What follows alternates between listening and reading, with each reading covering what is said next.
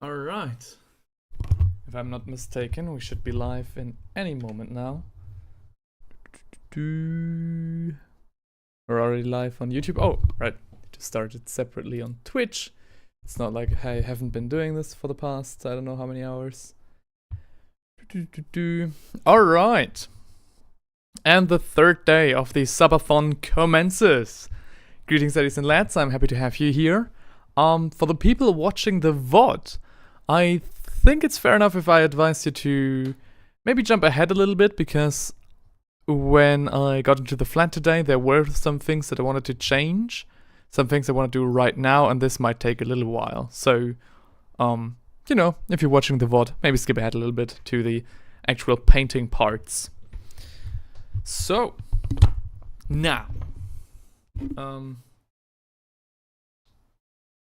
hope everyone. Hang on, sorry. I hope everybody is having a great start into their week. I certainly did. I had a very nice start with, you know, some activity at the gym.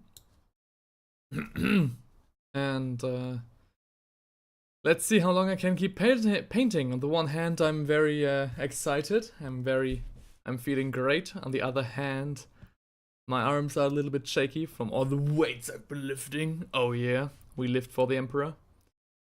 And yeah, as always, business as usual. I tried to fix the bar. It's now one continuous bar for both YouTube subscribers and Twitch follows. So maybe we'll get another spin in today. I think we have rather good chances. Otherwise, we'll just start relaxed. There are 8 hours ahead of us. I think we'll be fine. Forgot the music, sorry. Alright, starting with some classic fantasy, as we did yesterday. I think that's good for now. So, what else did I want to fix? I want to fix the chat box. I'll put it down here. Like this, okay. Should be good. It's a lot smaller. Maybe like this. I'll see if what fits best. I mean, it's not like I can't switch it around. And then we'll quickly go to Streamlabs, and I'll say that the chat box should leave the chats in there a little bit longer for all the people who want to chat cross-platform. The delay 0 seconds. Hide messages after 30 seconds. So twice as long. Save. Okay. And that might already be it. Okay, cool. My voice is a little bit rough, but I think we'll be fine. Hang on. I didn't clean up after yesterday's session, so let me do this right now. So all of this needs to go. All of this needs to go. Just go. Where? Okay. Today, I want to start the stream. Whoa, hang on! Babe, so TTV is now following. Alright, cool. Thank you so much. Oh wow, that was fast. Alright, starting the stream off strong. Alright, hang on. In that case, let's take the spin wheel. Okay, that was amazing. Cool, thank you so much for following. We'll take the spin wheel, of course. Oh my god, I'm not ready for this. Stop the music, because now it's already time for the greatest thing that this stream has to offer, the spin wheel. So let's have at it. Where's the music?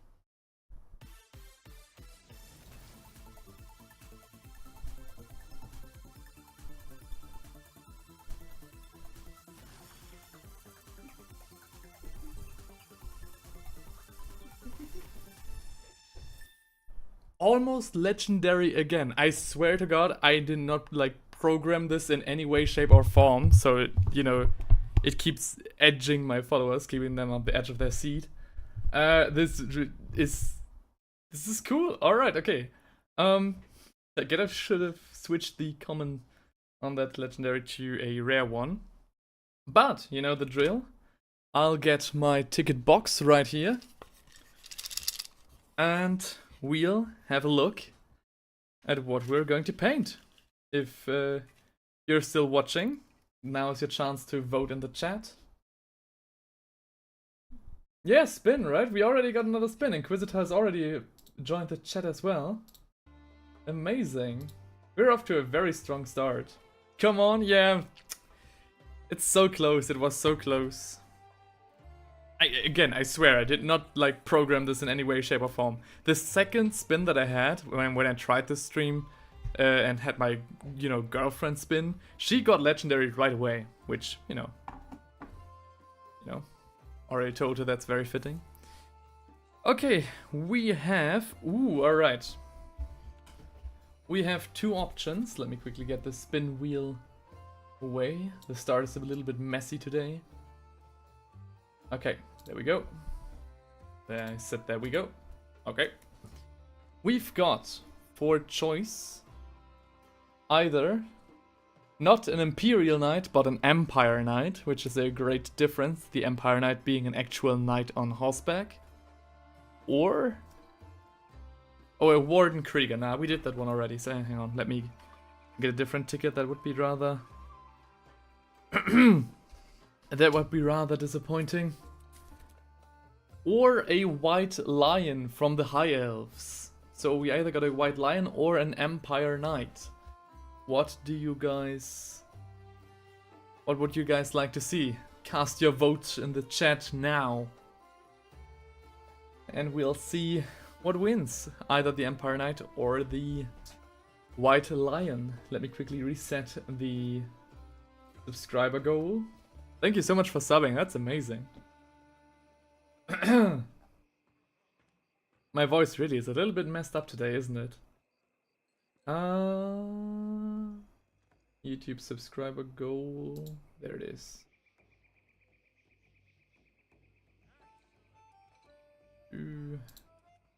Alright. Goal has been successfully reset. Let's see how it'll go. The Inquisitor says Lion. Any other votes? I've got 3 people watching right now. Any other votes? Should I ask my girlfriend what she thinks? Do we paint an Imperial, an Empire Knight or a White Lion? Fantasy.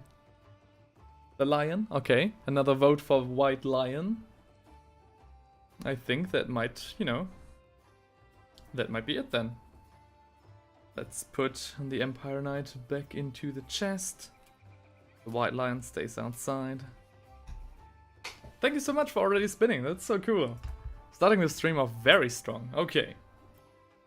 I'm gonna get the White Lion later on, there's already so much stuff on the table. Okay. The first thing I want to do today, to start off a little bit... I forgot to wash my brushes. Ooh, that's a little bit very naughty of me. I'll do that when I get to priming. So, hang on. Okay. And the first thing I want to start off today the first thing I want to start the day off is not finishing the Wyvern. We will do that once we're done with the rest. I want to put this bad boy away for now. I want to build something to start the day off. So I want to do... because yesterday's spin determined that we would paint the Age of Sigmar Free Guild Command Core. And you can see it's still, completely wrapped in plastic. I actually got it for Christmas last year. So it really has been about time that we get to it. And yeah, what better time to build it than on stream? There's also another thing that I want to do before we get back to painting, because I got a comment on a YouTube video about a guy asking, specific colors, if you could change the palette, and I told him I would look into that. We will do that later. But first I want to build the free guild command because right now the weather is still very nice and I want to, you know, take the chance to prime these lovely miniatures. Where do we have it? Where is knife? Where's my knife? Hello? Hello? Okay, I can't find my knife, but that might not be that big of a problem, at least not for right now. Let's open up this bad boy. Yeah! This is as far zoomed out as I can go, so... The workplace looks very cleaned up. Oh well. It certainly is not, I can promise you that.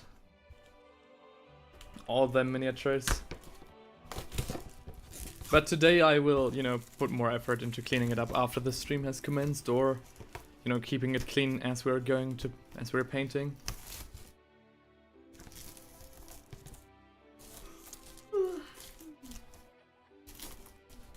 I would also, of course, change the queue once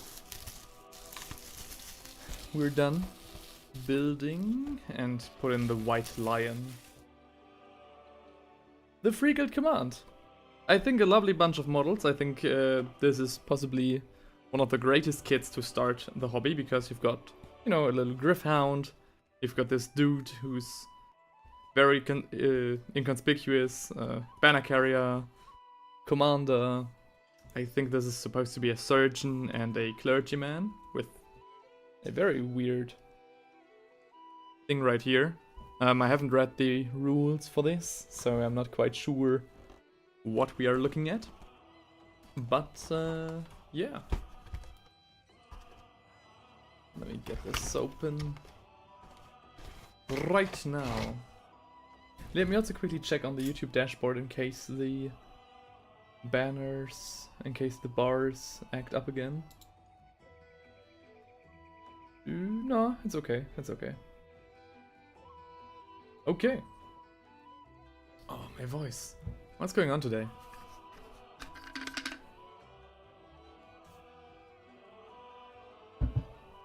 Okay. So we've got a bunch of sprues. There are also some variations we can do with these guys, which is quite nice. And we've got... Ooh, look at this. Okay, okay. Now we're cooking. Hang on. A few more bases. Okay. Starting the stream off great. I hope everybody has a great start into their week. Whew. We've got a bunch of really nice decals. Wow. With the different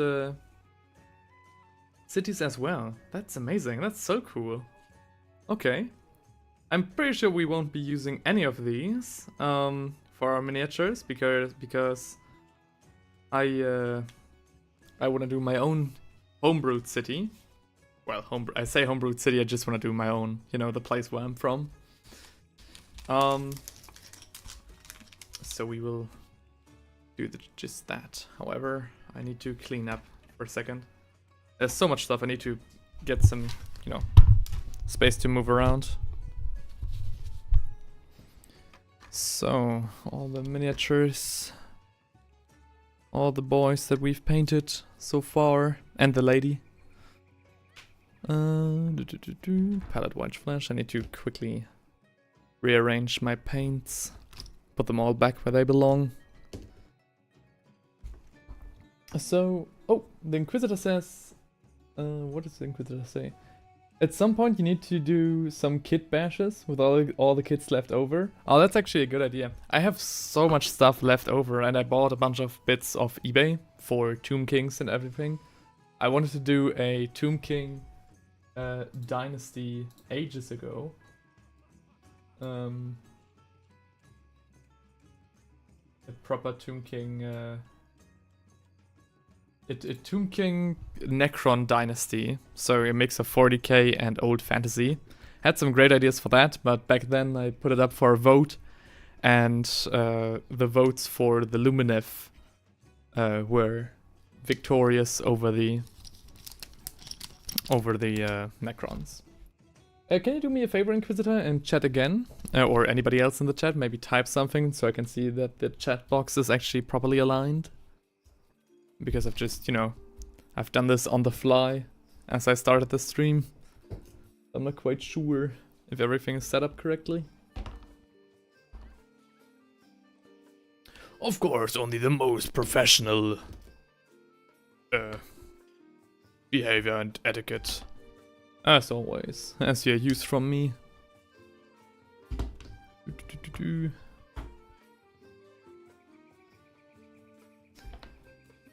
So we'll do that.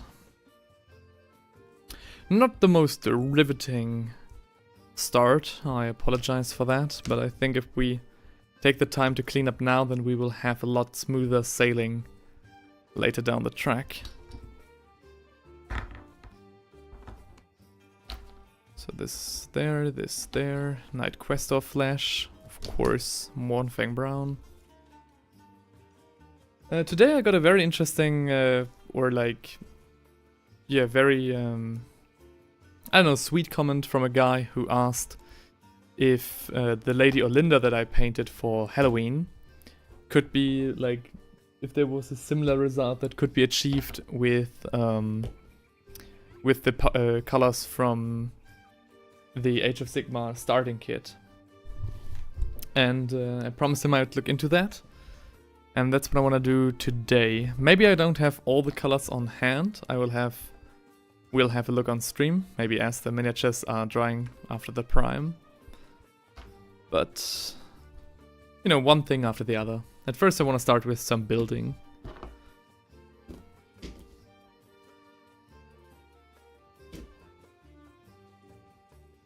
After this cleanup, good god, does it take long? Sorry for that.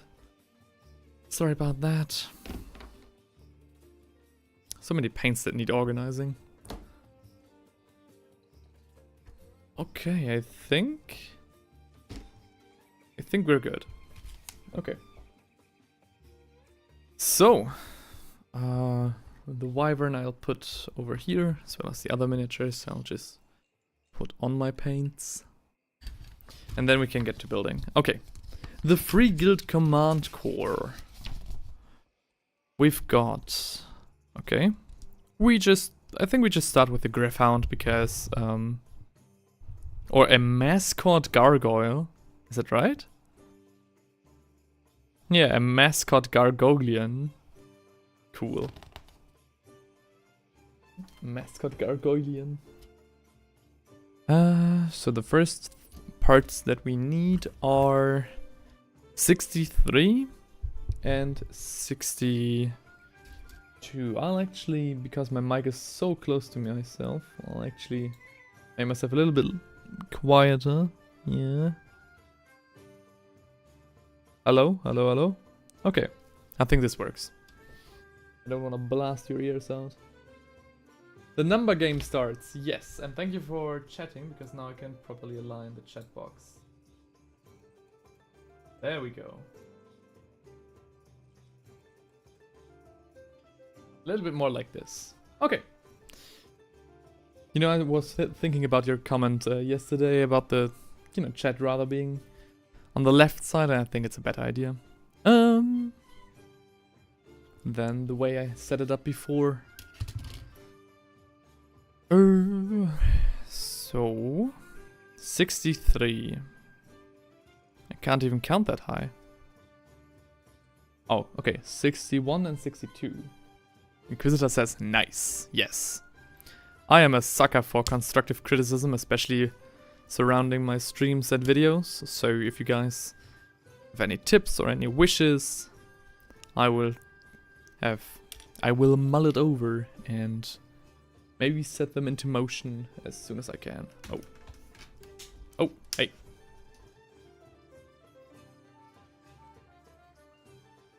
Okay.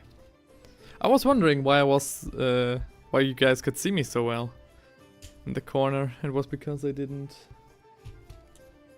set up my lighting properly. I apologize. How amateurishly of me. Oops, there it goes. Okay, the first We get you to a proper streaming menace? Oh, hell yeah, that would be nice. You already do that by, you know, just chatting and interacting. I'm very happy to have you guys here. It's so much more fun than, you know, just streaming into the void and clogging up the YouTube and Twitch services. So, first thing we need to do now is getting rid of the mold lines.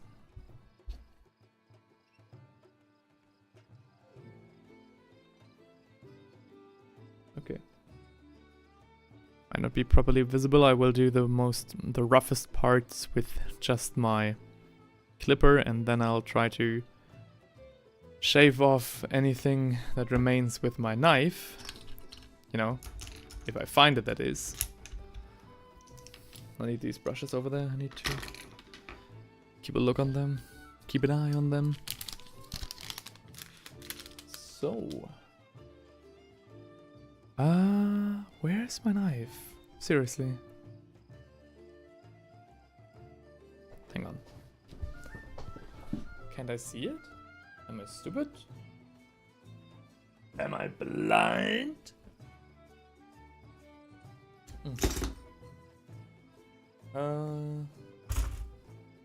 That's so weird.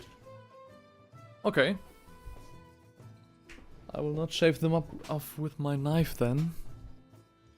I will use some old-fashioned tools for modeling.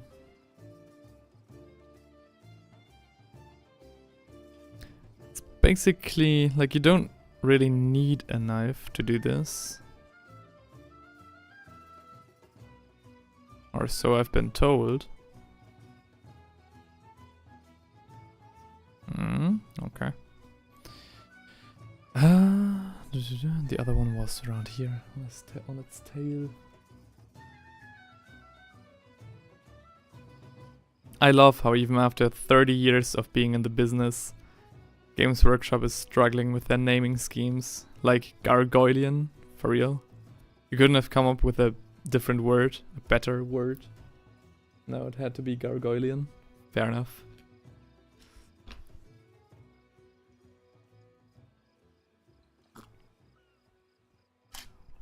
Hey! And the first camera shutdown of the day. How about that? So. Shave off these things right here. And then we'll glue this together. I want to start with the mascot, which is kind of cute that it's part of the command core. Like, okay, cool. I wanted to start off with the mascot because it only has one, you know, way of building it. So there is no camera shutdown counter where? I'd actually be in. I'll think about implementing one. It's actually a fair thing to ask. You know, I used to believe that my camera shuts down every 30 minutes because for some reason it can't record for longer than that.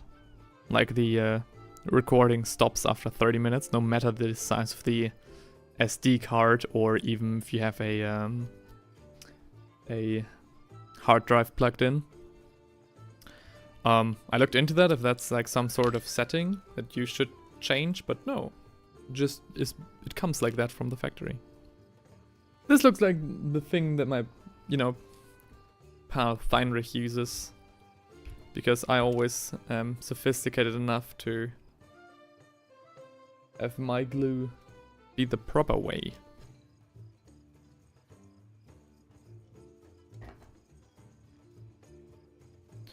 Depending on how long the stream takes, maybe you will get to, you know, see and interact with Theinrich as well. He will join us either Tuesday or Wednesday. It's maybe a little bit much glue, but that's okay. Okay.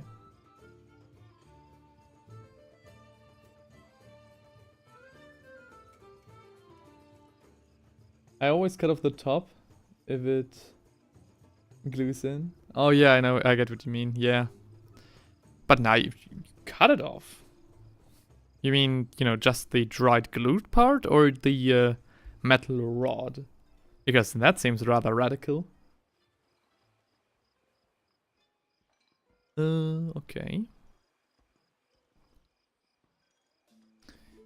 So, okay, this is already very good. I saw another mold line like down its tail. I don't know if you guys can see it. The metal rod. You don't have to do that, man. You only, like, it's completely fine if you just, I don't know what to tell you. You can easily just strip off the dried glue. You don't have to cut the metal part. And if you do the metal part, like, why not just use the plastic part, you know? Why not just skip the rod altogether?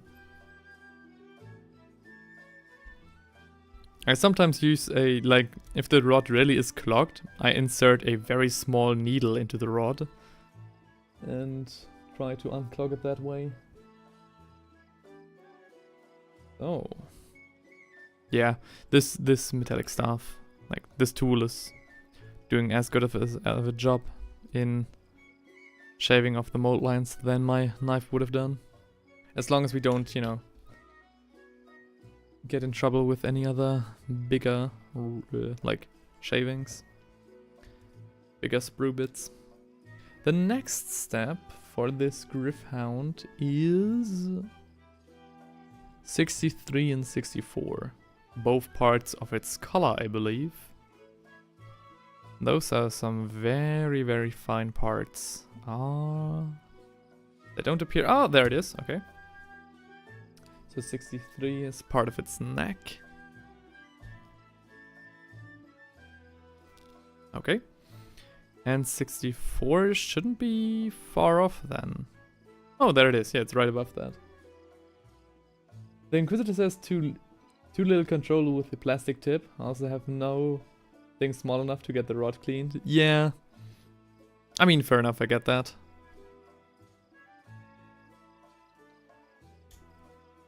And I also know what you mean with, you know, the plastic not being precise enough to get the glue where you want it to be.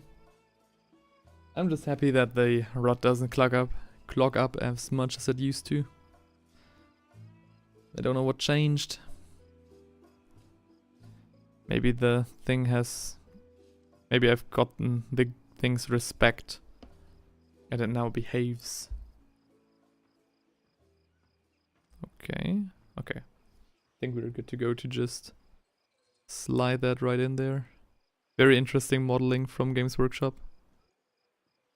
Oh, hang on. Wait, what? No. Yeah. I'm supposed to do this after I glued the pieces together. So why doesn't it work? Wait, what? Oh. Oh, okay. Just need a little bit more confidence. I mean, he looks like a good boy, right? An angry boy, but a good boy. Now we finish off possibly with a little bit less glue. Oh. Okay. We'll finish off the rest here.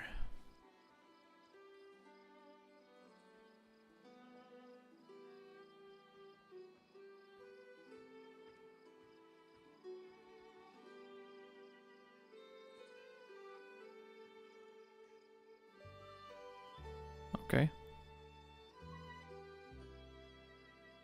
Oh, there's a large plastic sprue bit. Damn it. Okay. I'll wait for everything to dry and then I'll try to shave it off with my tool. Because that ain't no good. Is there a Space Marine in the spin? Yes. There are 3 Space Marines in the spin. One would be a common one. That would be the Oh, who's that?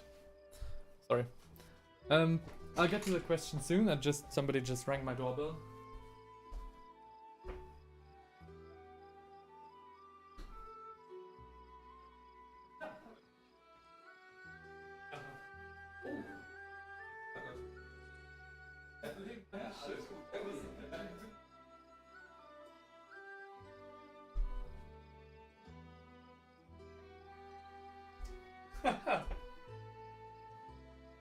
I took in a package from my neighbor and he just gave me this, like some cake. Some chocolate cake, ain't that sweet? Oh wow. Hang on, I'll put that in the kitchen, I'll be right back with you.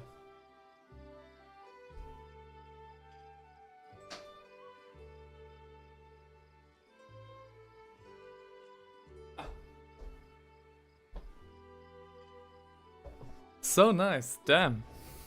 I didn't expect that at all. Huh.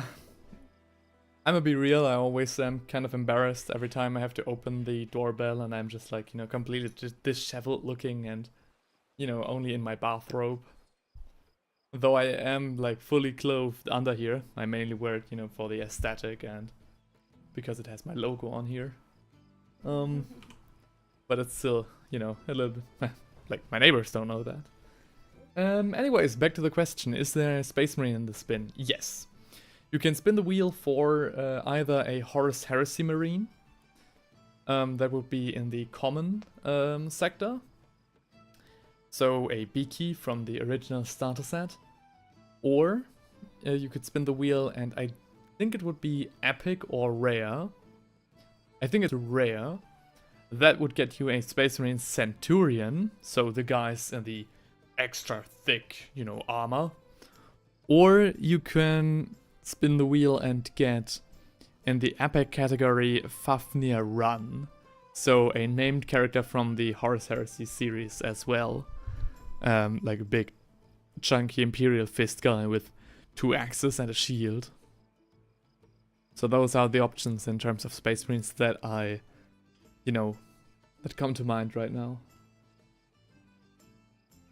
Okay, the Doge is done. We need the 28mm base.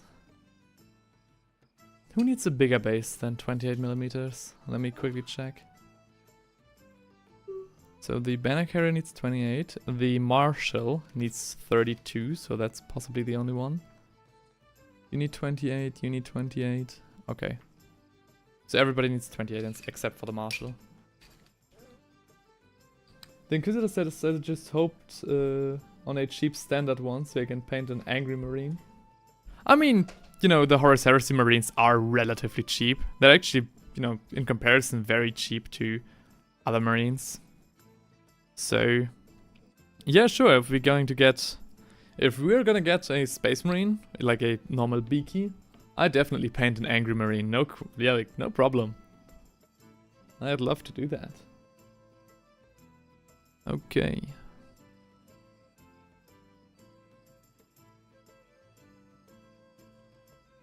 The Doge is done. Look at it. Looks great. Looks awesome.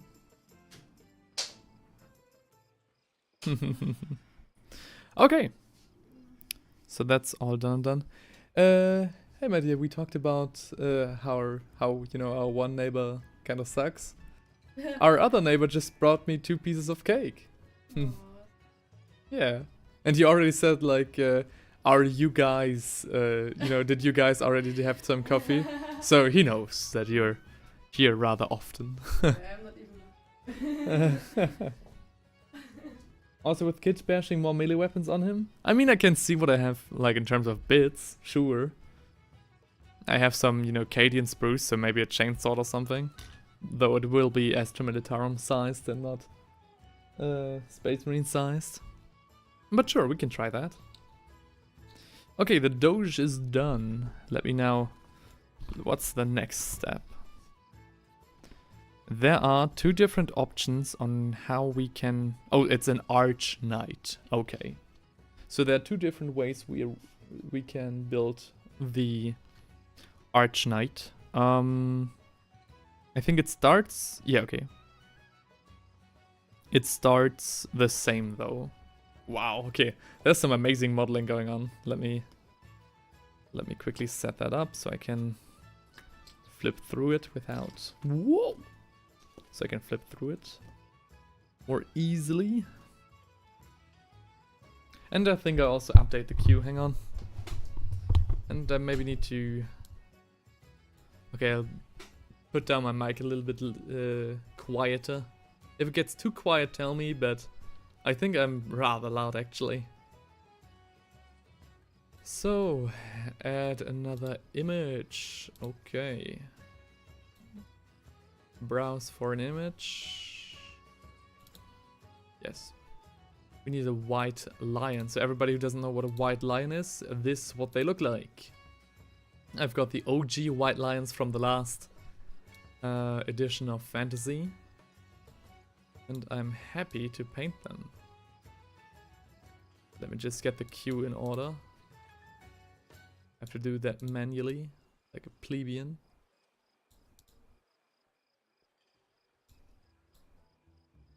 No.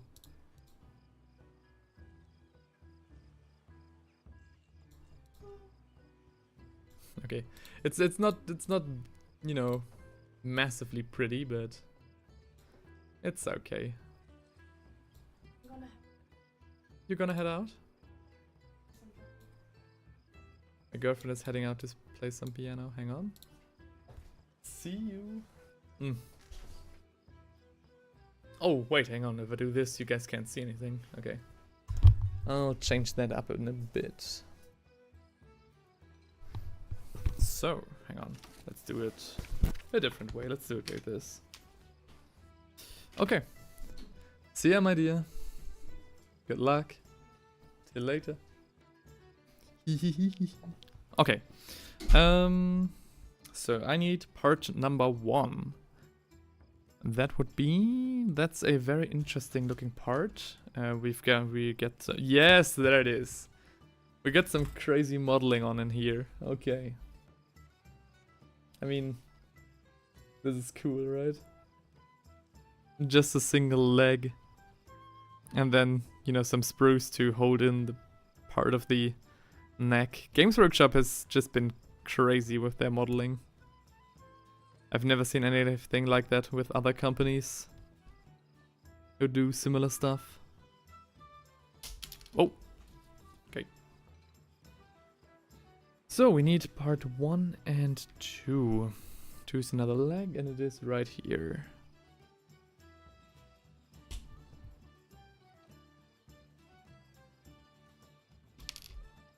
There it goes.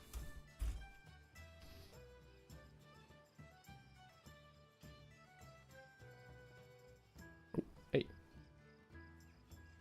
Stay.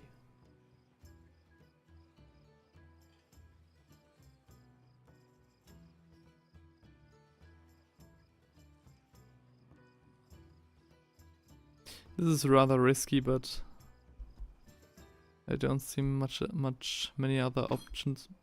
Oh, what? Hang on.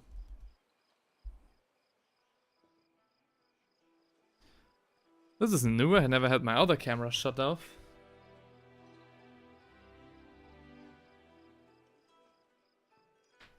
I'll be right back with you. What's going on today?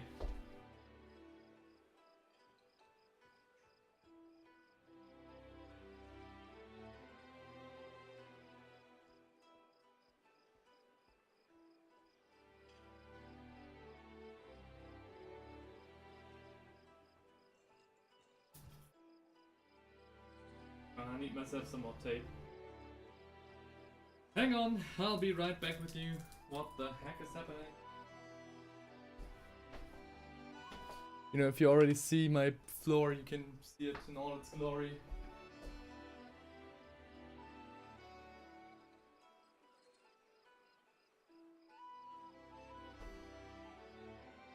Okay, I got myself some duct tape. And this way we'll be able to fix the camera properly in place. Oh. That's more like it.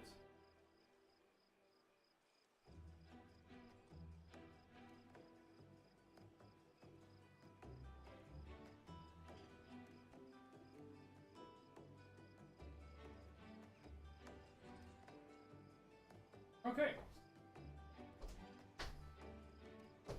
A rather quick fix. Okay. Back to painting. Can you guys see me? I mean, my head is cut off, but who cares, right? Oh, you can see my paints now a little bit better. That always works out in my favor. German engineering? Oh yeah.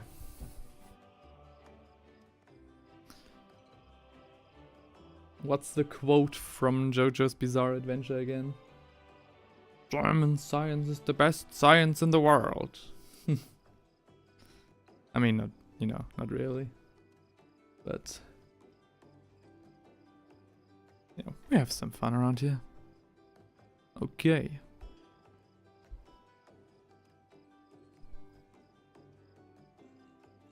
Yeah, this stream is sponsored by Volkswagen. Just kidding. Okay, this one leg seems to be good. These newer kits are really amazing in terms of mold lines. I hardly see any.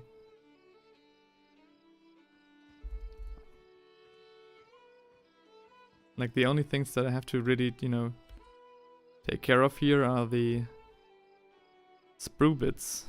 But that's on me, that's not on Games Workshop.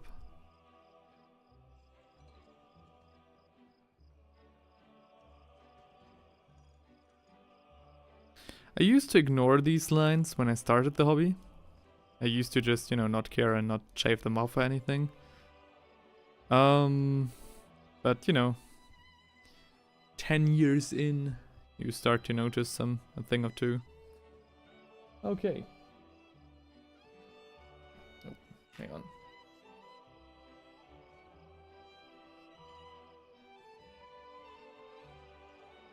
So, now, we want to have some... Do we already glue these parts together? Yes. Right there, let's do some dry fitting so we are sure what we're doing. So, more like this. Is that correct? No. What? How are the legs supposed to look? He's just a stand. Normally. What? It's like this?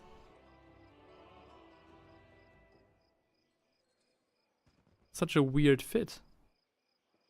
What?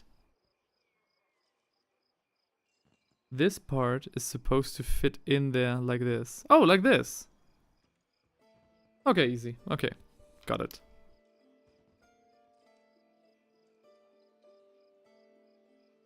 First mini, nobody cares about this line. Cares about the line. 100th mini. I hate this line with all of my heart. Yeah. I think the first minis you don't even really notice the lines because you don't look for them.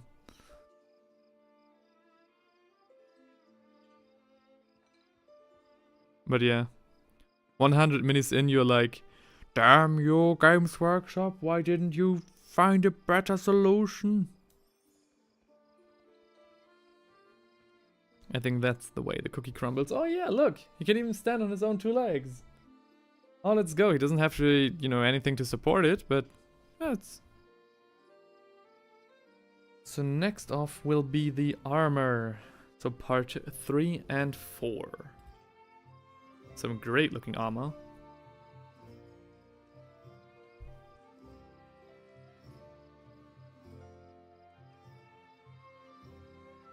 Hang on. Okay.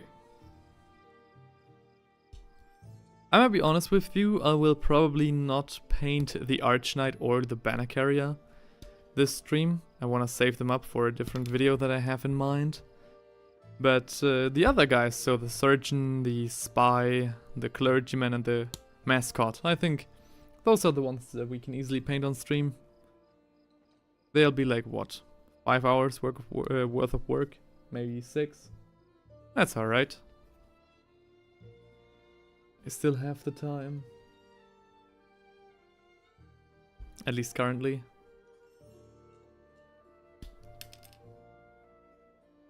Yeah, maybe hang on, I'll fix the I'll put the camera up a little bit higher. A little bit too low.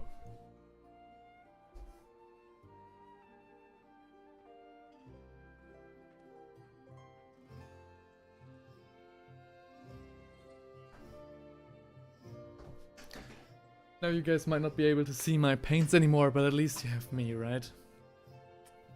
My god. Okay.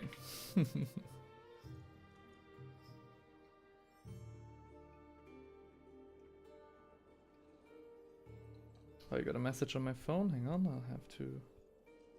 Okay, nothing important. Okie dokie.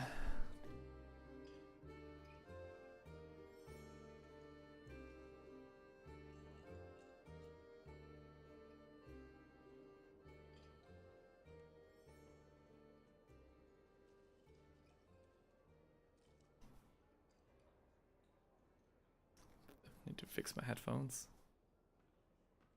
Okay. Okay, the knight. So the armor is now fully clipped off. Refocus. Hocus pocus, there's pizza on your focus.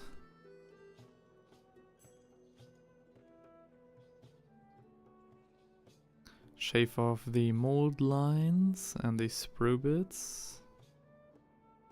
Though mostly the sprue bits, because the mold line's actually quite a nice armor design. Yeah, right? I really like the armor for the free cities of Sigmar. Like, maybe not the common foot soldiery, I haven't really looked into them a lot, but like this is very, you know, classic, very grounded in reality. I very much like the approach they have with the cities of Sigmar.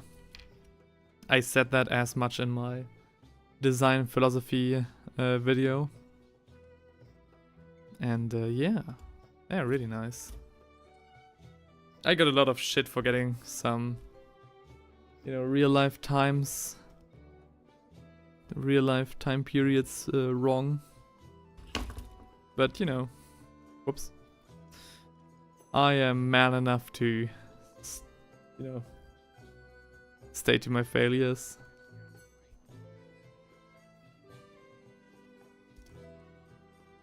Stick to my shortcomings. Okay.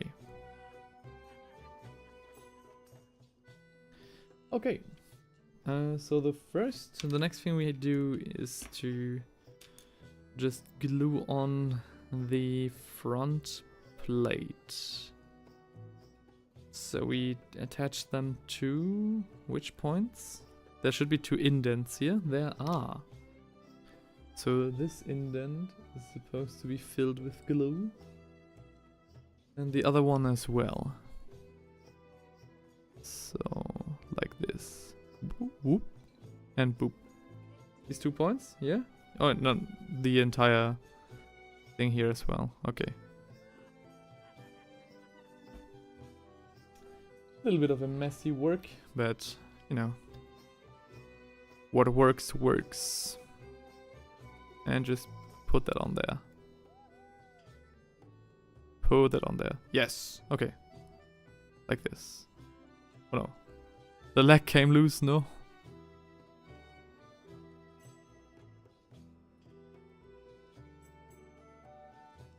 Hey, come on. Why don't you just, you know, fit together?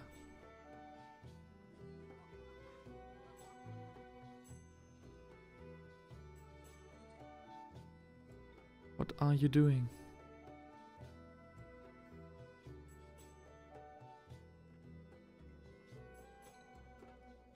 Okay.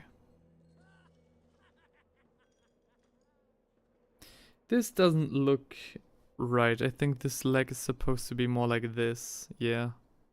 Yeah, like this. Okay. Now we're getting somewhere. Yes. This looks a lot more natural. Let's test it. Okay, it stands. It stands on its own 2 legs. Amazing. This knight is already better than me.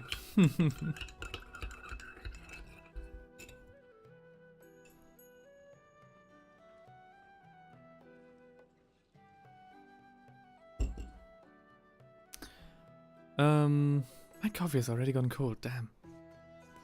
So the next thing, I'll leave that to dry for just a second, so we can so we can make sure to, you know, have it work a little bit better.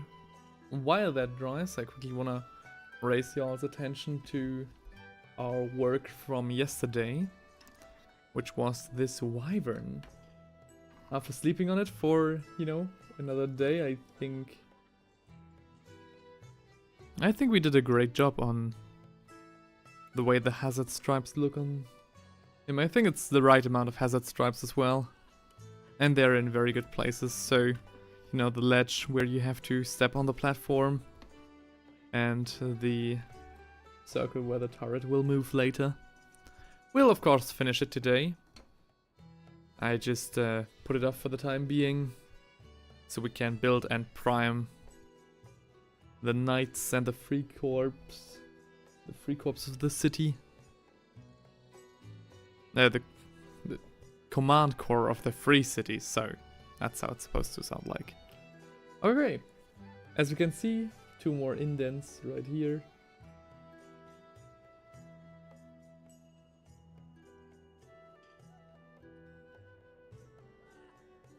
And they're supposed to fit on just like this. Did we already? Yes, we took care of the mold lines and the sprue bits.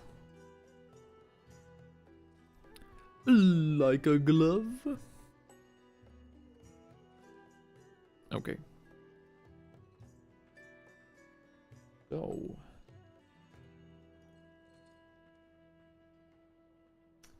Actually, hang on, I'll move the camera a little bit. Because the text is a little bit hard to read when it's right on the white.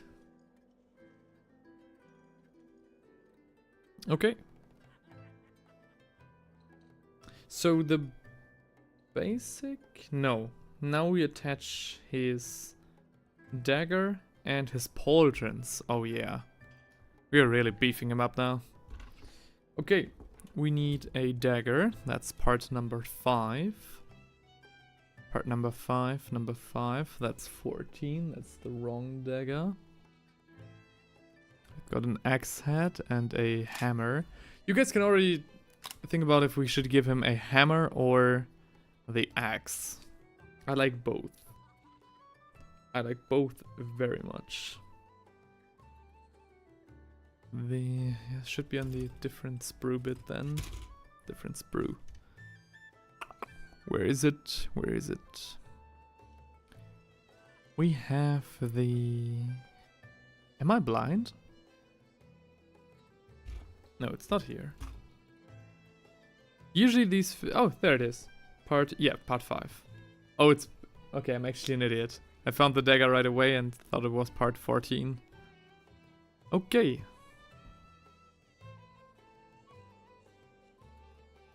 Put this down here. And we need the pauldrons.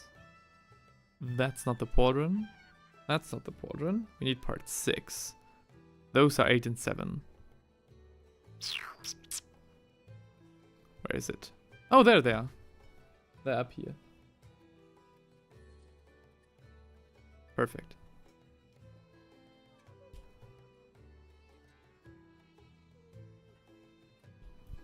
Snip, snip.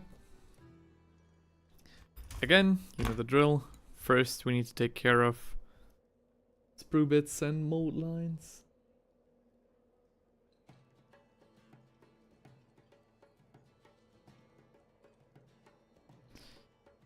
So...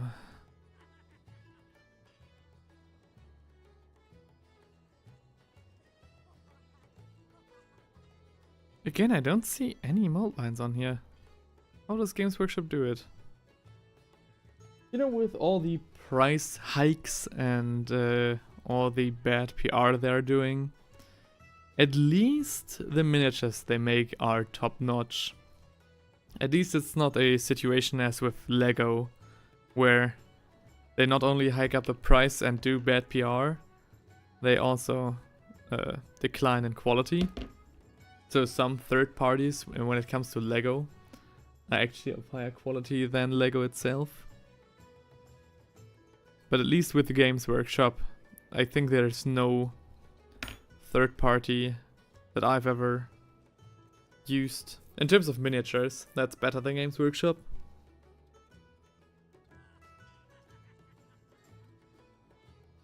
So first, number 5, the dagger. It's supposed to hang from the side. Whoop. From the side like this, basically. Where is it supposed to hang? Is there a... Oh yeah, there's a small indent as well. Okay, cool. A small knob.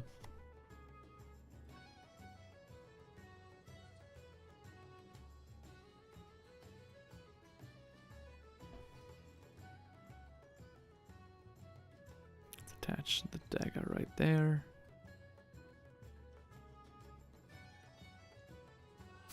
Very messily, sorry.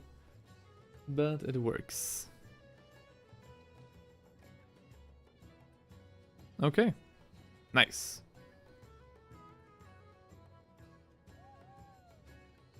Bring it a bit in form. It needs to... Yes. Okay. The Inquisitor says third-party bits are normally lower quality and require some work to get on the same level. Oh yeah, definitely. I think a lot of third-party bits actually do quite a good job. Not from my own experience, but from what I see, you know, other YouTubers do when it comes to kit bashing. Though, you know, when you, for example, get some third-party miniatures and have them next to Games Workshop miniatures, it becomes like clear as day. That's why I also really, you know, don't want to use any third-party miniatures that I see on Etsy. I just don't think they look that good in comparison. If they didn't, you know, remake Bretonnia, I would have gotten an entire Bretonnian army from Etsy. But they redid them, so there is no need. And the price, I mean, with Old World, I think the price is... how should I put it best? It's debatable whether or not it's, you know... Some prices are insane, like 5 yeomen on horseback. Like, the price for that is ungodly unjustifiable. But for the other miniatures, you know... I think the packs are alright. Am I doing this correctly? Is this right?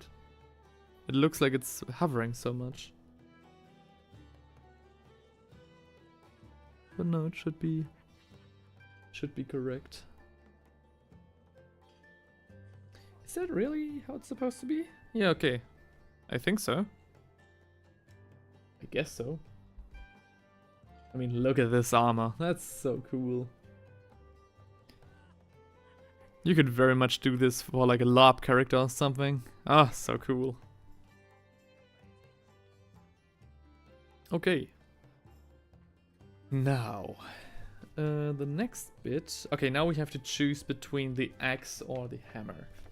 The Inquisitor says it's mostly insane pricing. That's why starter sets and battle patrols are always sold out. Yep. Definitely. Like, the best money value I've ever seen was, on the one hand, the Horus Heresy starter box and the Indomitus box. Though the Indomitus box is a little bit different, because it was like a marketing thing, where they started off, you know, really, like, they did all the miniatures in one box for a moderate price, and then just sold them in different boxes afterwards and scrapped the original box. Meanwhile, the Horus Heresy starter set was a proper starter set that they still have in this exact configuration, still in store, with the difference being that now it costs $70 more than when it came out. I think the Horus Heresy starter box had the insanest, like the most insane price hike I've ever seen. So I got it right when it came out. Maybe I should have gone 2, but couldn't justify it back then, even though I knew. Okay. When it comes to the Arch Knight, we have the axe or we have the hammer. I think the hammer would be, you know, the hammer just feels better, right? The hammer feels classic, fantasy, classic, you know, Warhammer. Like, the setting doesn't sound like that for like sounds like that for a reason. So yeah, I think we do the hammer. Although on the box it shows the guy with the axe, right? Yep, but I like the hammer better. The horn, helm, hammer, hands. Oh, do we have different arms as well? So it says 9 and shows the axe. Or we can use 10. So if I were to hold... Okay, we can make him right or left-handed. I want to make him right-handed. That's closer to my style. And we also have 2 different... Oh, that's interesting. We have 2 different shoulders as well. Okay, hang on. You don't need to hammer the point home? Yeah, sorry. I really dragged that on a little bit. Okay, we have 2 different choices for the shoulders. It's an excellent choice. Thanks. I'm glad that you agree.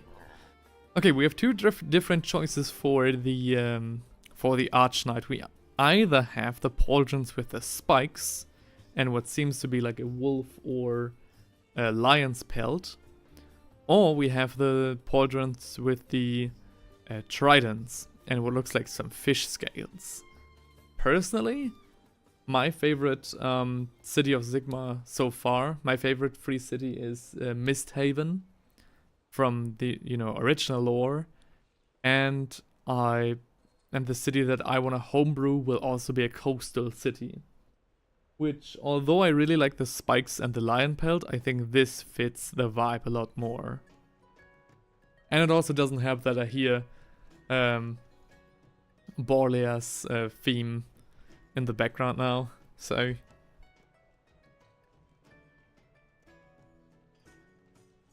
My voice is really messed up today, I'm sorry about that.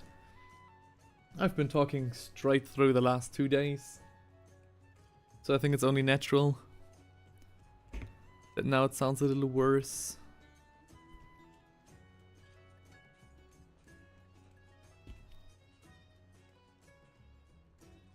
Let's cut out these pauldrons. I'm still debating on how to prime them. I usually am a big fan of Xandri Dust, but I only have, I don't have that much left, so maybe it won't be enough. And the other idea would be to just paint them black. Maybe the Arch Knight, I also have Lead Belcher, like straight up Lead Belcher for a base prime. I recently got into AOS lore with Scriptons Vid, it's bonkers. Damn, okay, Scriptoris Vid. I definitely have to look into that then. I also wanted to get into Age of Sigmar lore, but I've never gotten around it. Like, Age of Sigmar and the Old World are both verses that I regularly paint miniatures from. I don't have any clue about the lore at all, though. Except for the Lumineth lore. I know the Lumineth lore. As a Lumineth player myself. Okay, dokie. So, now we basically have to put glue on these parts down here. Nah, come on. Yeah! Come on!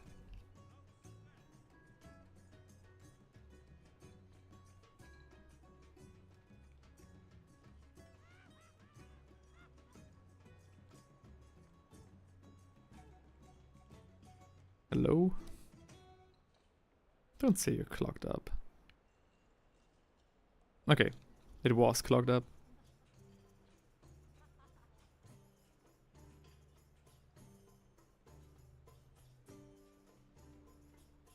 That's roughly where the glue is supposed to go.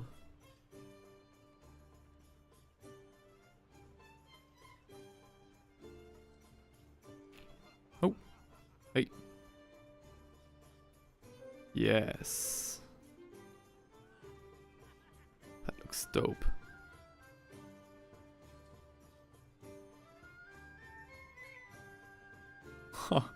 Such a chunky boy.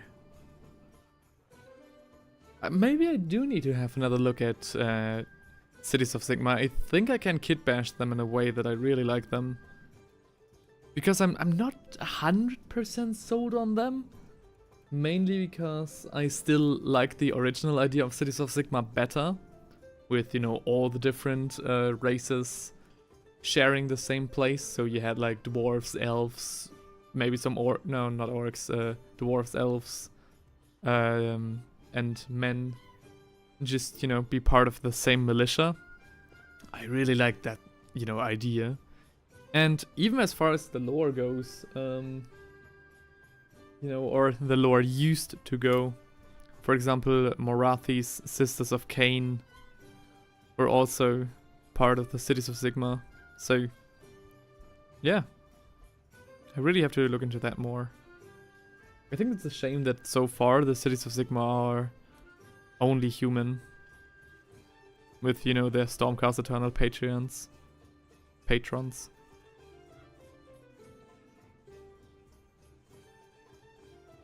Scriptoris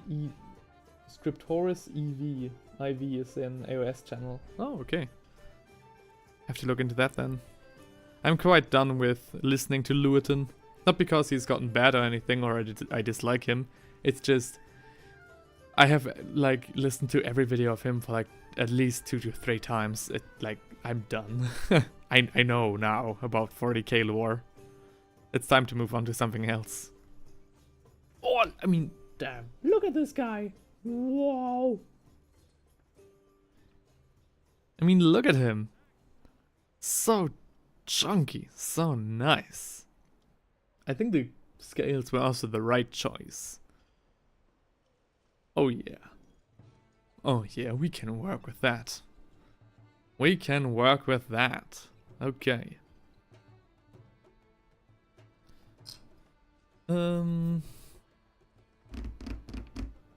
Next. I think it was number 10 that we need. Or we can also decide for the head right now. Oh, so the original head was... Ah, I see. The Inquisitor says that won't change. Games Workshop likes to separate so you can't cross-mix different sets and armies for good points. Yeah, I mean, sure. I think the original vision for Cities of Sigmar was as fun as it was, you know, a birth of necessity. I think they were, you know, they realized, okay, we are doing this entirely different set, this entirely different game system, and we don't have any miniatures for the human players and everything. And we have all this old fantasy stock lying around. So yeah. Big shame that I didn't buy more then. But you know, there's only so much you can buy and paint. It's such bullshit. Okay, we have 2 different hats that we can give him. One is like a lion's head, like a lion helmet, and the other one is more like scales. Again, so I think the scales would look... Yeah, there we have it. So there's the scale helmet. I'll show it to you. There's the scale helmet. You know, it looks a little bit like a fish itself. Though I think this looks a little bit too... like... evil? Not really, but, you know, a little bit. Meanwhile, the other head has like some sort of... Oh, I think it's a bear, not a lion. So it's a bear. But it also, you know, shows the face of the guy. And personally, I like this better. I like to see the face of him. So we'll go with that then. My voice undergoes all different sorts of cracks right now. The Inquisitor says, I like the idea of having a faction that has basically all of the races, but not directly connected with their faction. That makes sense in 40k, but not that much in AOS. Oh, really? I think it's more like the other way around, actually. I think it makes more sense in AOS and not for 40k. Because in 40k, everybody hates, you know, their neighbors. And in AOS, it's like, okay, we have like mortal forces, and we have the forces of death itself, death incarnate. So let's, you know, work a little bit together. Though as an old fantasy player, I was really, you know, it never really sat right with me that Morathi had her faction as like the good guys. Like the dark elves were all of a sudden playing with the high elves. I was like, no, this doesn't make any sense at all. Though a high elven army with some dwarven artillery, oh damn. I really liked, when I played fantasy with my friends, we used to have like these big alliance battles where it was like 4,000 point armies separated to 2 commanders who each commanded 2,000 points of their own faction. That was so cool. That's what I meant. I can see the whole race. Oh, the whole race hate in 40k, but not OAS. Okay, sorry. I misread that then. Yep, sorry about that. Yes. Yeah. And even there, like, the Imperium works together with the Eldari so much. Sure, they're the Drukhari and the Corsairs who do their own stuff, but like the Inari will work with the... I think, and I know though you won't like this, won't like to hear this, Inquisitor, but I do think I want to kit bash some traitor guard in the sense of a guardsman that went over to the Tau Empire. But again, so many projects and so little time. God damn it. I need to really get my shit together. Once the audiobook is done, the audio drama, I can do so much more stuff.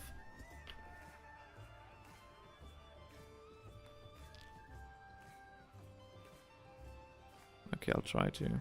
I spilled a lot of glue and I tried to use it. But it didn't work. Okay, let's put on the head. Oh yes. Oh my god. Look how chunky it looks. Once I reach like 50 or like my mid 50s, this is how I want to look. This is what kind of armor I envision for myself.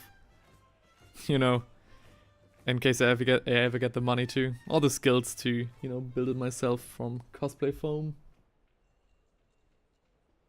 So cool, so good. Oh yeah.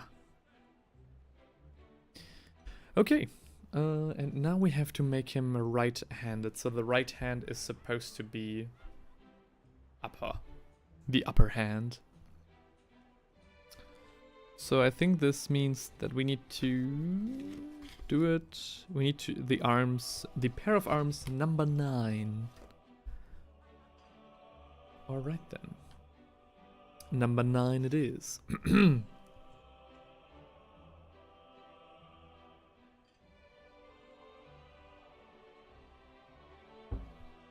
Ah, the coffee didn't dissolve.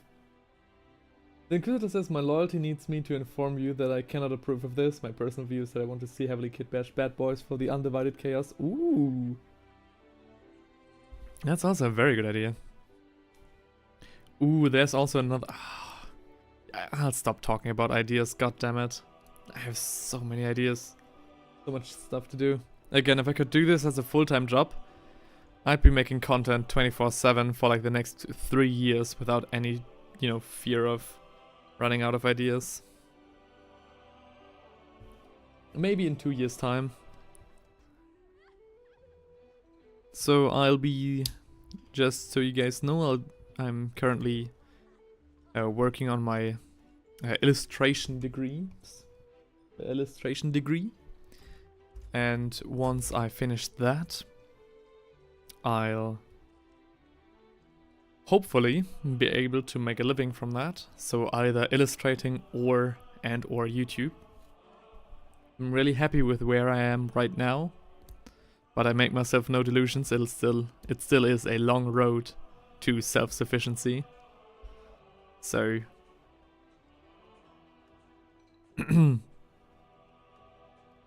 but you know, you should always aim for the moon, because even if you miss, you'll land among the stars.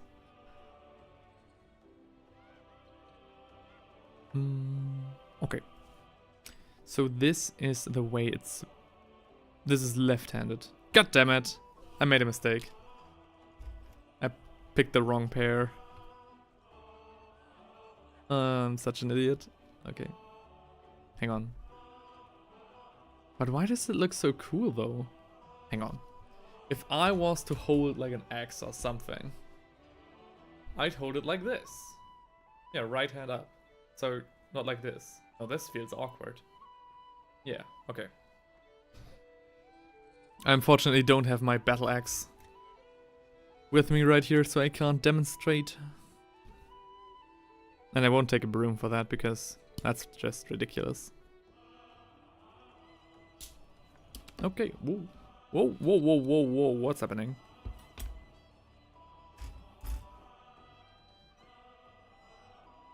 Hang on. I need to clean my rod. No, my actual metal rod from this glue bottle.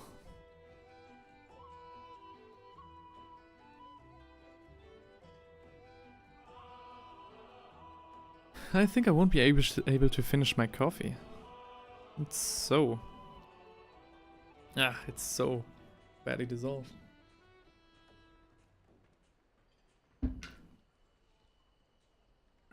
The protein shake is not any better. Okay. Need to get myself just some clear water then. Oh, okay. So there's a slight mold line in here. It's so small that I can barely see it in real life. And you guys can't even see it on screen. Not only because the focus is so bad, but because it literally makes no sense trying to zoom in on that. There's also a small mold line on here. I'm really impressed with Game Workshop modeling. The interesting Chaos Guard designs and the animation Scorned. Oh, really? Scorned then, huh? You know what? I think I make notes of some things, like stream recommendation. So I can look that up. I get so many recommendations on screen and I never get to... I oftentimes forget to look them up. So we have the animation Scorned.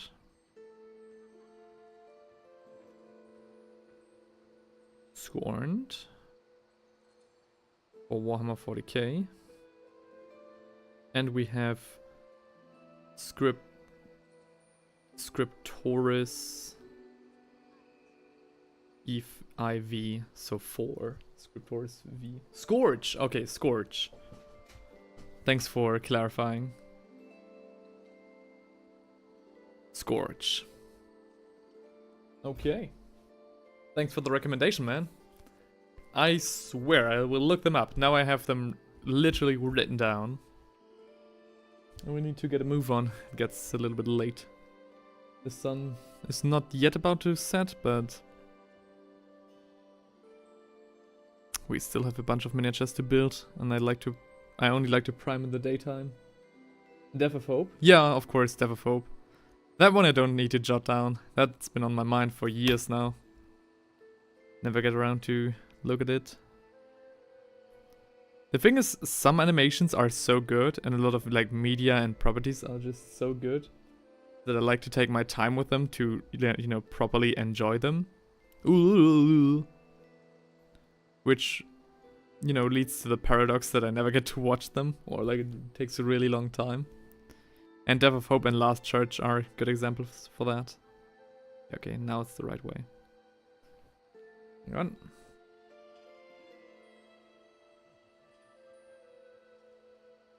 Oh, he looks so cool. Yes. Yes. Oh! Okay, I'm getting really excited for this miniature.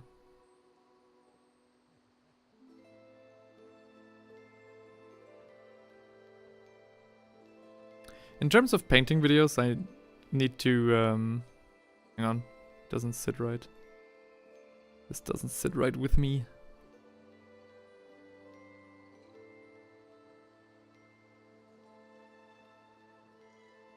Now it's better. Okay. Astartes is also great. I mean, like, everybody has seen Astartes, right? You can't call yourself a Warhammer fan and not watch Astartes. I just put my mic a little bit further away, like this. Like, this is not an ASMR channel, it's not supposed to be one. So, I think this is better. I don't get any huge, like, red areas anymore. Maybe around here. So I don't speak completely in the wrong direction. Okay. So. This guy is... But yeah, to the people watching, Astartes is a great, video. Games Workshop tried to pull it down from the internet because they headhunted the guy who animated it and recruited him against his will to work for Games Workshop. That's not official, of course, but that's what I read between the lines. Also very fresh, only a month old. The Awakening. It also has an Astartes reference in it. Oh, really? The Awakening. Alright, gotta jot that down. Somebody also recommended to me that I should watch the second part of... What's it called again? The other project that I reacted to.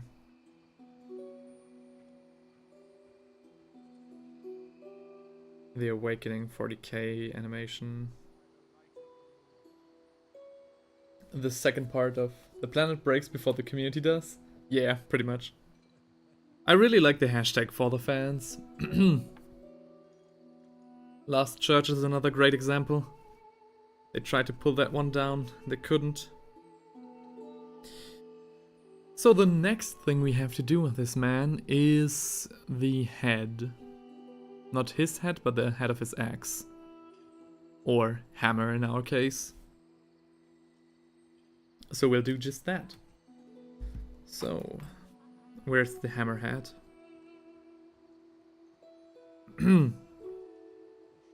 There they are. I mean, I really like that the axe is so big, but the hammer just feels more natural.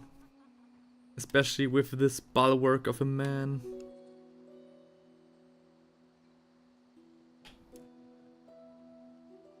Though I really like the design on this as well. Like the negative space here.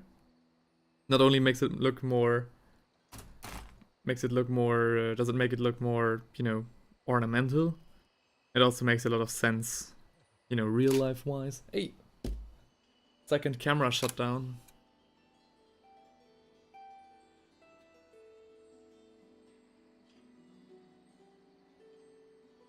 Any glue that I can... It's left over? Ooh, that's way too much.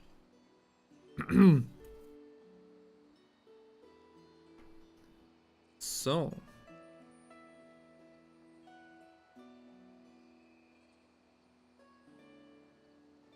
Oh yes. Oh no.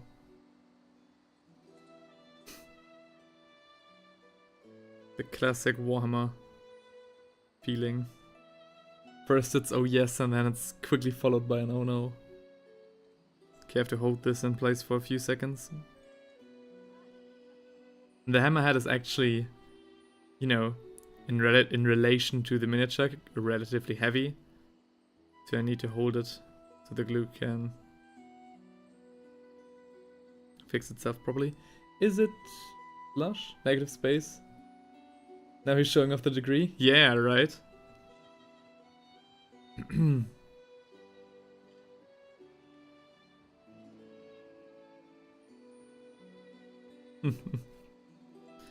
I'm completely down with the lingo.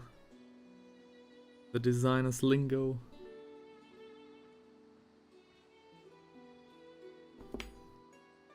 Maybe I should do... You know what I will do? There are a lot of things that I need to paint for the audiobook. The illustrated. That I need to illustrate. Maybe I should stream a bunch of... a bit of stuff for that. Because it really is just a massive time sink. I'm quite confident in my capabilities to do all that. It's just so much. I wanted to ask Feinrich if he could help me with that. At first he wanted to, but then he was like, okay, how much do you need? And I was like, oh yeah, I need like 40, illustrations. I would do the backgrounds and he would do the characters. And then he was like, no, I don't want to do that. And I was just like, oh, okay, sad. I mean, I completely understand him. Look at this guy. I completely understand where he's coming from.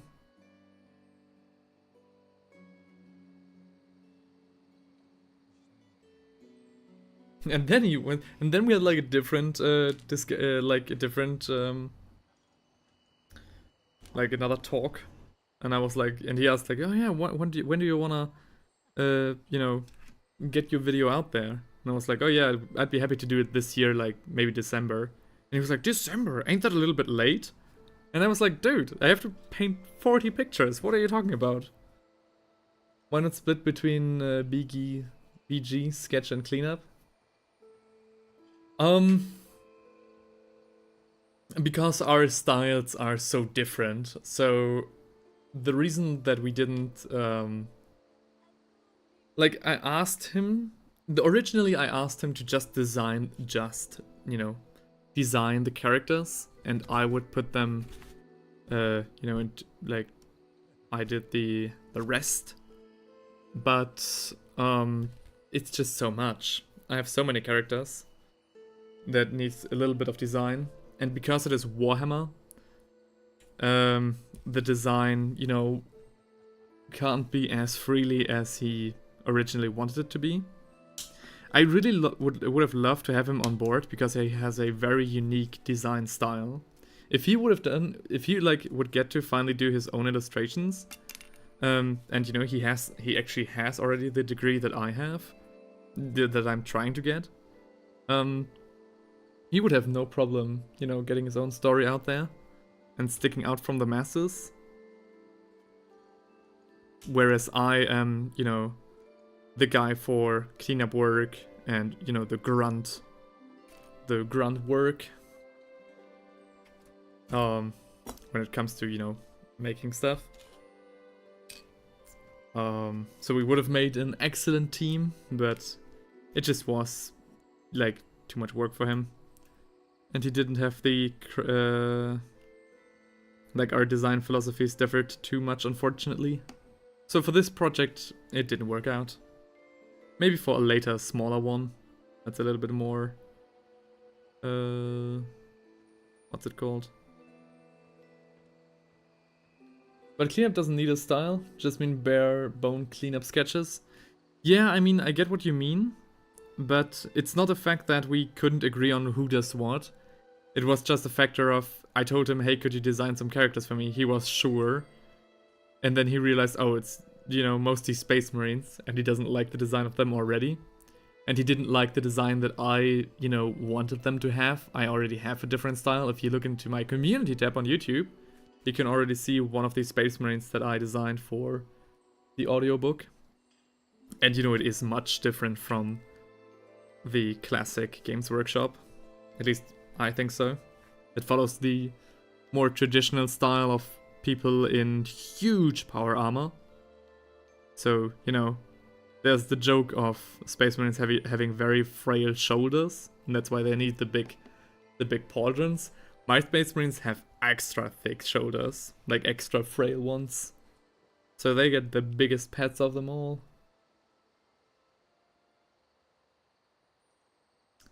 And he actually sent me one design that he did as we spoke about it.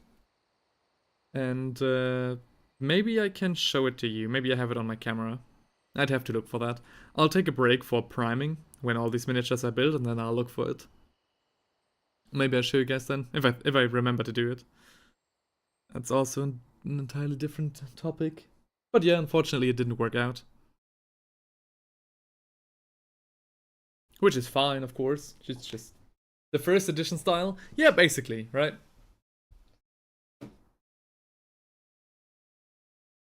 Oh, let's do some...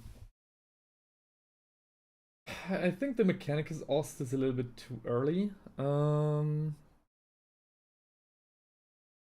Need to have a look into my playlists again.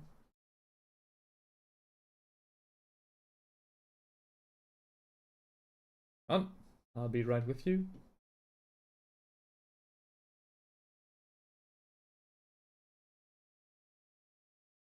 I wanted to have some accordion music, but for some reason all of that gets claimed. I don't know why.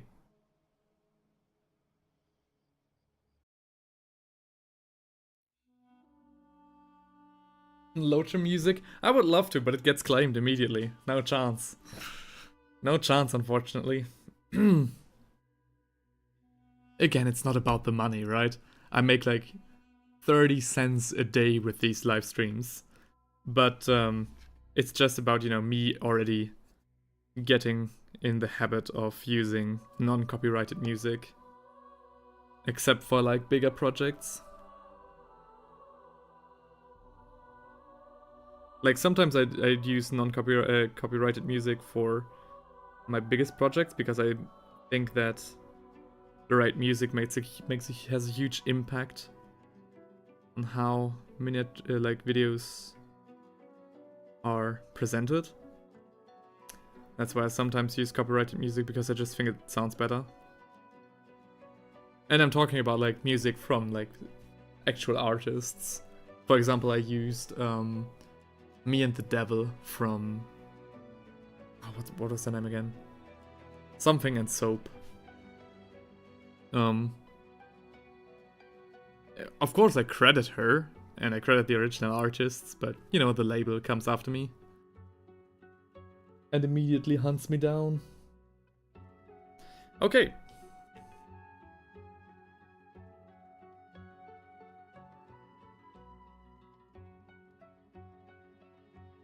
So our Arch Knight is fully done. He looks great. I love this design. Woohoo. Like Space Marines with these pauldrons would look amazing. Maybe I need to look more. Maybe I should let this design inspire my own. Or the audiobook. Okay, which one is next? I think next is the banner carrier, the Great Herald. So he also has like a big horn for trumpeting. So this guy does it all. So this used to be 2 jobs. It's rough out there getting jobs in the free city. If they're already cutting corners with this one.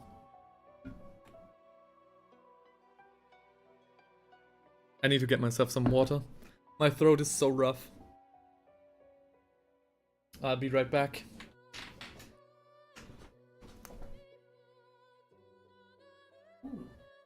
Actually, I can just steal my girlfriend's tea. Haha.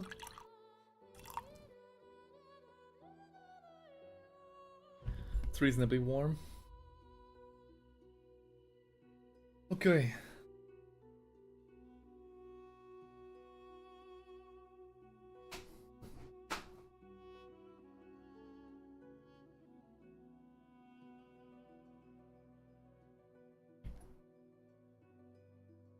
Okay.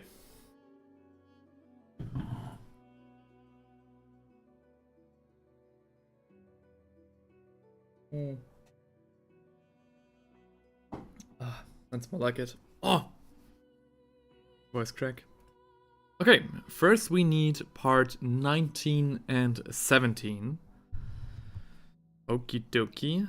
That would be... 17 would be these legs, and 19 is... the horn. That's this one. So these 2 parts. Okay. Easy enough.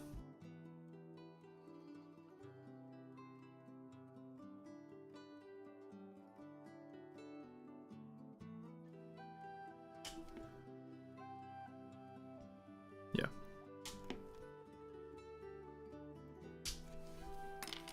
So, another great design. I really love the, you know, bulky, more medieval armor they gave the free cities. So the free cities definitely have a design more closely related to medieval Europe, like the proper Middle Ages, whereas the old Empire, and I stand by that, is late medieval ages at best. I mean, they are using muskets and cannons and mortars and rockets. While deploying, you know, state infantry, completely uniformed. Like, next to Bretonia. You know, I'll die on that hill. The Fantasy Empire was way later in terms of technology and design philosophy than Bretonia. I don't get why people got so mad. Okay, the reason people got so mad is because I literally said that it was like more than the Napoleonic ages, which was, you know, wildly inaccurate of me. And the reason I said that was because A, it was on the fly while streaming, and B, it was because the most connection points that I have with the Empire are in Total War Warhammer, and there I am playing them like the Napoleonic ages. So musket infantry, supported by light cavalry and cannons. So yeah, that was a mess up on my side.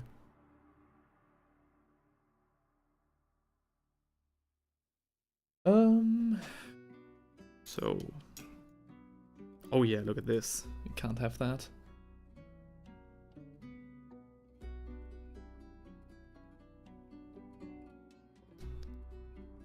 Ugh. Okay.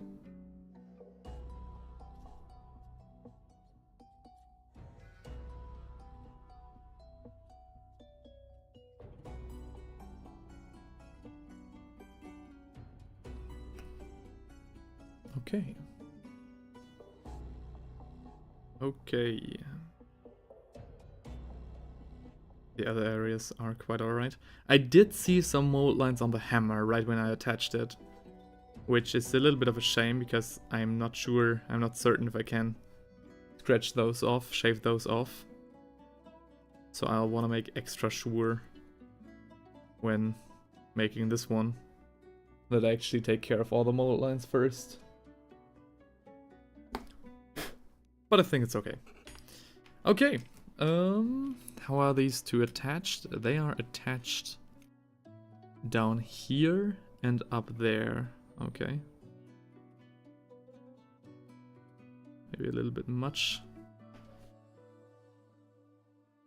And then we put those together. Together forever. Okay. Like a glove. Perfect. Okay. That was a lot easier than I thought. And again, you know, you see some funny Games Workshop modeling with the string of his elbow being attached to his hip instead of, you know, modeling it differently.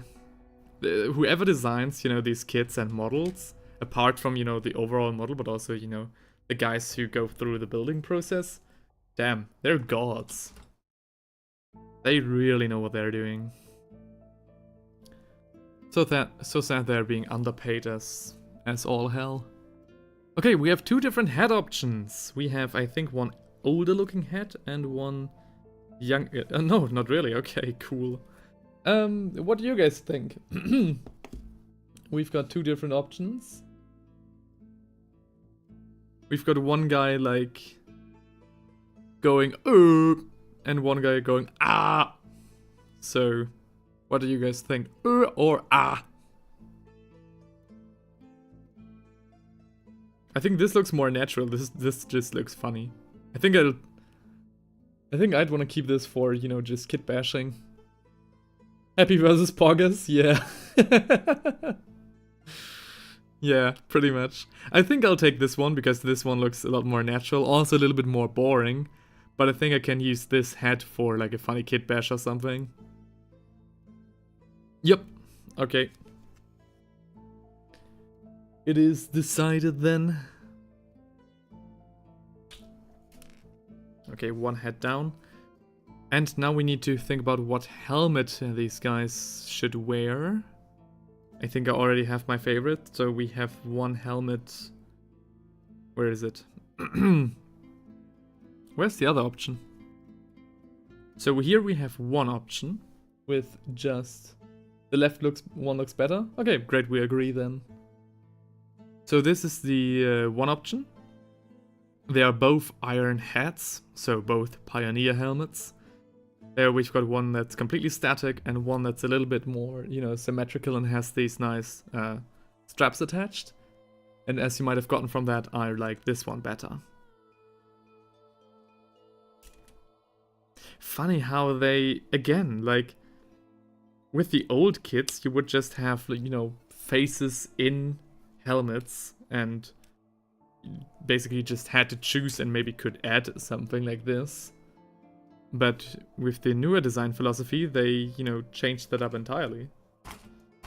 Now we have faces and helmets separate, with the ornaments already attached. Quite nice, quite nice. This probably makes for a stronger bond when gluing.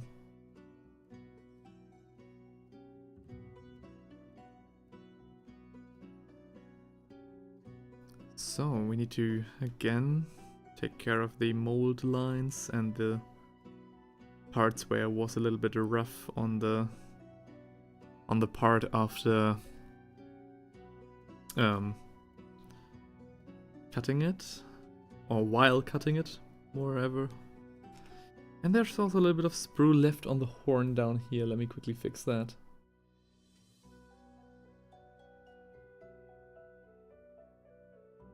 Such a shame that I don't have my knife right now. I don't know where that sucker went. Okay.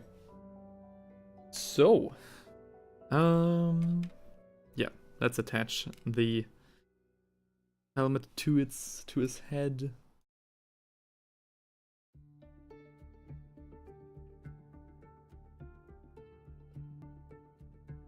Maybe I should try and kit bash some old, you know, Warhammer States fantasy state troops with Cities of Sigma. I think stuff like this, that you can have the helmet separately, makes for a lot of great kit bash options. Like I can totally see this head being, like the helmet being put on an Imperial, you know, an Empire state troop. Okay.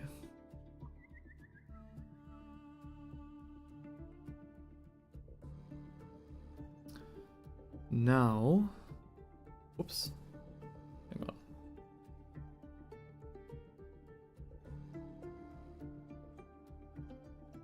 Is that true? Yeah, that's right, okay. Oh, part 20, hang on. Before I do anything. Part 20, which is the backside of this guy.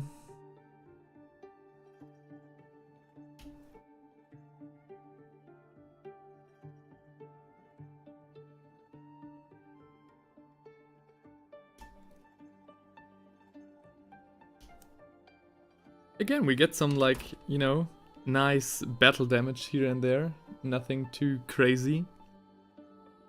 And we've got the mouthpiece of the horn right here. You know, just floating in the air. Ready to be put on. The horn that was already molded to the hip. Quite cool. I think I just shaved off the bolt right there. Yep, I did. Okay.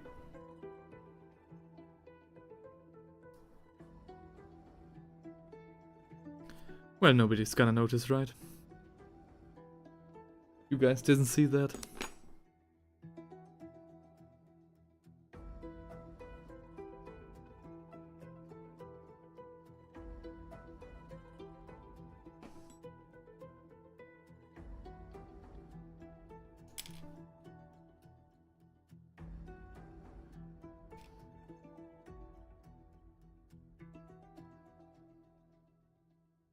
Okay. Oh, hang on. Okay. Now we're good to glue these two parts together.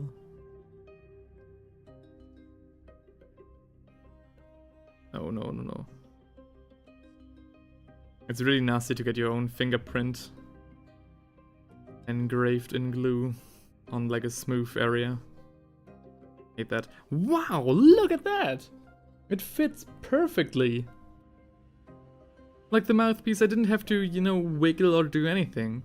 they do fit just perfectly into one another. I love how these, you know, regular builds are so much easier than the quote-unquote easy to build miniatures. I think most easy to build miniatures are actually a lot harder to build than just, you know, miniatures like this. Quite the long neck, dude.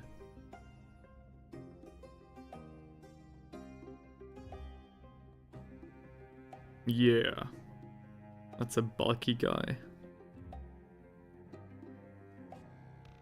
Oh, right. Okay, hang on. The neck isn't actually that bad. Okie dokie. So...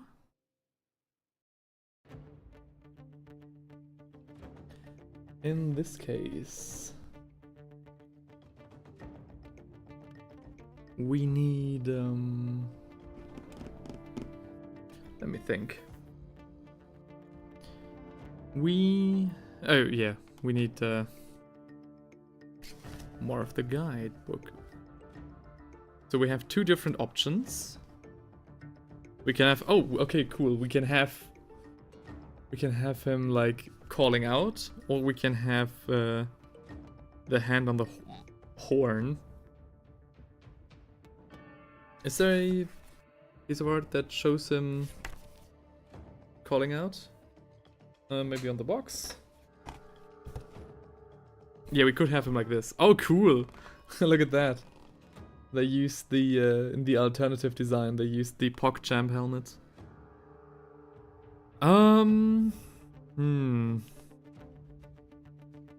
Intriguing, intriguing.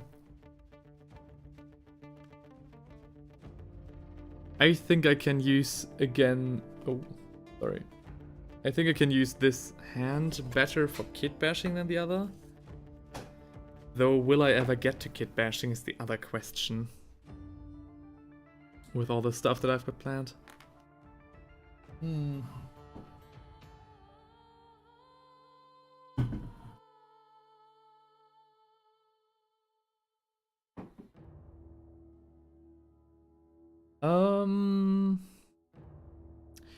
Should I let him call out, or should I let his hand rest on the horn? That's actually an interesting choice. Nah, I'll let his hand rest on the horn. I think this makes his, you know, makes him look like a more powerful speaker, a more powerful town crier.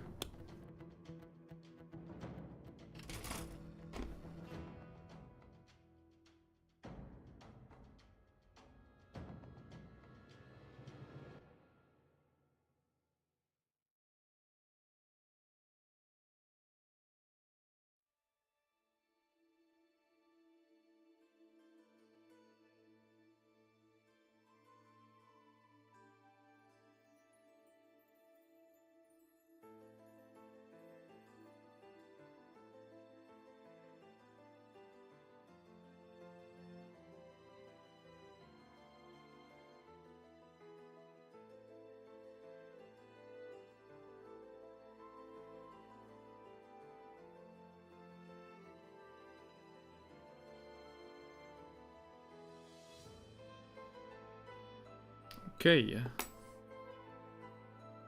Let's glue that arm right on. Should be easy enough. I'll not glue the hand on the horn. I think that's just recipe for possible disaster. Easy. As if he came in the box like that. Yeah, I think this looks great. So cool. So cool. I really like these. Damn, this is so much fun. Damn. God damn it, why am I building them just now? I should have done this ages ago. Okay.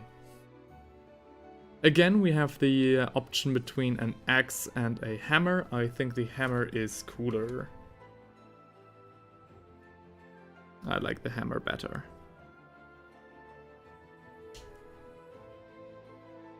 And I think the hammer is also, you know, a war hammer.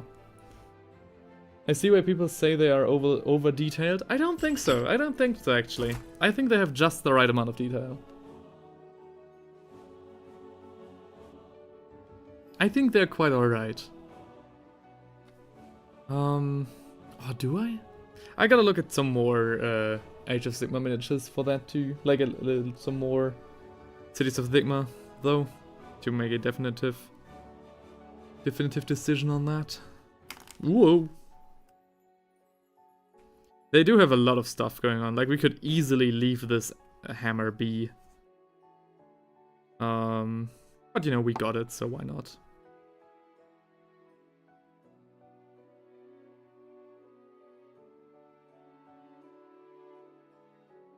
Just put it on like this.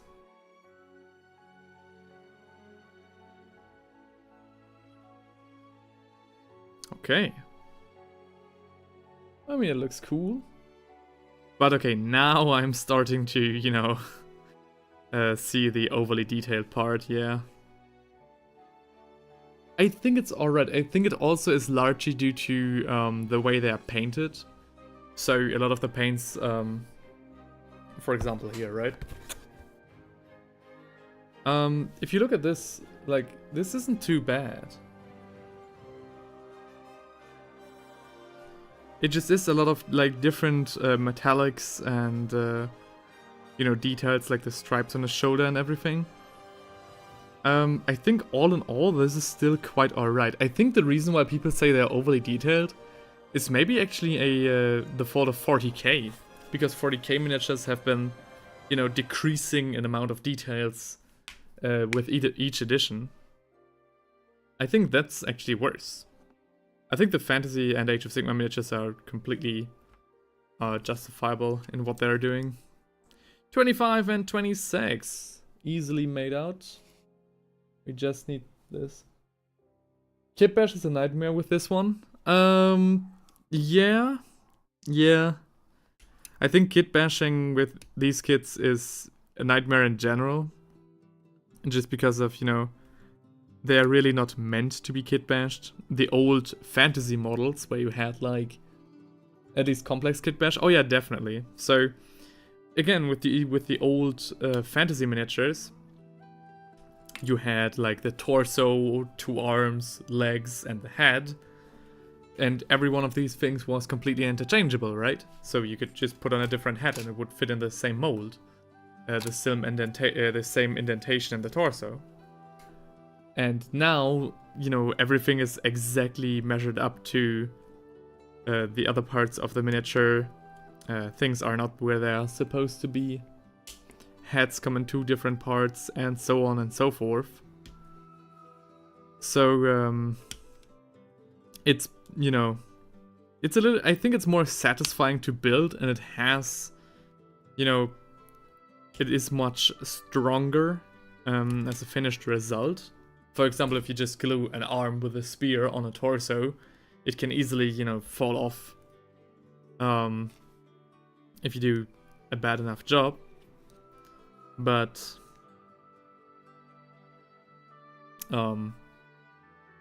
with these miniatures, you know, this can't happen because everything rests upon another. Look at this, ain't this satisfying? No, it is not, because it's not in focus. Okay, I got a huge drop of glue here. Try to stretch it out properly. I really don't want to mess with the banner. Banners are so important that they look good.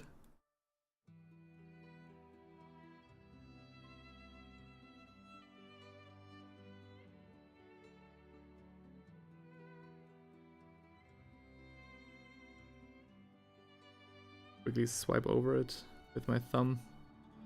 Get the glue away. That's reasonably done.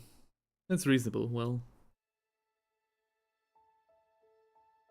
Okay. Oh no! Okay, I need to do some cleanup afterwards. But this is an amazing flag. I really like this one. Okay, and part number 27 we can put on there.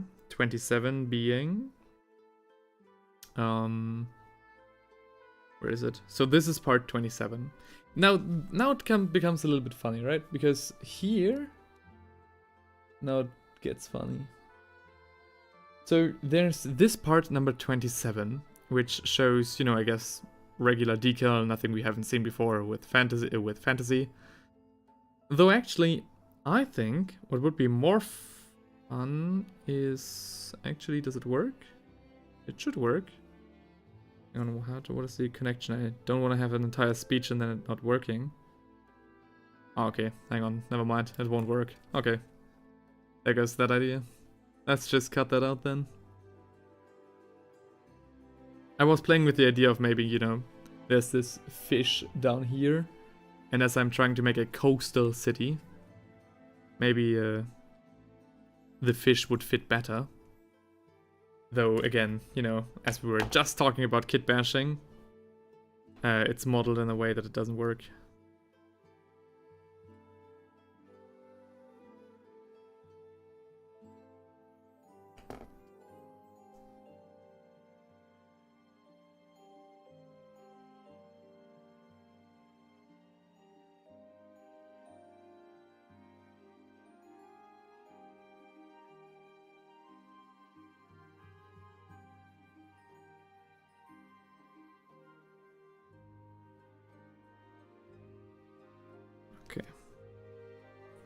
Shave this off with my clipper, as my knife isn't there.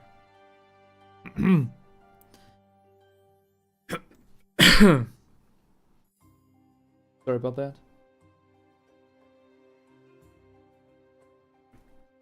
We had, I don't really like talking about how streams go while the stream goes on, but I can't prevent myself,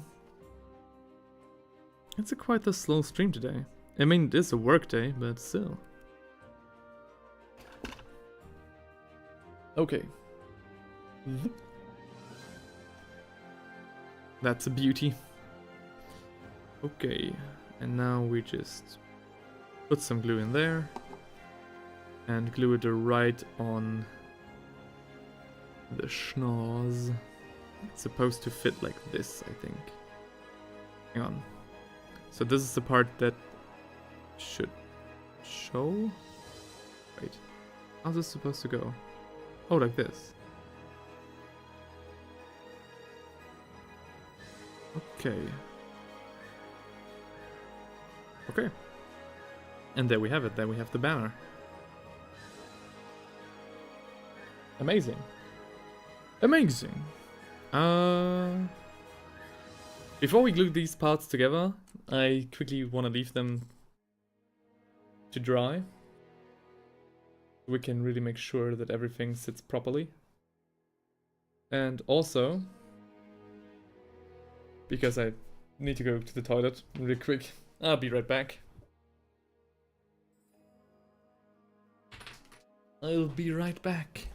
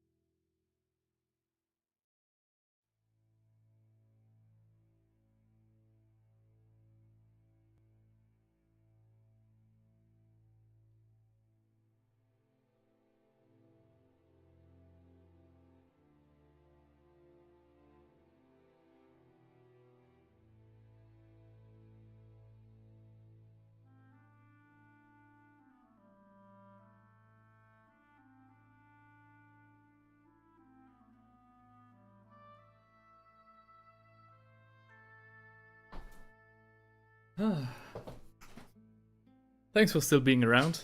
Just had to go to the toilet real quick. Alright. Even my voice sounds better. Let's see for how long. E? Okay, we were just about to finish the banner carrier, the Great Herald of the Free Guild Command Corps. A guy who's not only the banner carrier, but also the musician of the crew. So, yeah. 2 jobs, 1 job lost for the Free Cities of Sigma. But unfortunately, no, they had to make room for the mascot. I guess that's another way to keep troop morale up. Where is... okay. So now we just... are we done? Yeah, we're done. Hang on, what? Oh, 18, okay. 18, this one.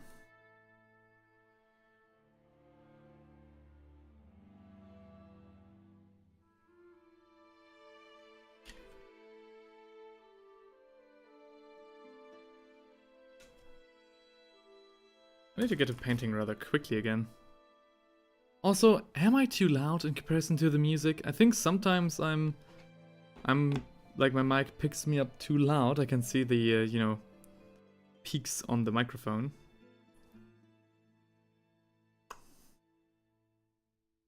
But I'm not quite sure, because sometimes the music gets really loud and then I need to have this volume.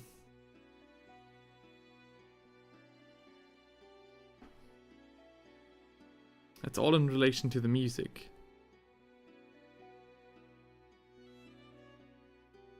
Okay.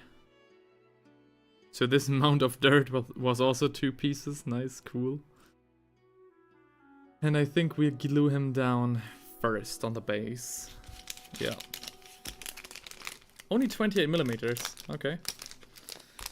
So we'll glue him down first and then we'll put down the banner itself. Okay.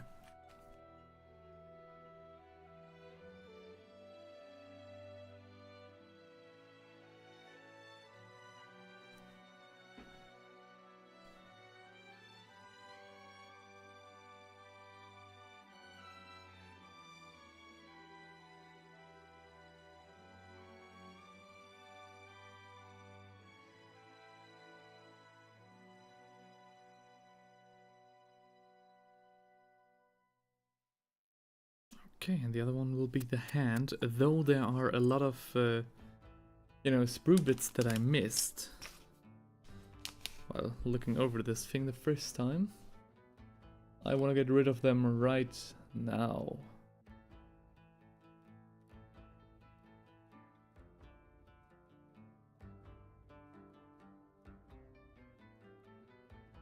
Okay, that's dangerous.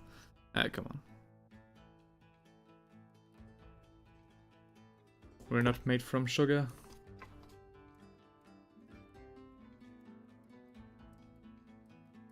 Okay.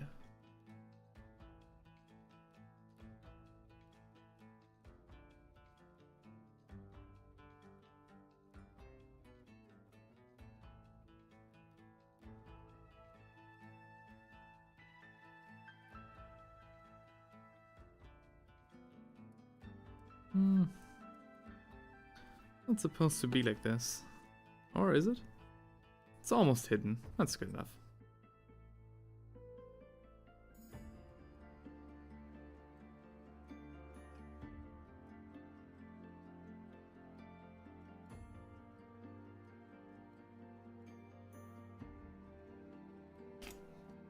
This is one rather big sprue bit, so I'll take the clipper for that one.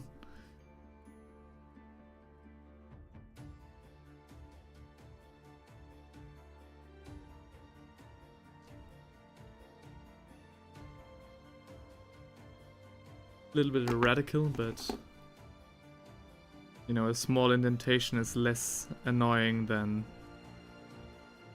something sticking out.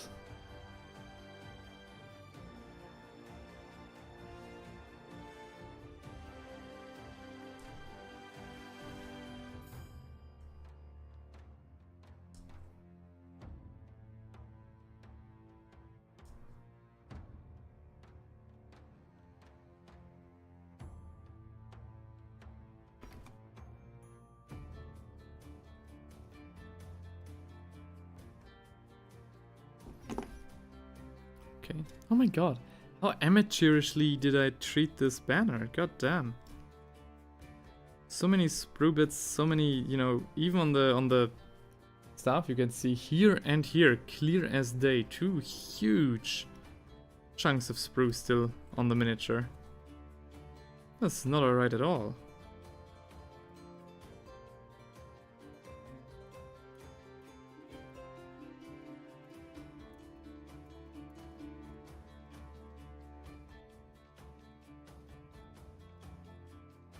Okay, I guess I have to live with that one. What about the others? This one needs to be filed down a little bit more.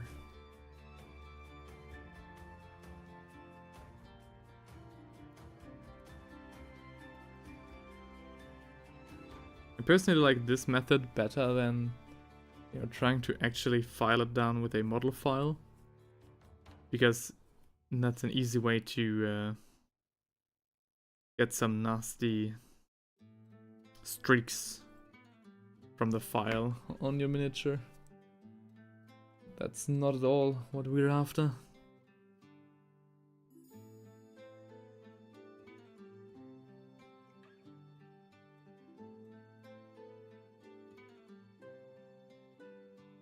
No, it's getting dark. To hurry up.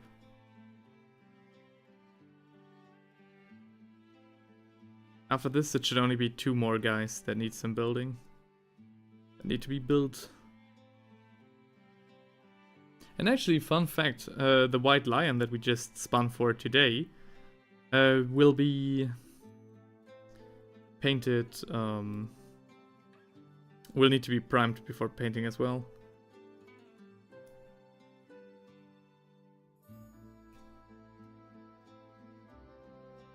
Okay. So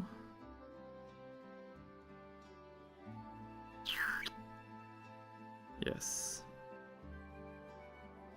Did we miss anything? I don't think so. Yeah, on the hand we did. God, how bad. How unfocused.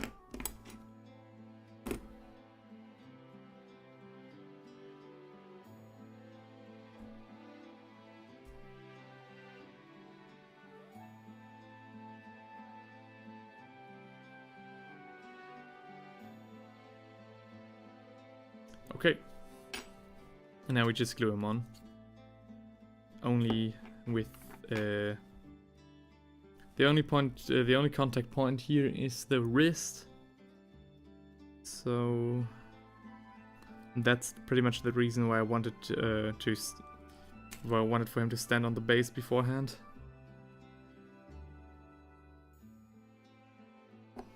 Because now the banner can rest on the base and isn't subjected to too much jerks. Too much jerking around. How's it supposed to look? Like this, okay.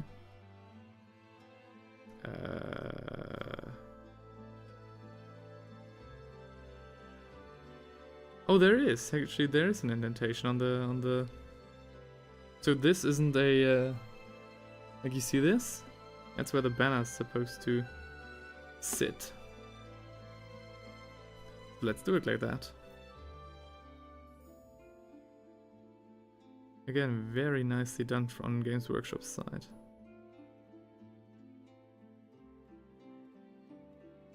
Or so I would think. Hello? Could you please, you know, work with me?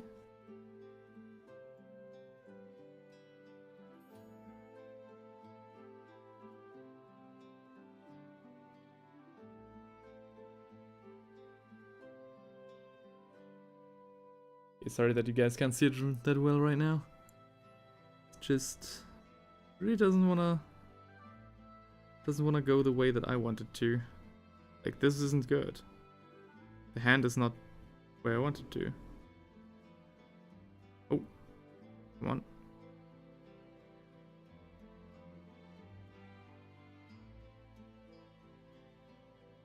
Okay. This is better. Yeah. And judging by the motor that I hear outside, I think my girlfriend is already back. Hang on. Yep. On the money with that one. Okay. Okay. So the banner carrier, the Great Herald, is done as well. And he surely looks great.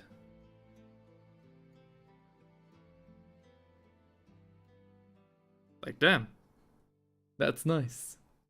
That's nice. Very nice. Okay. Now, who's next? Next up is the Soul Shepherd. Okay. What is your job? Oh, I forgot the surgeon. Right. Okay. Can't forget about the surgeon. Hi. Did you have a good session? Nice.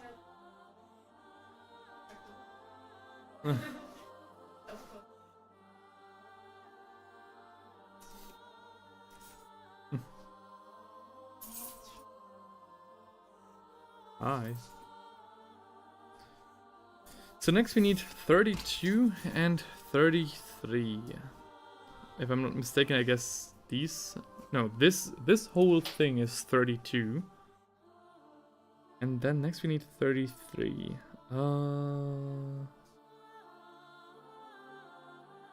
That one's... Which one is that one?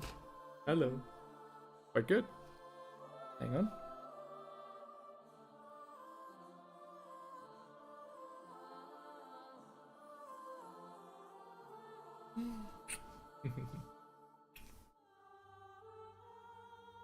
Oh, sorry. It's okay.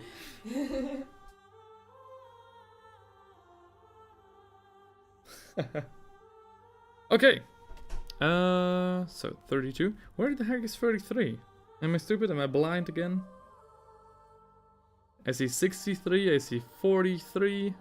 Oh, there's 33. Okay, cool. Right next to it.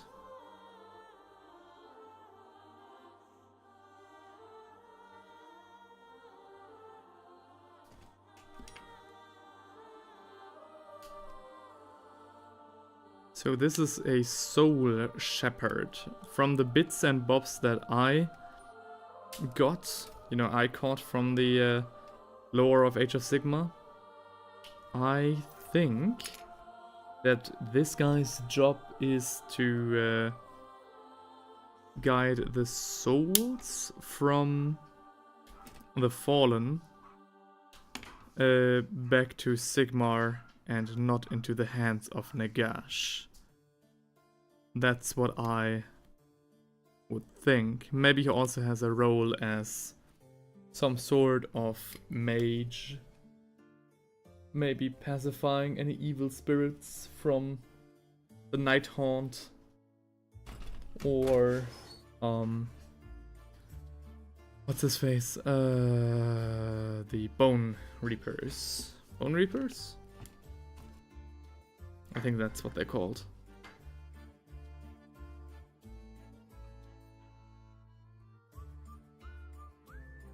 Okay.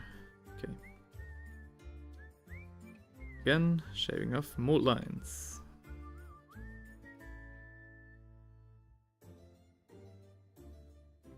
What are those sounds that I'm hearing, Mileif?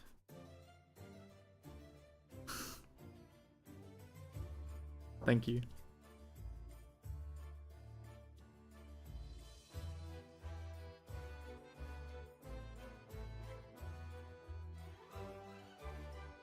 Yes. Yeah. I think I need to shake it again.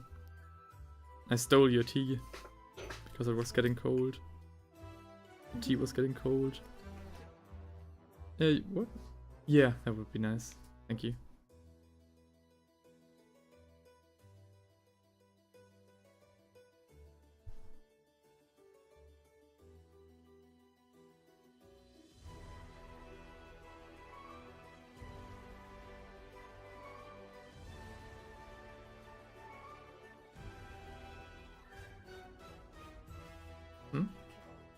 Yeah, the cakes are big, right? Unfortunately, I don't believe them to be vegan.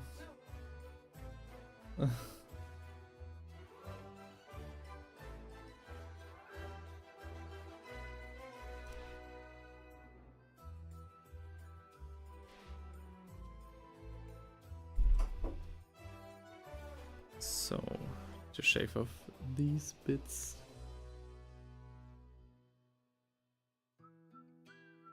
I must say, this works very well. I'm actually astounded.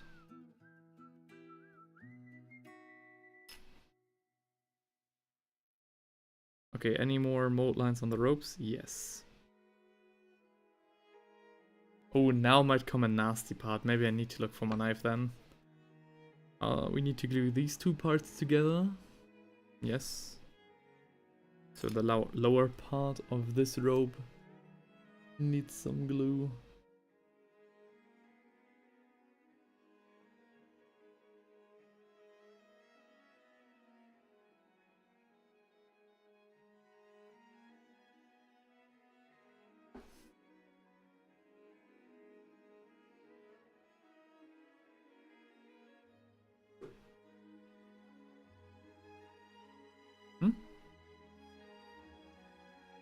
Yeah, I don't know where my little cutter is.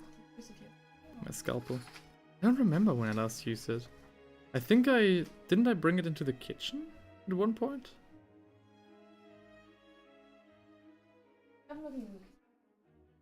Thank you.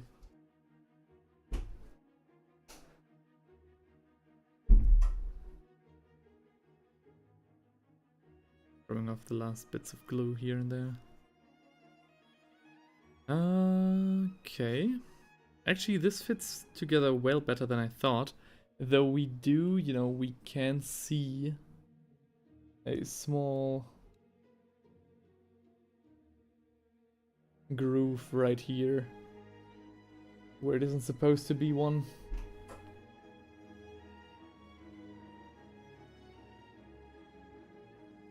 Okay. Hang on.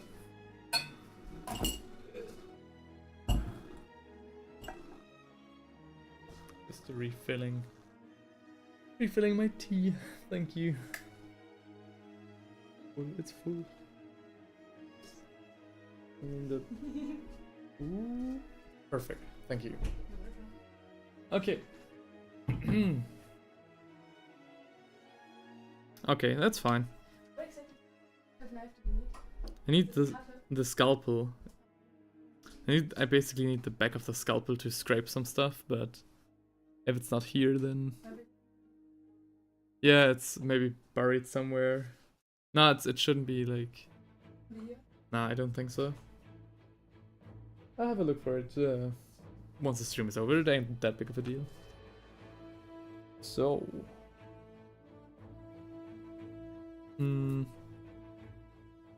What's the queue like? Okay. So next off, we'll have to get part 37, which is just a branch, and part 34. Those are not the right. I think we're pretty much done with this sprue, right? Hang on, let me have a look. Yep, we're done with this sprue. So this makes our life a little bit easier. 34 is right here. And 37 can't be far then.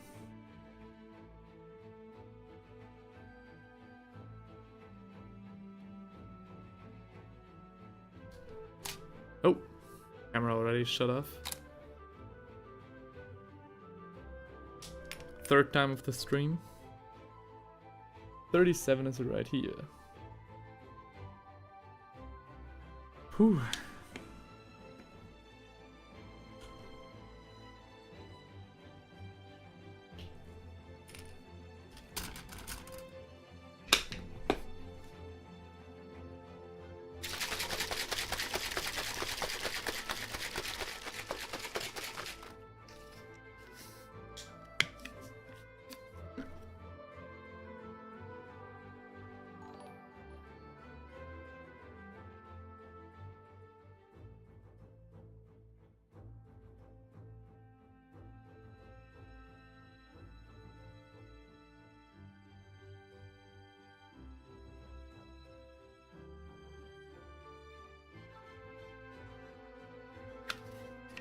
Okay. Oh, hang on.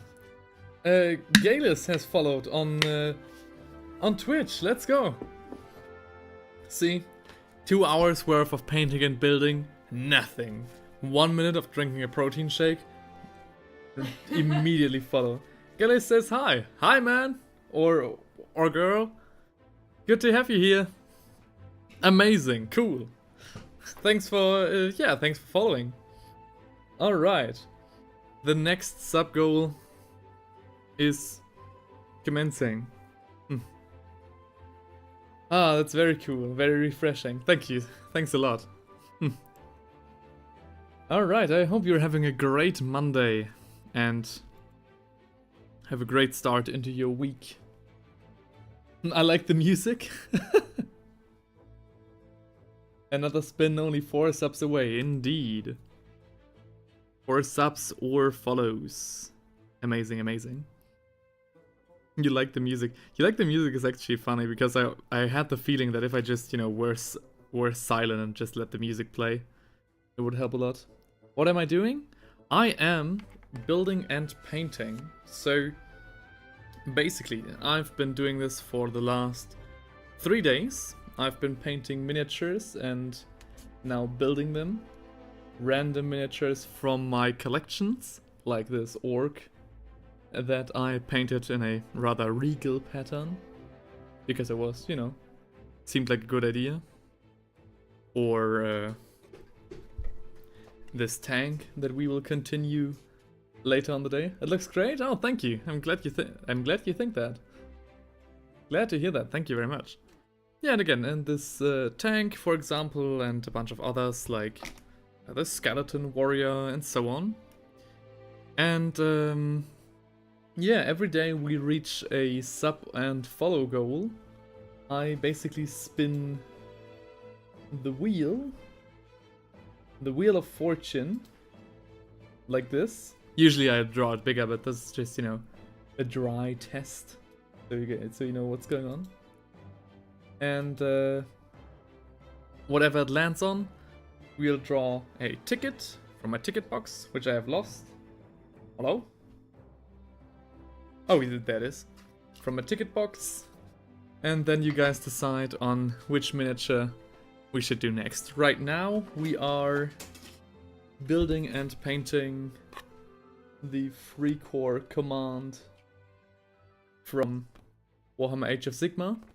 As you can see in the queue, they are like 3 places away, but I already want to build them because the daylight is fleeting and I need some daylight to, spray the primer on outside.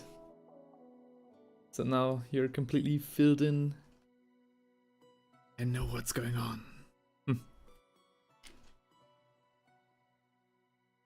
Thank you so much for following. That's really cool. Thanks a lot.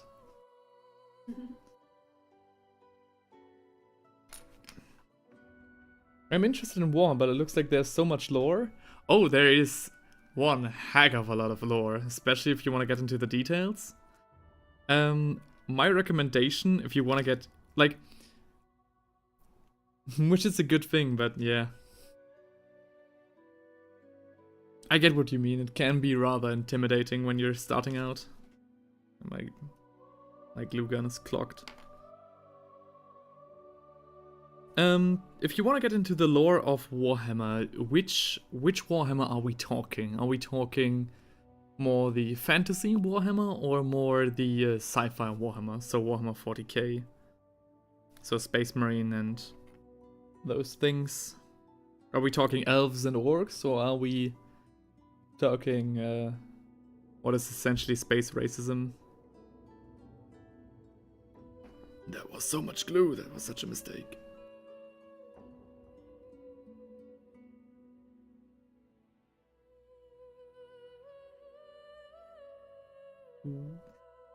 Put it on like this. Oh, come on. Hey. I thought it was all mixed. No. That's nothing new though. How is this supposed to slide in there? Hang on. Oh, it is supposed to slide in there? Hang on. What?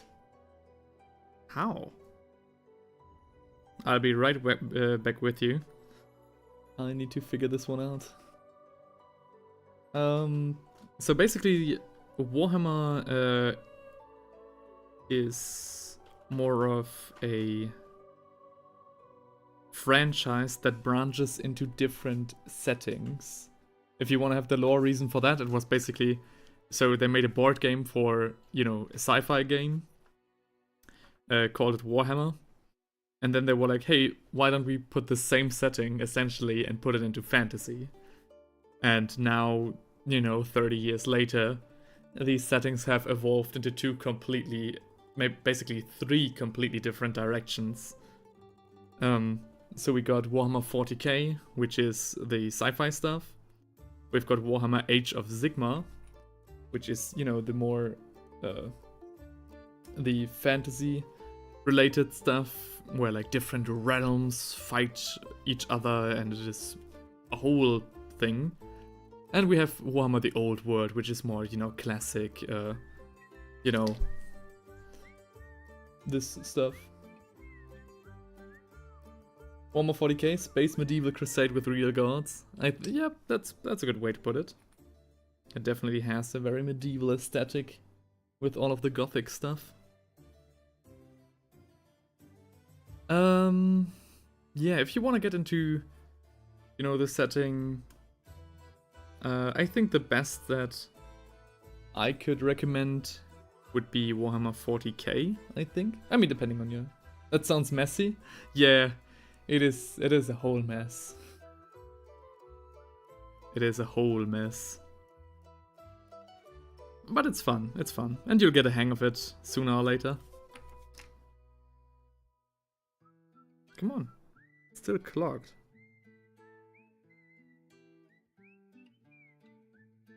Ah, now it flows. Nice. Okay.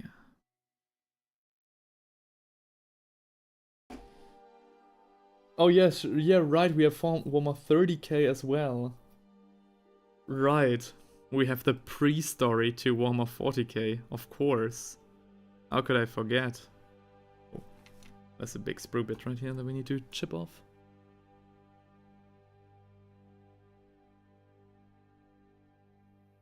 So, which one would be your, which one are you more interested in? More of the fantasy or more the sci-fi?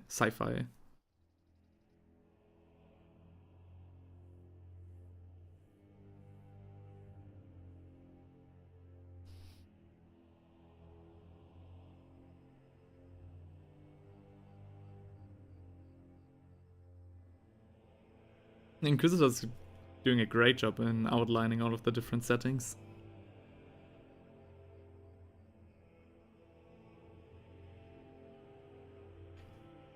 I really need my knife right now.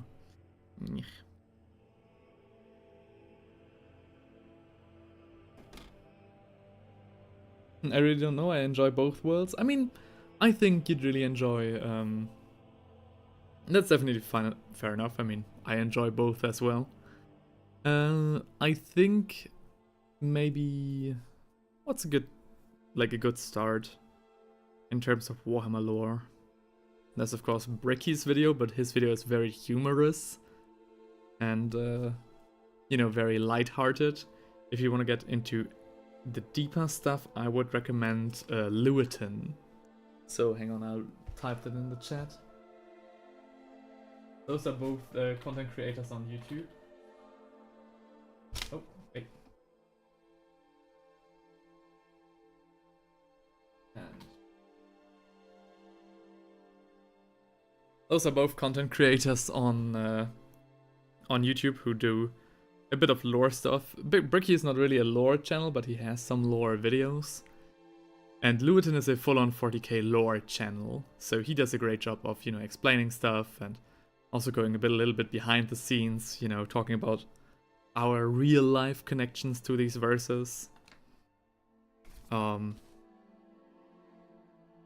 Yeah, 38 and 39 are next. Okay, thank you. I'll check it. Oh yeah, please do. If you're having long train or car rides, or, you know, you have trouble sleeping, Just put on some Luton. You will be enthralled.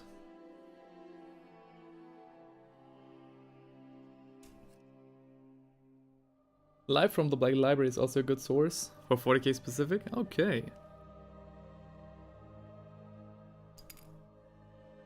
And there was also Scriptoris 4, so if you could type that again in the chat, Inquisitor, I would be really thankful, because that sounded like a good channel for Age of Sigmar.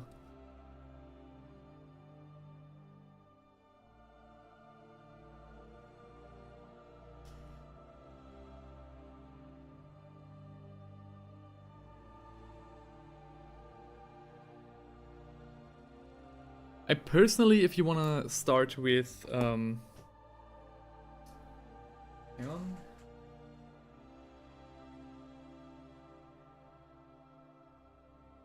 The Emperor of Man series from Luton. It's like a 5-part series with each part being like over an hour long. So it's a long series where we are back at the, you know, intimidating part. But it is a very good series to get a feel for the entire franchise, and it deals with a lot of philosophical questions and, you know, because the lore, as silly as it can be, alright, okay. Oh, it's in German, okay, however, okay. So, back to Luton. The Emperor of Man series are both very long, where we are back at the intimidating part, but they both, you know, they have a lot of very philosophical topics and also outline the lore and the overall feeling of the setting very, very nicely.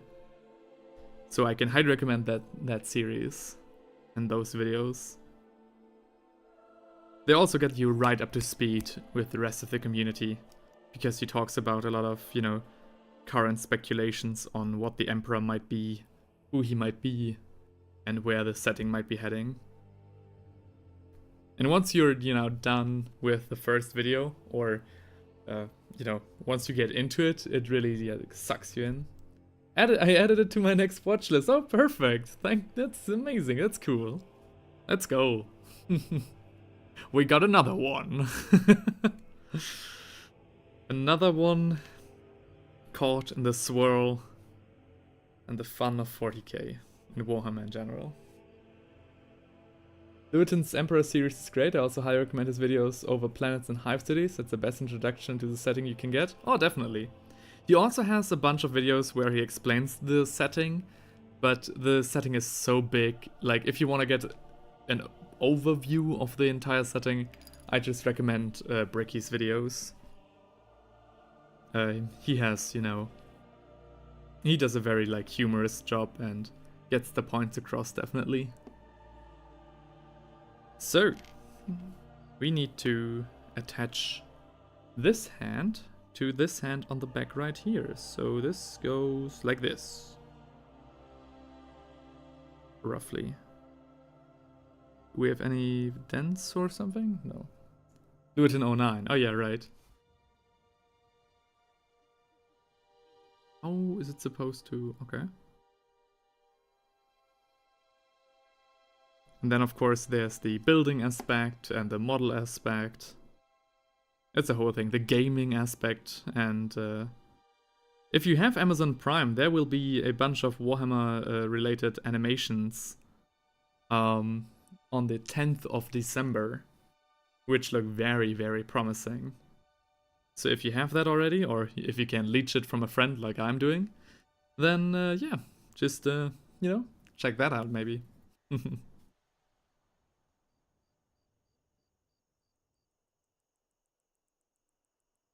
Oh yeah, I heard about it. Yeah. It's really cool to see Warhammer getting more, you know, becoming more mainstream. It's like this one thing that nobody had heard of, like, from my family, for example. And it becomes like this whole thing with Henry Cavill. If you're fine with those services, then you're in the right setting. I hope it's good. Oh yeah, I hope so too. It looks really promising. I don't doubt the animation on these stories. I only, I'm careful about the storytelling, because there's just so much lore. that needs to be, you know, needs to be left canon. Oh, no, no, no, no, no.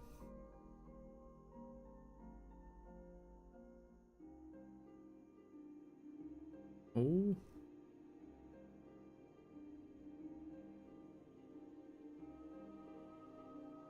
Okay. Mainstream can ruin it. Too much mainstream is not good. I mean, sure, but I think it's good. Like, it's a good thing that it becomes more mainstream. I mean, at the end of the day, we only get more of it, right? More stories, more, you know, maybe live action, more interest. And I think maybe Games Workshop realizes that people are hungry for more of a, you know, in-depth, grimdark setting. Like, for example, Dune. After, you know, Star Wars is kind of, you know, leaving us all hanging. And hungry for more. Next up is 41, which is the small ghoul. No, not the ghoul, but his scarf.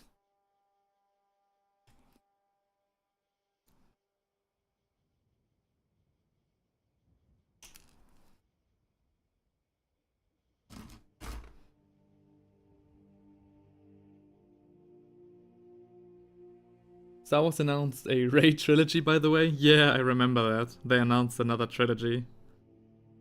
Who was the writer again for those? I think the writer for the new Star Wars trilogy was the guy who also made this very bad Fantastic Four movie. So yeah. You know, there's a chance for him to surprise us all.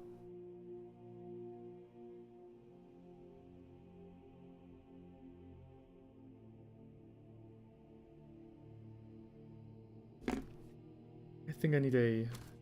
Actually, I need a file for that.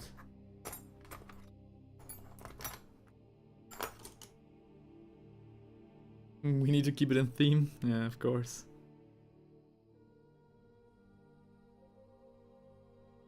You guys see this, what I'm doing? I'm filing down the neck of the sky. Okay, nice. But yeah, 40k is a great setting. I hope you're having fun with the videos that we recommended to you. 41, so like this. You mean another trilogy for Star Wars? I don't even know the last fully. Yep, there's going to be another live action trilogy for Star Wars. It's not like we have enough.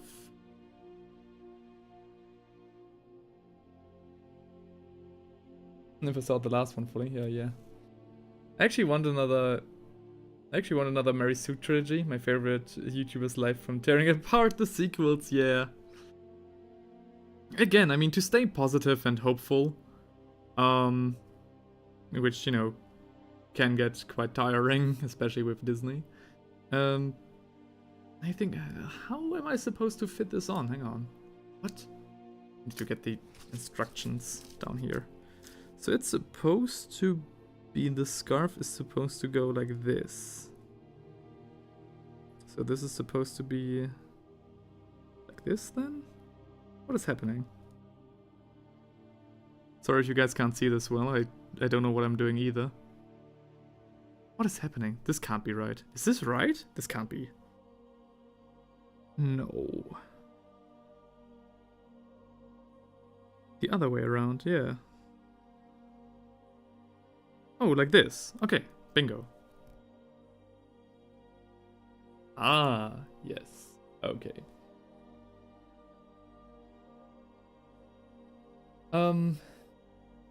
I think though this is actually a great opportunity for Disney to finally do something interesting and not just leech off the existing property, but actually do something of their own. Because now it has to stand on its own two legs, right? So where the other movies, you know, had the hype train around them and the old beloved characters in them. A Rey trilogy, you know, a character that's also not that liked by the community, you know, might actually have something interesting in it. Watch the OG, then the prequels, then the Clone Wars, skip Kenobi, Rebels, and Ahsoka. Only watch The Mandalorian and Andor. I'm a Star Wars nerd, by the way. Wouldn't have guessed. Skipping Rebel, actually, I think is funny. You would watch Mandalorian but skip Rebels? Interesting. I heard a lot of bad stuff and saw a lot of bad stuff about Mandalorian season 3. And on the Rebels, on the other hand, I saw myself, and yes, the first season is a little bit, you know, very childish. But after that, it becomes really, really good. I think a lot of people skip it because of the different art style, which is understandable, but, you know, you're missing out. Look at this guy. I stopped Star Wars after the first season of Mandalorian. Fair. Very fair. It was so sad, like the first trailer of Mandalorian looked so promising. I was like, oh wow, they're really going to do a bounty hunter story? So like all of the gruesome, you know, the action, and the thirst for blood, and the, you know, like John Wick basically. I was like, wow, okay, it looked really good. And, you know, the second I saw Baby Yoda, so the second I saw Grogu, I was like, oh no, it has a child co-star in it. No way, this is going to be as good as it. Did you see it? Yeah, I did see it. Yeah, this first season is alright. I didn't. Yeah, fair enough. Grogu is so cute. How can you not like? Of course, we find Grogu cute. It was the best part. Okay? They humiliated most characters in the sequels. There was nothing to do with the connections. And if you can't stay in a trilogy, then don't do a movie in this franchise. I mean, yeah, sure. They, you know, they did do the original characters dirty, definitely. But you know, that's actually not what I meant. I meant, you know, they had the benefit of the original characters. You know, as in they had the nostalgia from the fans. I didn't say they did a good job with it. But again, I don't want to, you know, sour the mood. And now with Dune and Space Marine, you know, Warhammer 40k stepping in, I think Disney might get a little bit of a run for their money for their franchise. So a little bit competition won't hurt them. Won't hurt us fans. They've been getting way too comfortable. By the way, how do you guys like Dune? I really like the movies, and I didn't read the book though. And I'm not sure if I should after watching the movies. I personally don't like Mandalorian. Grogu is a design for money. Oh yeah, definitely. But many people like it, so I think it's worth watching, even if I don't like it. I mean, okay, fair. Interesting viewpoint. Interesting viewpoint.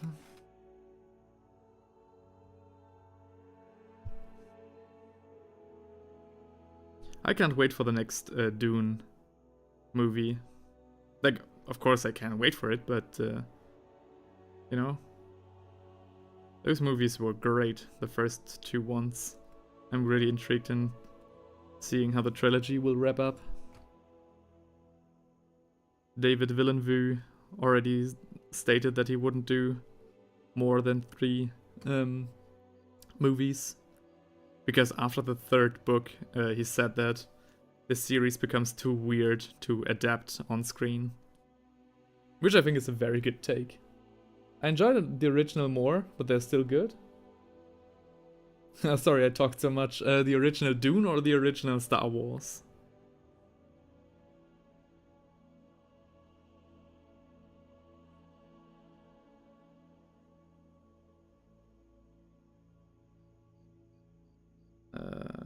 Where do these... Oh, the legs. Okay. Oh, that's a foot. Dune. Alright. We have an OG Dune fan. And you like the original more, interesting.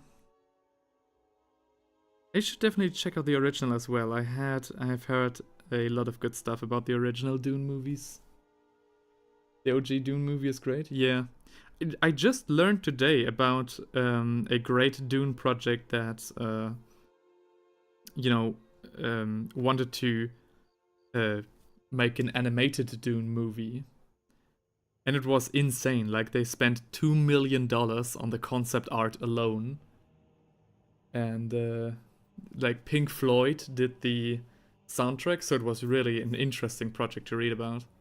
But unfortunately, they cancelled it because, again, $2 million for the concept art, and they lost $5 million, I think. You know, nobody knew where it went. But the director was a huge fan of psychedelics, so that would be my guess where that money has been spent. You like the vibes of those years?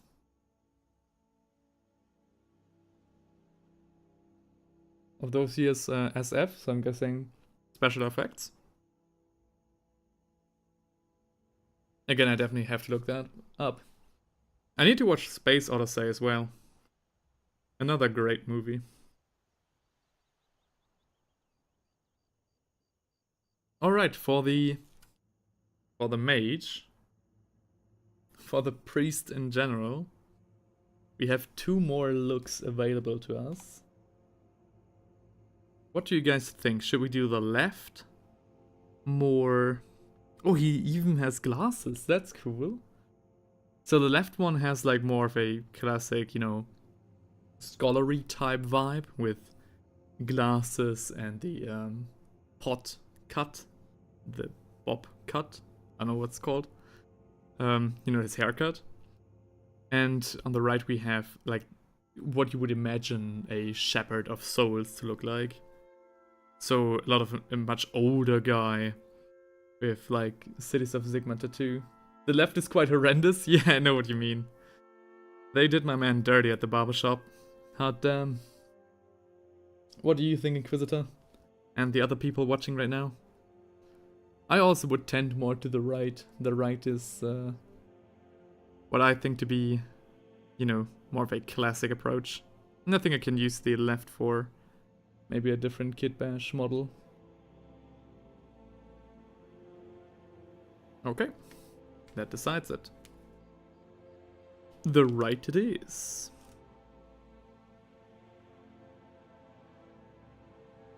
We actually have another hat to discuss. Right is good, I think? Perfect. Then we are in agreement. We actually have another hat to discuss. The head of the goblin. So, there's this small, we have the scholar.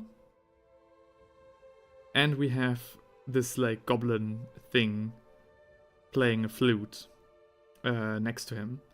So, we have 2 options for that. We have a classic skull, just a regular skull.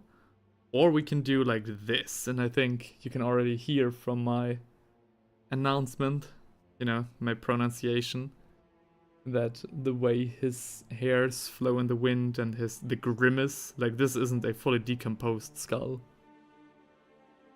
So I'm very positive on this one.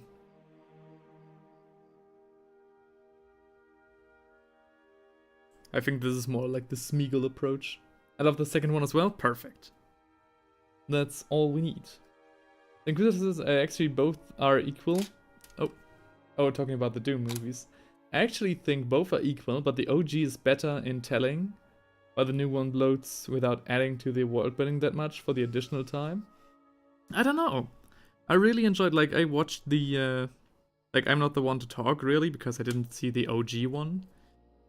So, I thought the new movies did actually quite a good job at telling the, world building.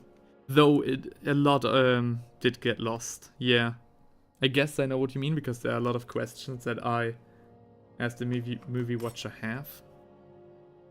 But yeah, I just rolled with it. I also need to switch the music. This night ambience is not Not what I'm looking for. Let's do something more... No. Hang on.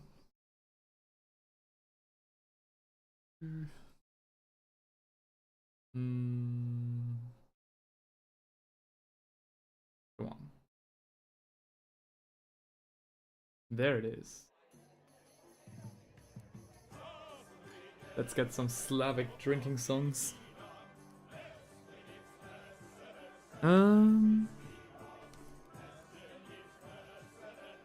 Okay, this head doesn't need any further care. So...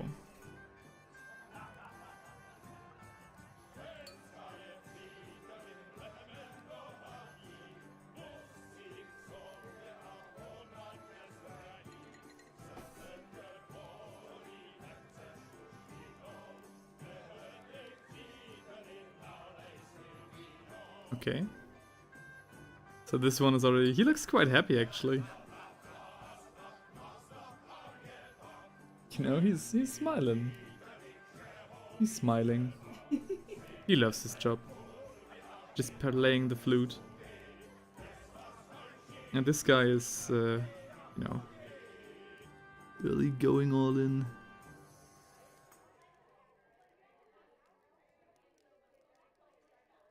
Oh, no. Don't lose your head. Yeah. So happy. They make for quite an odd duo. But you know, could be worse. Okay, and of course we have to add the trumpet, which we have right here.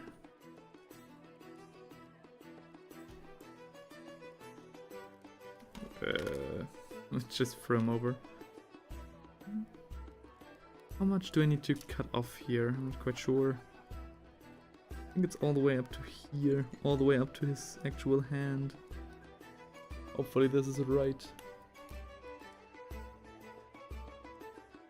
I really have no idea what both of them would be doing together. Dude, me neither, and actually, I don't want to think about it.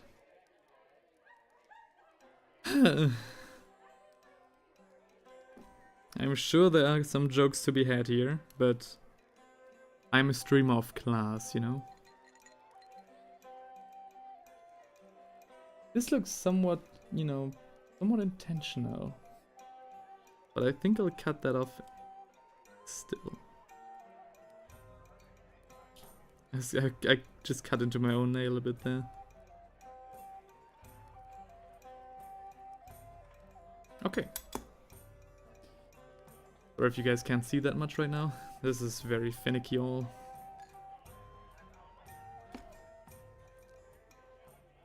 So, let's just add this thing.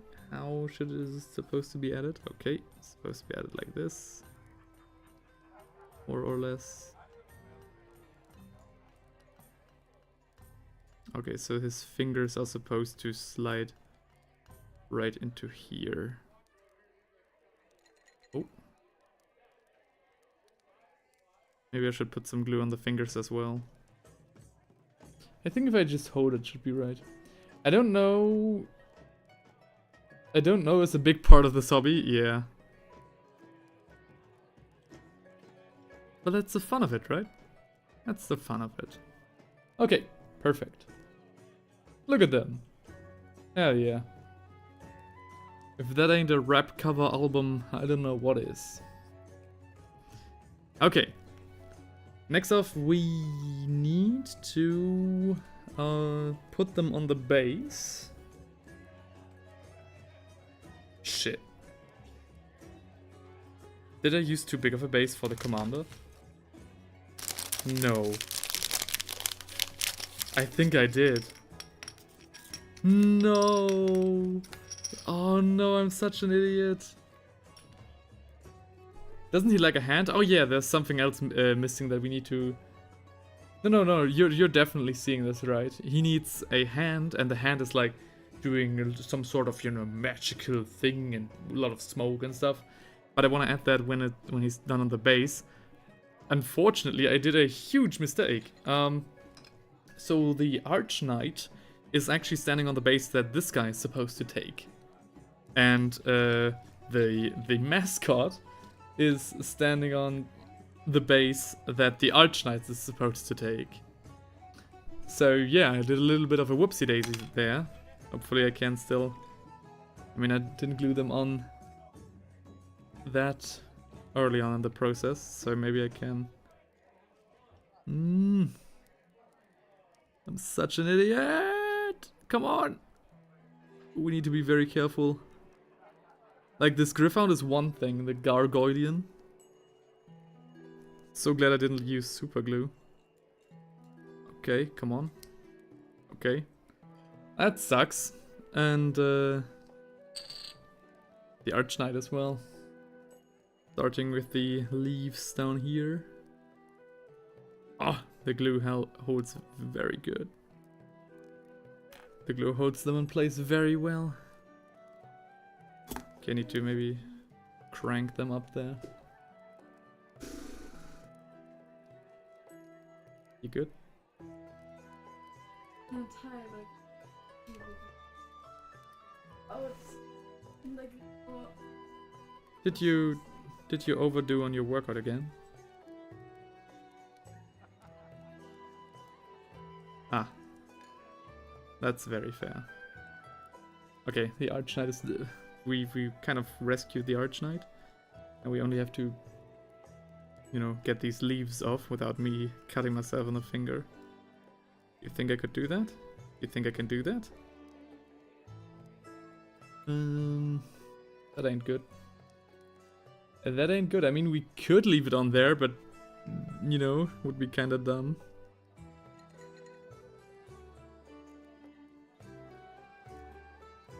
Ah, it works. Okay, cool. So, this guy is of course supposed, you know, these guys are supposed to take the huge base. So let's glue them on before I do another mistake. Come on.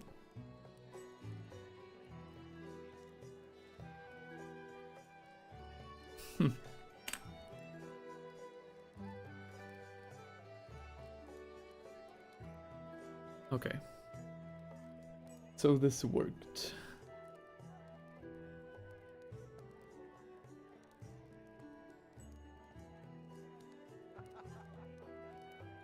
Cool that I gave one of the smallest miniatures of this batch. One of the biggest bases that came with it. Okay. He's supposed to go somewhere like this. Not really, no. But thank you. Yeah, I'll eat my apple, yes. I'll eat my epi slices.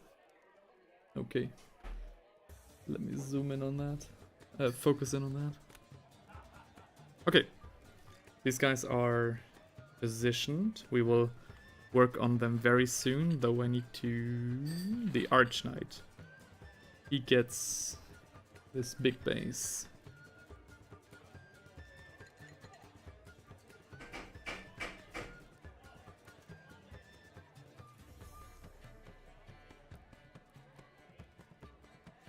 Okay. Put it on the base right here. This is more like it. He is a strong guy, but not a 40mm base strong guy.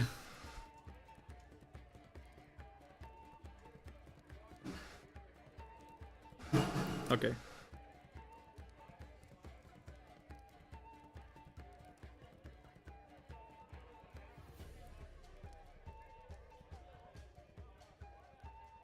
Okay. This works.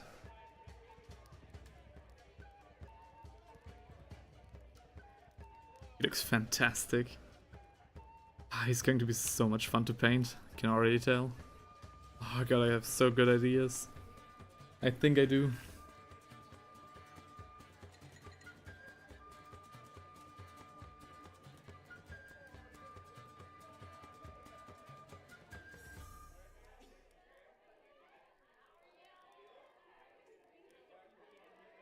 Okay. And boom.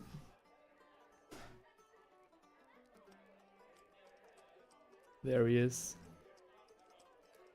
The good boy. Okay. Whoop. Hey. Bad dog. Stay. Good boy. So. Next up we need to, you know, glue on all the magical flourishes. So this stuff.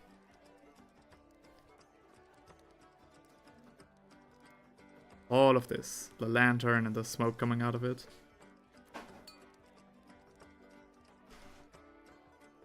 It's already so dark outside, I don't think we'll get to... I'll get to priming today. Have to do that in the morning tomorrow.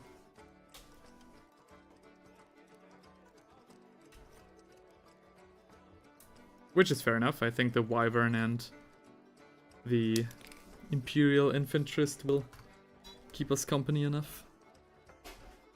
Okay.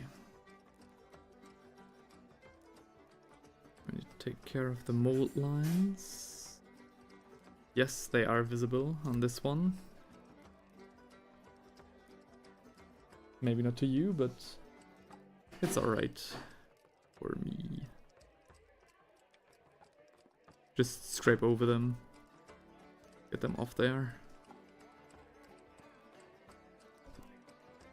Oh, I didn't drink any tea. I didn't drink any tea since you've come.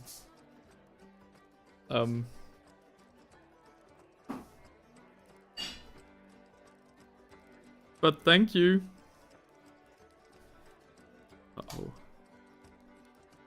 Oh guys, I think I've messed up.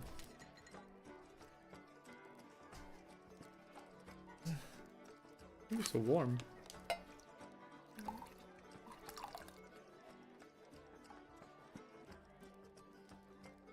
A full mug. Hang on, I'll pour myself some as well.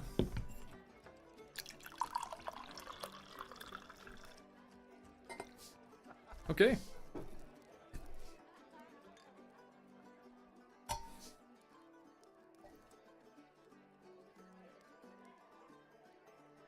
Top. I think this is good. Thank you. Okay. Amazing. My amazing girlfriend is looking out for me. Cheers. Yes, okay, I will eat and drink more. Okay. So.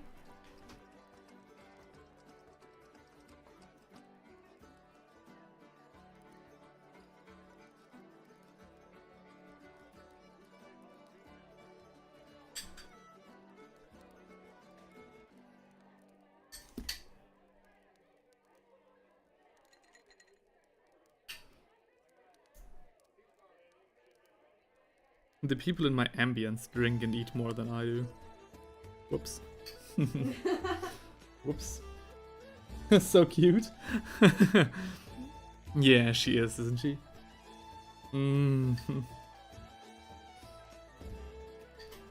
So.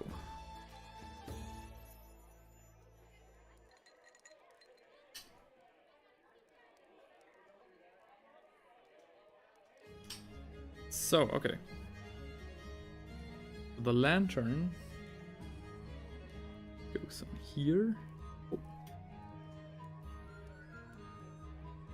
Just do it like this. Nobody has to get hurt.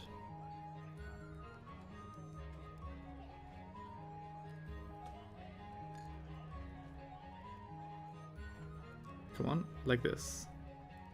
Okay, cool. I mean, look at this.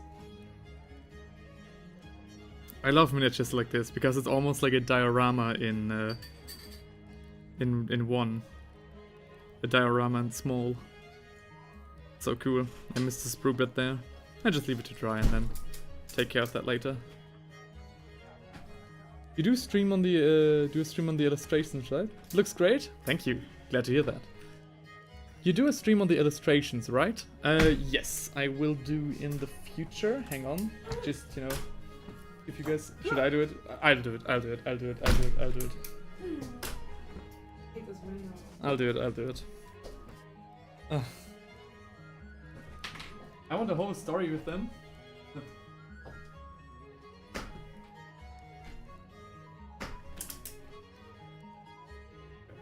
No problem.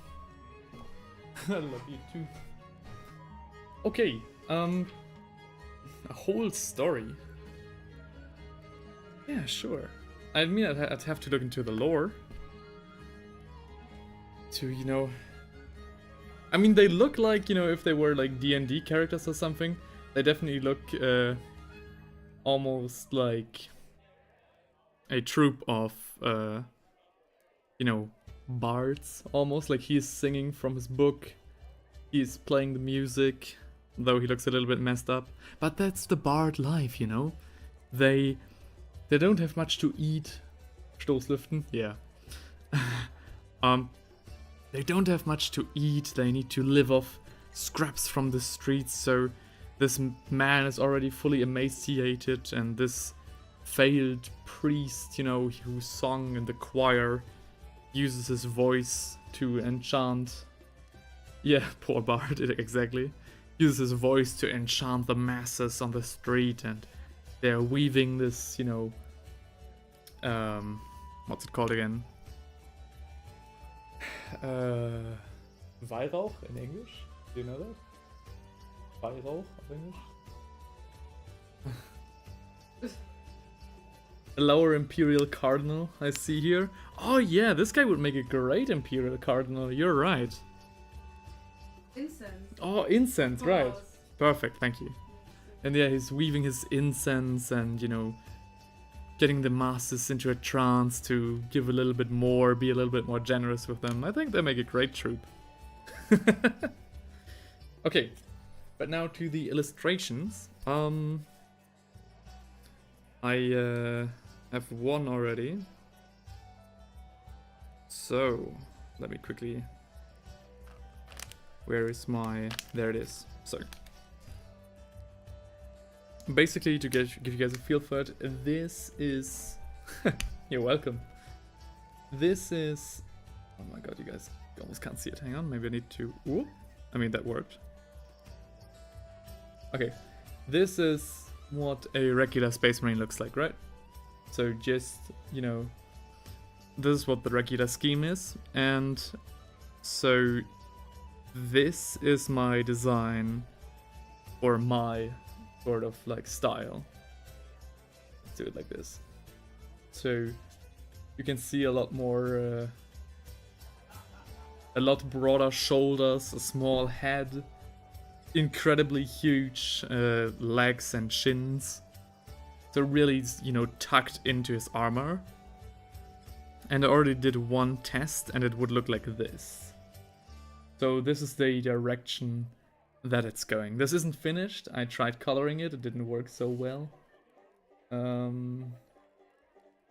But this is the direction, the style of the audiobook, the audio drama will go. It'll be like a graphic novel, basically, where when characters talking, they show up. I did a whole thing on... you draw so well? Thank you. I mean... Yeah, you know what? Yeah, thank you. Thanks a lot. I'm glad you appreciate what I do here. You are German? Yes, I am. I am a northern German. Studying near the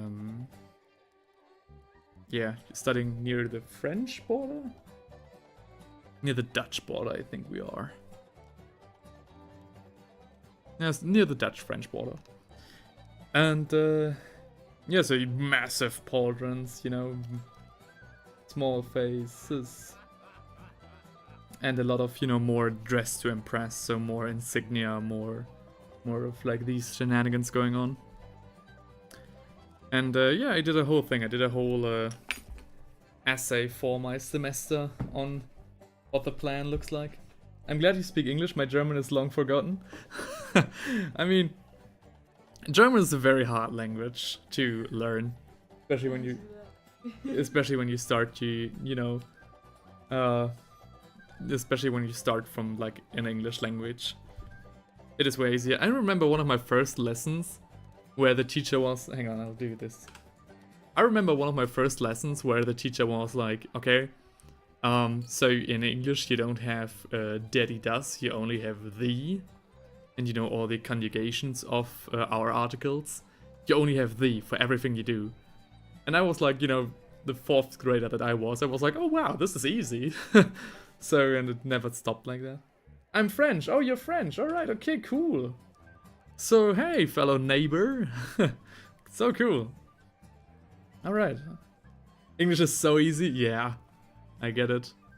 I mean, for me, French is hard. So, I had the opportunity to learn French.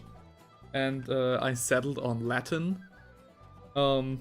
Because I just, you know, like the vibe more. I love to have a language where everything that's written is, you know, spoken exactly as it's written. And yeah, so I chose that. And everyone in my class who chose French was like, oh my god, this is so hard. Can't do it. But you know, it's a second language, so... Oh no, a third language. So I think, you know, as many people struggled with Latin.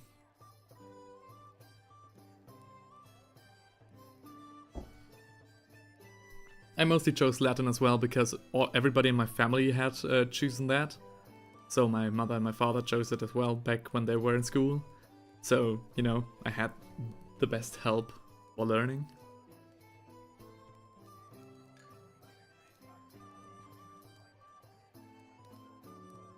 But yeah.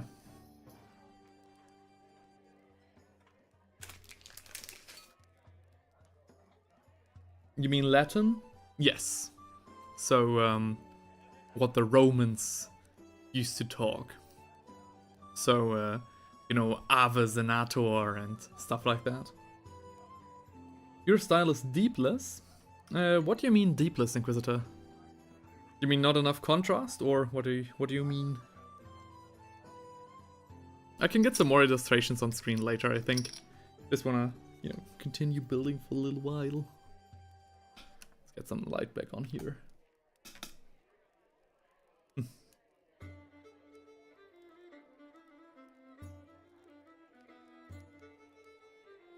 Latin is also a great bridge between, you know, a lot of German and English, because a lot of words, you know, originate from Latin, and the grammar as well. So, you know, learning Latin helped me with English and German as well. I learned Latin too, it helped with the German. Ah, exactly what I was talking about, great. A very lack of 3D perspective. That might seem like that on the picture, but, although, well, yeah, I don't do that much perspective, yeah. I do them like art cards, basically. I have the Latinium. Oh, you do have the Latinium as well? Great. Why are we speaking English then? We could just talk to each other in Latin. Like, one of my friends, he learned Latin and stopped learning it after, I think, 11th grade, because it got too easy for him. And now he speaks Latin, Hebrew, Old Greek, and I think maybe even Egyptian fluently, and makes a whole archaeological, you know, has a whole archaeological degree. So yeah, that guy rocks. He could easily talk to you in Latin if you wanted to. Okay, now we're doing the, by the way, we're doing the assassin, the silence blade, the whisper blade, sorry. The whisper blade. That's amazing. Yeah, it is. He literally, you know, did his Latinum and said, yeah, okay, it gets too easy for me now. I'd rather learn Hebrew in my free time. Okay. What a Chad.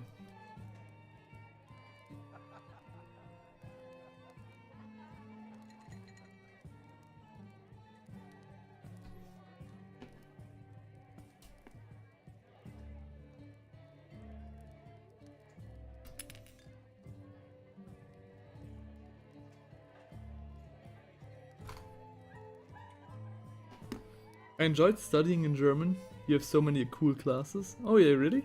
Oh, you studied in Germany? Oh, that's cool.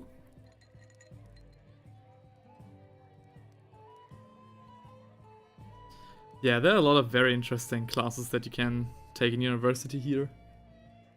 Like I was surprised. Even like the smaller universities have so much variety and stuff that I've never heard of before, and very advanced as well.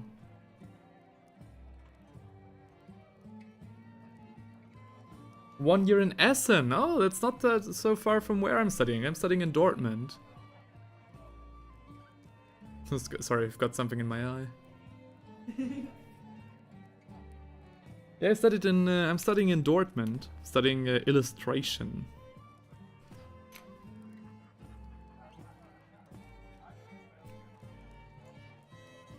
How's it supposed to? Oh, okay. Supposed to? Okay, I don't know. I studied steampunk, English rock history, history of music in the USA. What the heck do you mean you studied steampunk? That sounds sick as hell. What? There's a steampunk degree? Oh yeah, I'm a master of steampunk. Never enjoyed more English classes. I mean, I definitely get that. Yeah. The average German is like the meme of, oh yeah, I speak a little bit of German, and then they hit you with fluent English. Though with a very stark accent usually. What the heck do you mean you studied it? It was so great, it was just a class, but so interesting. A class on steampunk? That sounds sick as hell. Of course a class in steampunk would be, you know,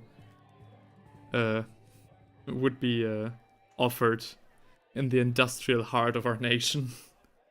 But that's cool.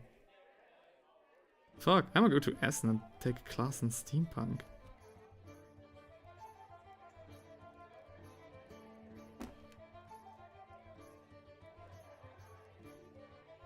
Okay.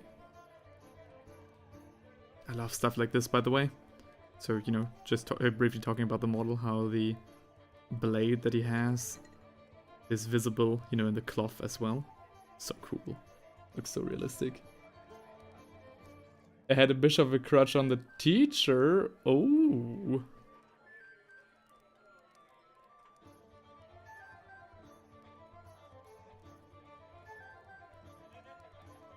You know, the French are famed for their love stories. So it helps with the interesting. Oh yeah, definitely. Yeah, I speak a bit of the German such. Yeah, I speak a bit of German auch.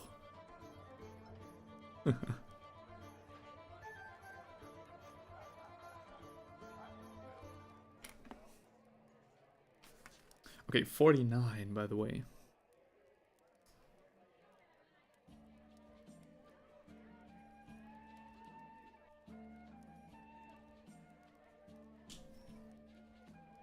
I've been to France once, and we went to Paris. That was years ago, as a family. Like, I think that might have been a decade ago, actually. But now that my brother is dating a French girl, you know, half French, maybe I'll get to see more of France. Germans are great with the languages. In French, our classes are boring, and in French, well. Did you like it? I don't like Paris. Oh, okay. Oh, thank God I don't have to pretend. I enjoyed Paris very much when I was a child.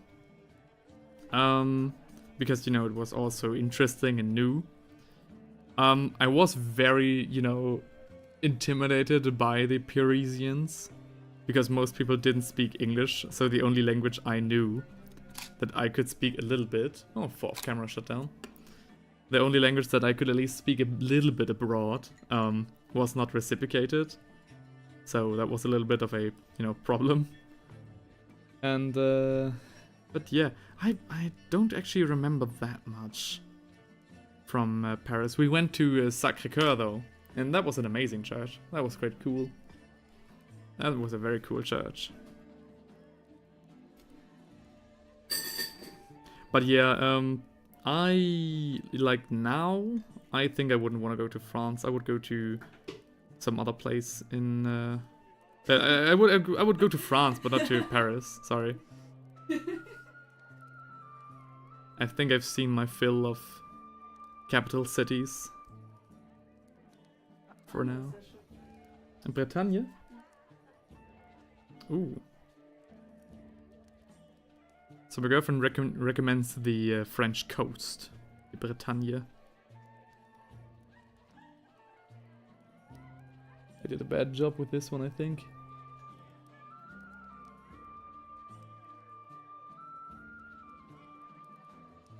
What places in France could you recommend?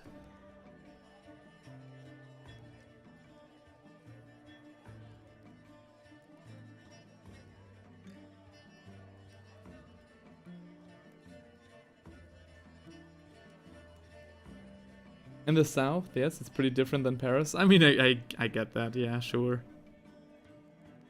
We talked about an artist. We talked about a lot about Courbet.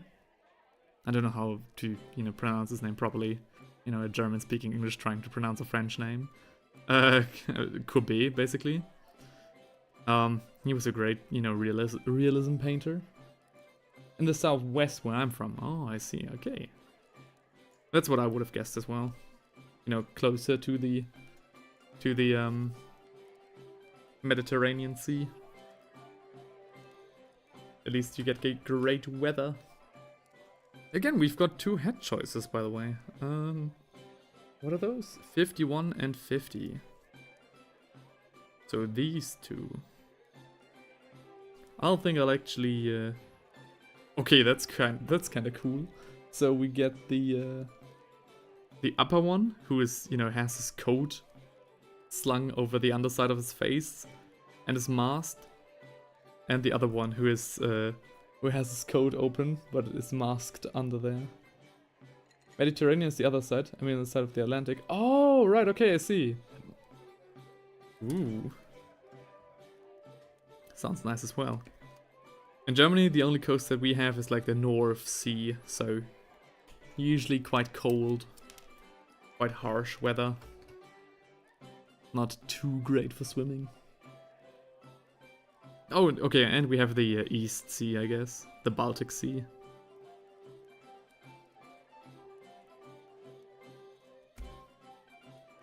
That's a lot nicer.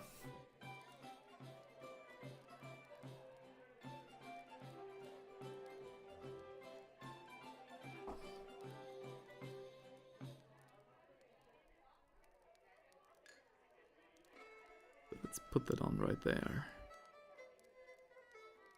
I messed up again. No.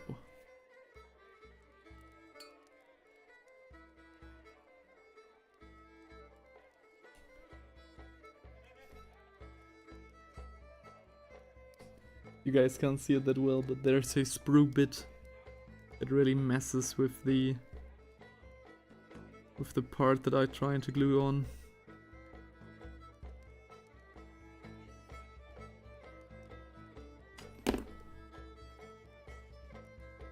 The one place that I could recommend in Germany is the East Coast.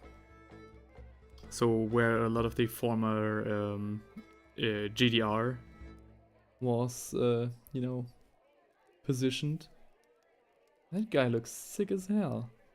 I don't know why they gave him such a boring paint job in the original box art. Like, hang on. Like, look at this dude. Just black with like golden ornaments and stuff. Like black on black. I didn't even register that he had 2 coats on. We can definitely do a better job than that. That's for sure. But again, I can recommend the East Coast and the Northern Coast as well. Very friendly people. So the East Coast is more known for, its beautiful beaches. And the Northern Coast is more known for, the nice people. So whatever you value more. I've been to Berlin and some cities near it. Munich too. Oh. How did you like Berlin? I went there recently as well. With my mom. Okay, now we have to just glue him on. Okay, we're done with the Whisper Blade. Do we have to do 2 more people then? I've got 1 base. What? Who's missing? The surgeon and... Just the surgeon. Do I have 1 base too many? I love Berlin. I passed at 7 AM, drunk. That sounds great. That sounds like the average Berliner. Very cool, very cool. Did you eat pasta ice cream though? So not pasta with ice cream, but literal pasta ice cream. That was incredible. I mean, it definitely sounds like a good experience, yeah, sure.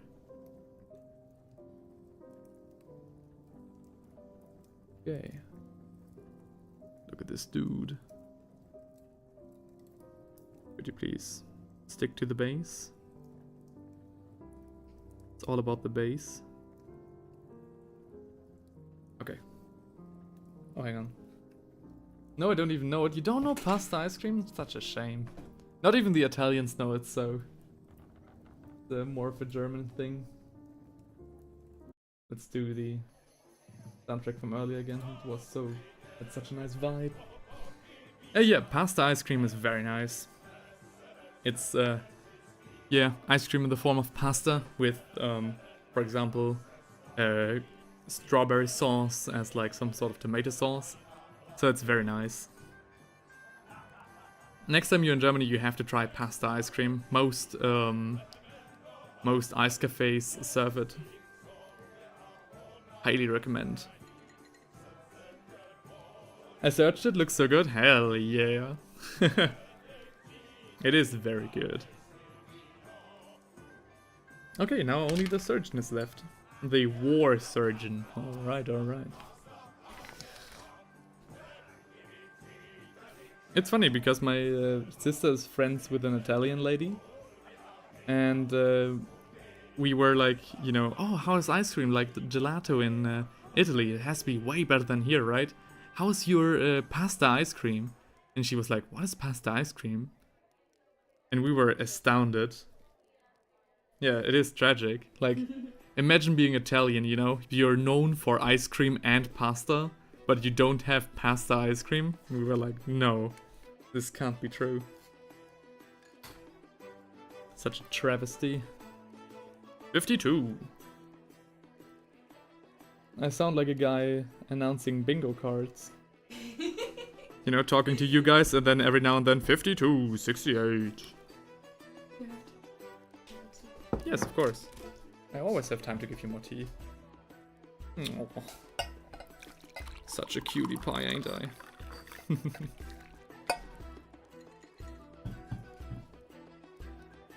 All filled up, my dear. Oh, shit. Oh, no. Skaven. Skaven broke off. Oh. I mean, the pasta ice cream is a travesty in and of itself. No, it's great, it's great. It's amazing, it combines, yeah, it combines the best thing of both worlds. I don't know what you're talking about. And frozen cream is the best. Yeah, it's amazing, it's great. It sounds like a travesty until you had it, trust me. It's amazing. Next time you're in Germany, or close to Germany, try and get some pasta ice cream. Just get the regular one, it already is great. Or get the one with the Amarena cherries. I don't say it's not amazing. Well. There are two good places for sausages, Thuringia and Bavaria. Both goes with mustache, I think you mean mustard. And both sausages are wildly different and the mustard is too. Yeah. I mean, pork and meat in general in German is a whole different topic, right?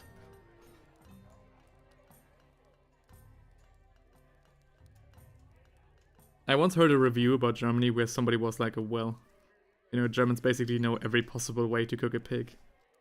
I was like, okay, yeah, fair enough. What do I know of French cuisine? What is great French? Oh, coq au vin. Sounds very good.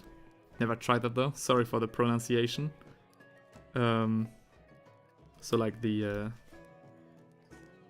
I ate currywurst. It's very good. Oh yeah, currywurst is great. Another amazing thing. I'm much an enjoyer of French baked goods, so croissant and baguettes. Which is, you know, a classic, but I really like that. I really like the fluffy consistency of both of them. That's like the most common French thing I eat.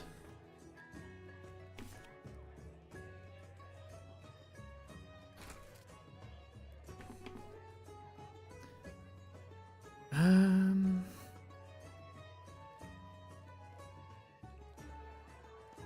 53. Mark it down on your bingo cards, everyone. 53. I love the German small breads. Oh yeah. The Brötchen. I was really astounded that not everywhere you can get Brötchen. I was like, oh. What are you doing?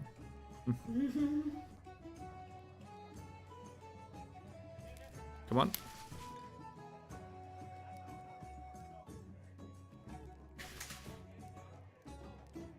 I feel like quite the barbarian though, not knowing that much French cuisine. Especially considering that, you know, a lot of the people that we know are French or half French.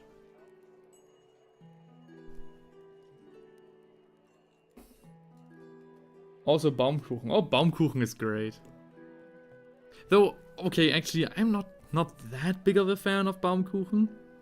Though I eat it, you know, every time I eat it, I really like it. But I wouldn't eat it, like, a lot. I could eat croissant every day, though. My god, you used way too much glue. Look at this. Ugh. And the other one is 54. A chainsaw in the Age of Sigma days.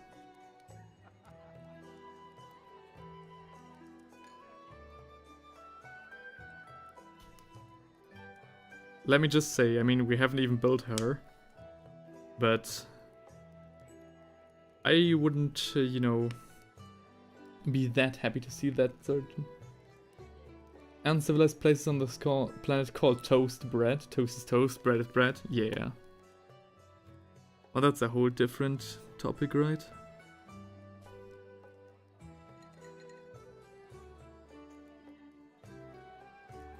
I have to go. Thank you for talking with me. Have a great day. Oh yeah, thank you for coming. Thank you for following and, you know, keeping, like, setting the goalpost higher. Well, it's very nice to talk to you as well. Thanks for all the comments. I hope you're having a great time with Luetin and, you know, all the videos that we recommended to you. Have much fun with your introduction to 40k.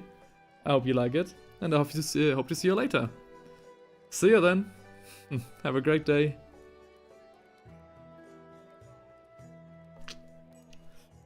I believe in bread supremacy. I mean, German bread is, like, you know. Though, to be honest, I haven't really eaten a bread that I didn't like. I like the Italian, what's it called again? Like focaccia and Italian, what's the other one called? The small one, like the small, very fluffy one. I forgot the name. But I like it. Let's just say that. Don't remember the name, but I do like it.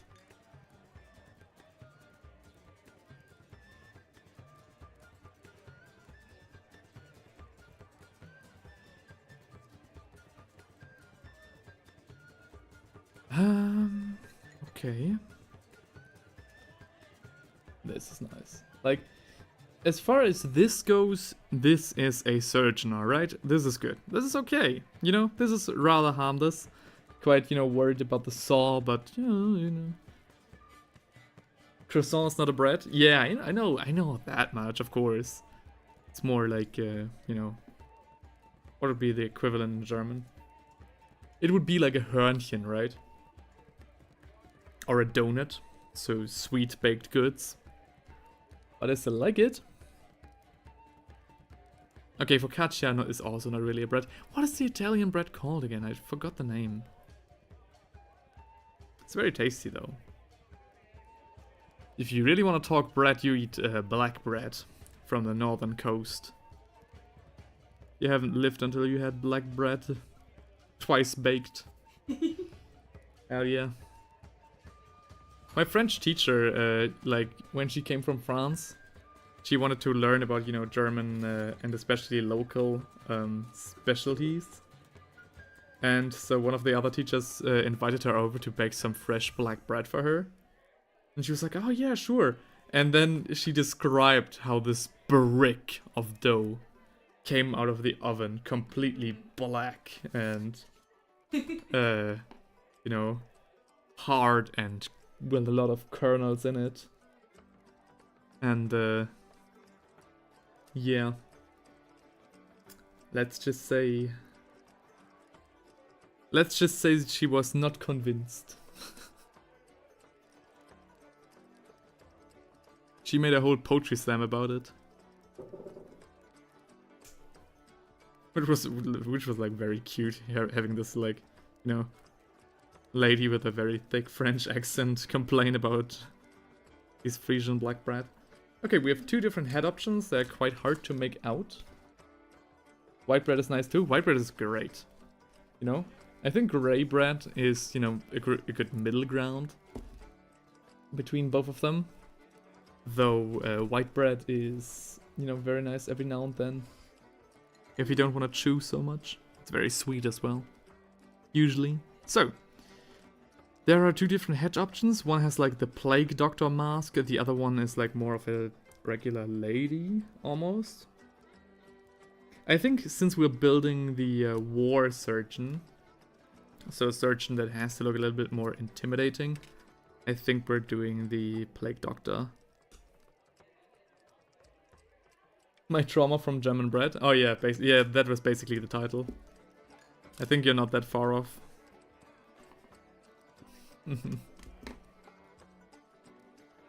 I'll zoom out a little bit more. Can't really see what I'm doing when I'm so close up.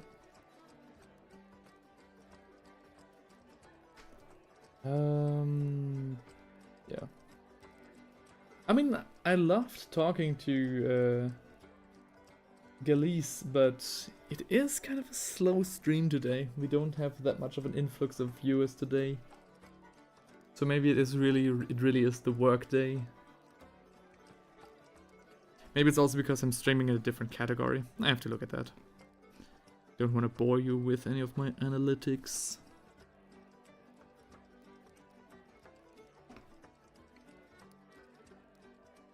Yeah, which way does she want to look? Oh, do we even have the choice to make a look anyway?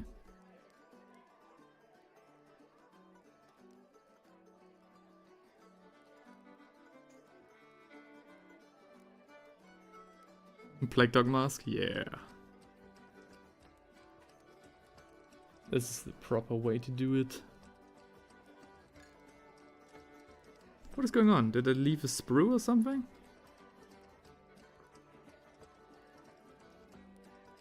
Is it supposed to be like this? No, no way.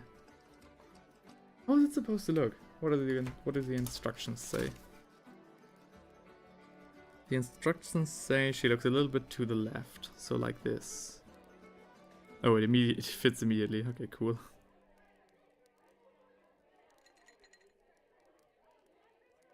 Still a little bit rough in my opinion, but you know. Okay, I can zoom in a little bit more.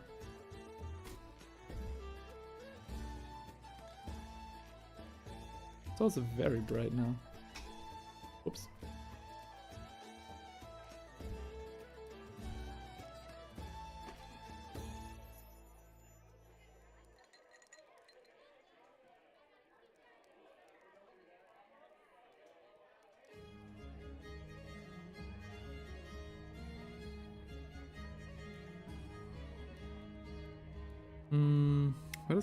Where's the plate supposed to go? Is it supposed to be like this? Maybe. I don't know. Seems fair enough. Okay. Oh, I'll take a short break, hang on. I'll eat some apple slices and drink some tea. Ah. Hmm.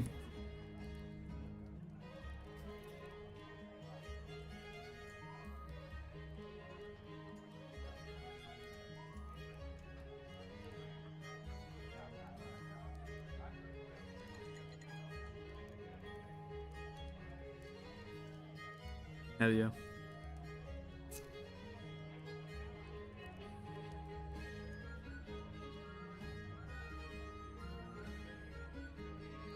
The best German test is to scream,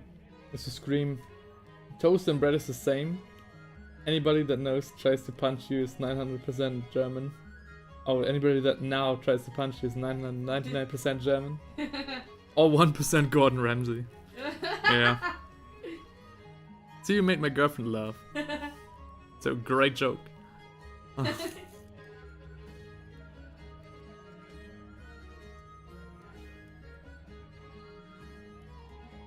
I'll actually go to the...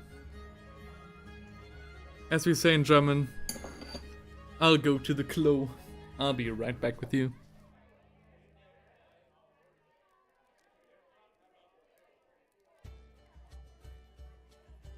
I'll be right back with you.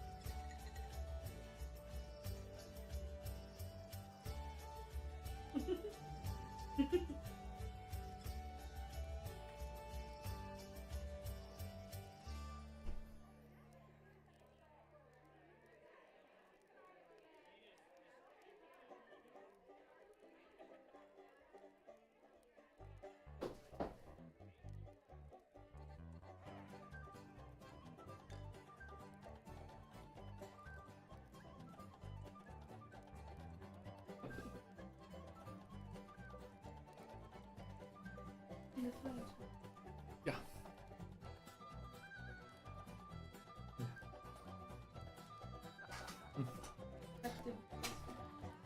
Okay.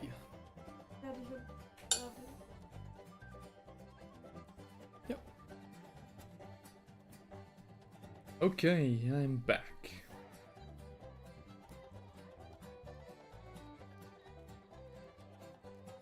So, what do we want to do? How long have we been streaming? 3:48. Yeah, keep going for a few more hours.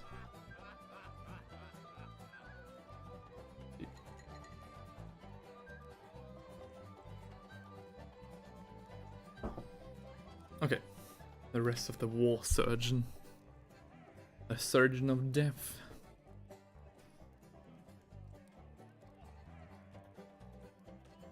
So 58 and 59, which is literally just these small parts here. A lantern and the hand holding the lantern, basically. Very nice detail, but where's my clipper? Oh? Where'd my clipper go? I mean, I have a separate one, but... Oh, no, there it is. I'm just blind again.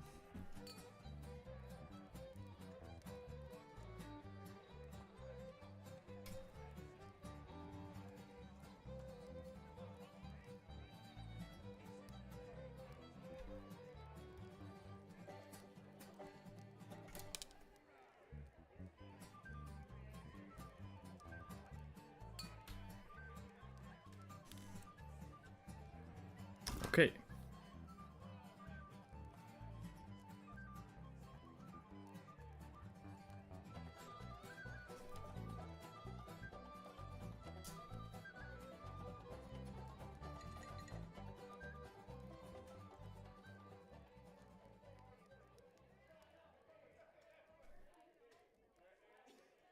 Oh, that's nice.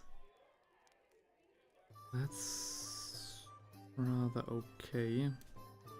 I definitely have to go in behind the scenes after the stream has commenced to, you know, first look for my knife and then close some gaps here and there and scrape off some sprue bits. Like if you see, for example, like you can see it on the Whisper blade the most. Like I couldn't possibly justify priming this guy right now. Not with this huge gap in his coat. Like, it isn't very much visible on this side, but it's, you know... That's not okay. Brings a tear to my eye. Okay, aha. There's another sprue bit.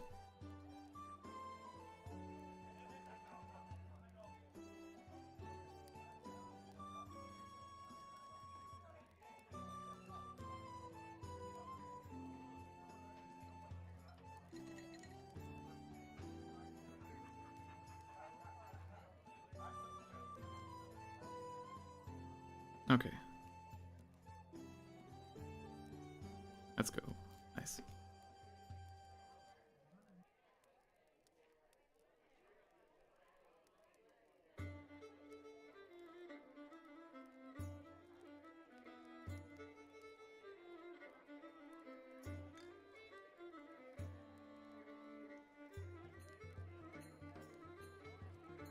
Is that the upper part or is this the lower part? It's the upper part, no.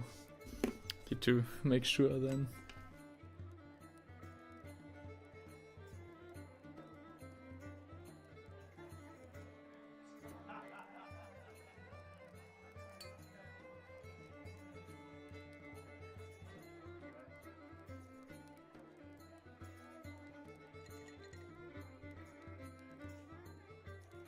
Okay, damn.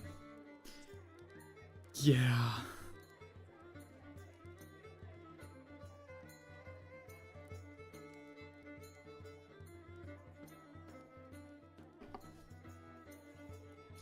That's quite a lot of glue. That's not precisely what I want to do. Get a little bit off there. Nice. Do it like this. Yeah. Interesting. No, even my camera's leaving me.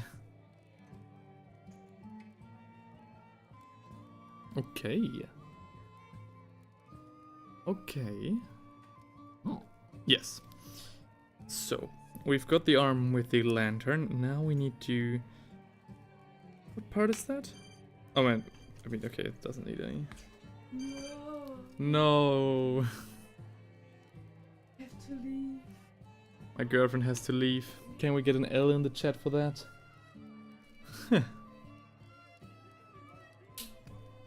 Can you guys send hopes and prayers? I can't. You don't know that? I will.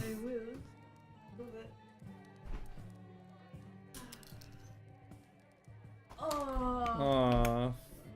Aww. To leave the toasty bed. Mm. Oh,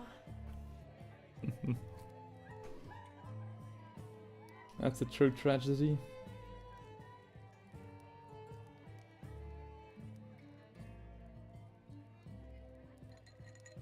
Oh, sorry. Didn't even do it in focus. Hocus pocus.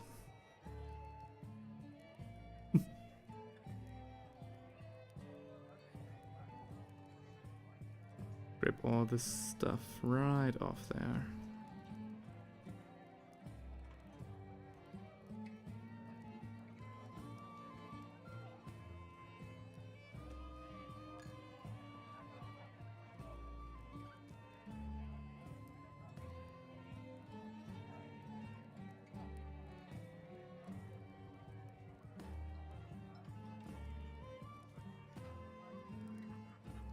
Oh, there's like an olive branch on here.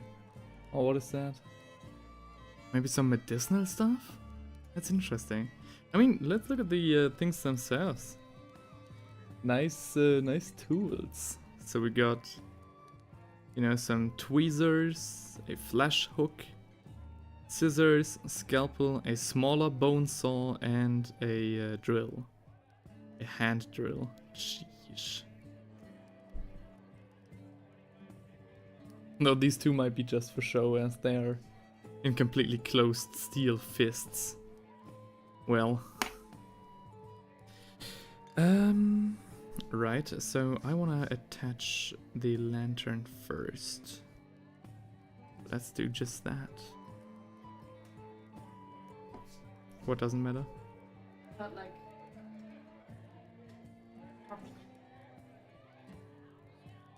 Okay. Mm. I don't want to be. Yeah, you don't want to be cold. Fair enough.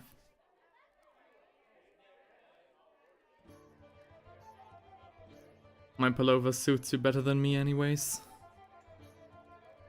So.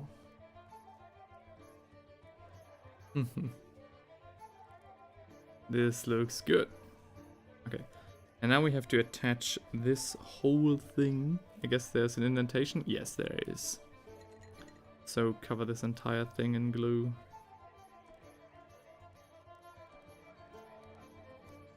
Maybe I'm overreacting a bit with the glue, but you know, it's a big part of a small miniature.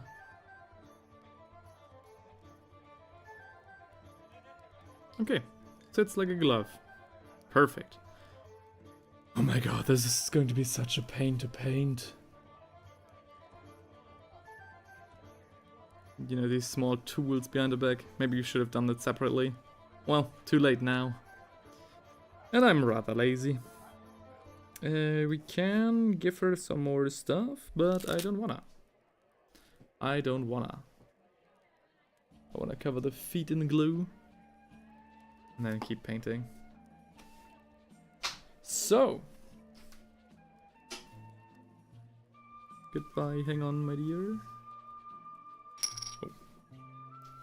Oh. No. Please, one more. No. I'm sorry. Should have given her attention right away. No. Yeah. See ya. Bye. Drive safe. There she goes. Now I am truly alone. We'll just keep going for like 1 more hour, and if we don't like... If we just stream to the void, then I'll take that as a sign to end today's stream a little bit earlier and do something actually productive. Okay. I mean, this is a lot of fun, don't get me wrong, but, you know. So we've got, again, rules in the back, which is cool. I find it very sweet that they highlight the blade of the Whisper Blade, as well as the tools, like... That's lovely. I just like that. And only the head of the gargoylian. That's so cute. Okay. The miniatures are done, as you can see behind me. Hang on. As you can see behind me, it's already way too late to try and prime them, so we're just not gonna do that. And yeah. I'll just vibe to the music for a bit.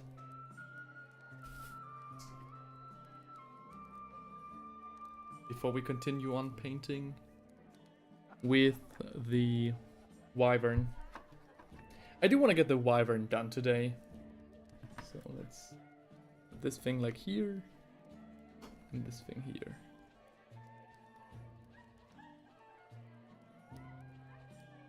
Do a quick snack break. I am feeling definitely a little bit more exhausted today than I felt yesterday. Maybe that's because of the trip to the gym that I had.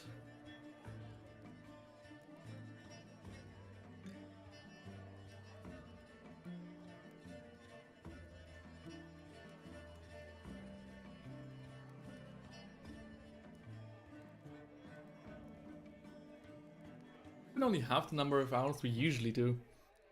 And I almost feel like ending it.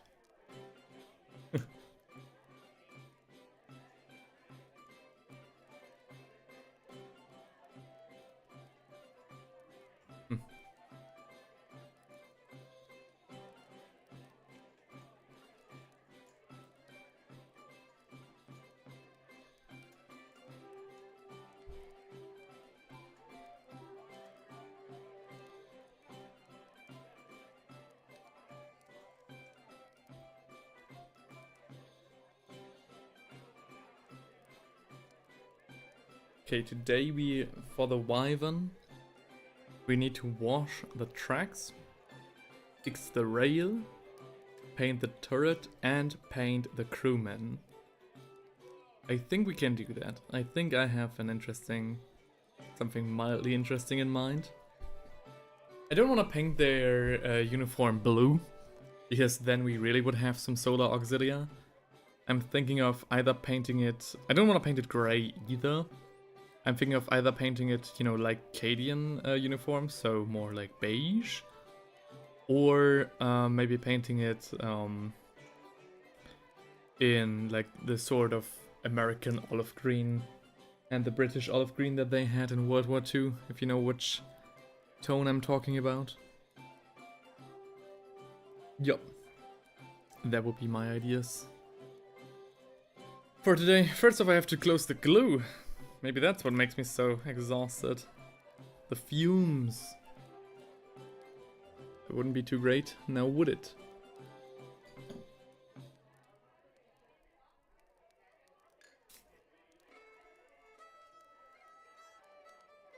And of course, after this song is over, we'll switch to the Mechanicus soundtrack for a hot second.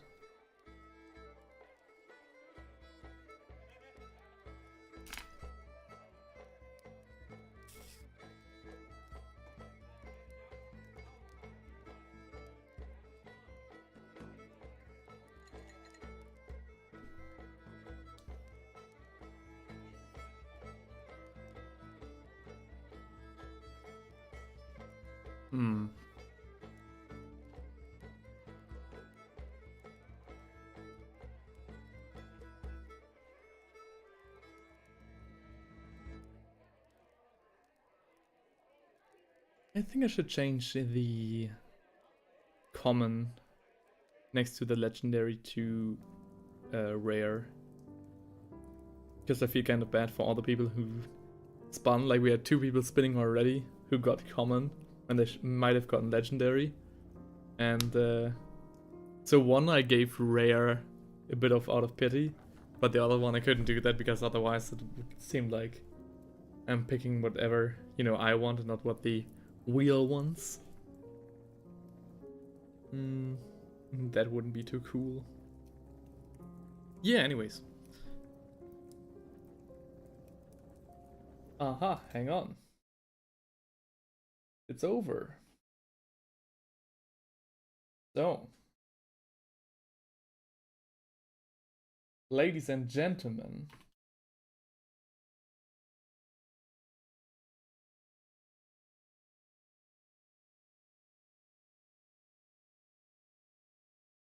We are graced by the Omnissiah himself.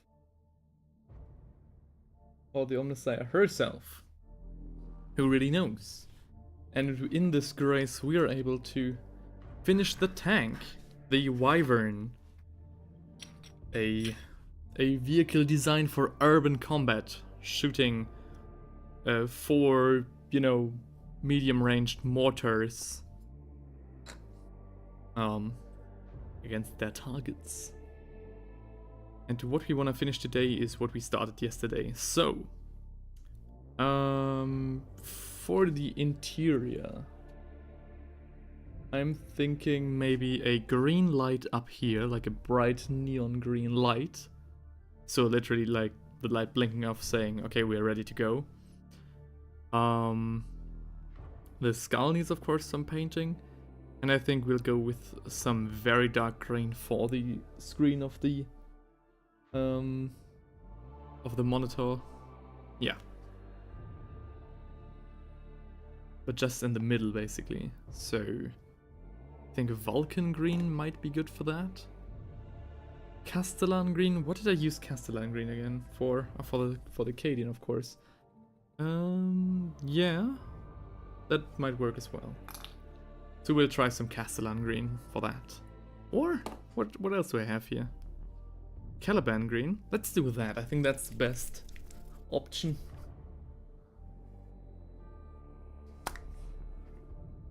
Take it on a medium-sized brush. Or yes, okay. First, let's do that, and then I directly want to wash the upper side of the tracks of our Wyvern. Simply because I, want to do something else while these things dry. So that we can move right on when all of that is dry.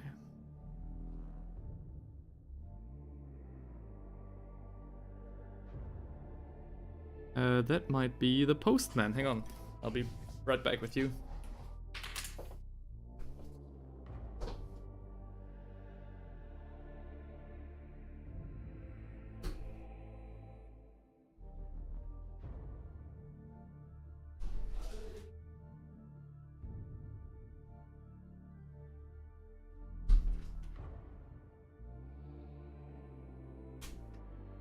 All right. That was the postman for the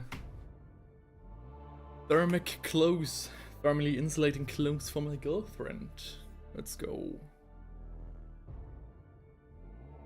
Okay. But we will not be deterred from our, Emperor-given task of finishing this machine of war. A machine that I've never really used in this sense. I've always used it as like a proxy for a Hydra. Because as everybody knows, the repulsors of every Space Marine have the keyword flying in them, making them optimal targets for, these war machines. I think these cables should be red as well. Let's take some Conrad. But again, before we do that, let's wash the tracks. With this one. Quite the big brush, and I think a Grux Earthshade is best. Because it already has the brown hue that we want to give it later. It is urban combat, so maybe it's just some dust will go as well. Though if you're going to try to do some dust and stuff, it might look like ice in the end result. Which already one of you told me that it would look like a Valhallan vehicle. But as this regiment has been discontinued, I don't plan on doing that. I'm just a simple Cadian enjoyer, what can I say? I just want to have some grime. Hey yo! Hey! Grim Leahy! Hey, how you doing, man? Great to see you again. How are you doing? How has been... What was the start to your week like? Have you had a good start into the new week?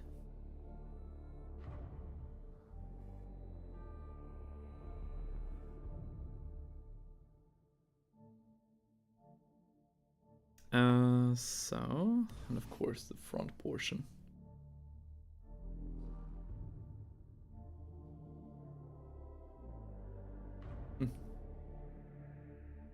My start into the week was quite good. Went to the gym this morning, got myself a new training routine. Finally starting to, starting to plan on bulking up for the Emperor. Lovely weather today, can't complain. Nice. Yeah, we had some lovely weather today as well. Very lucky. The last 2 days were just grey and rainy, which I usually kinda like, but I don't know, the hue of grey that it had was just really sad, basically.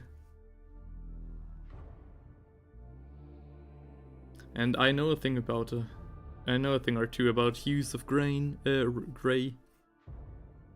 Because where I'm from, it's grey all the time.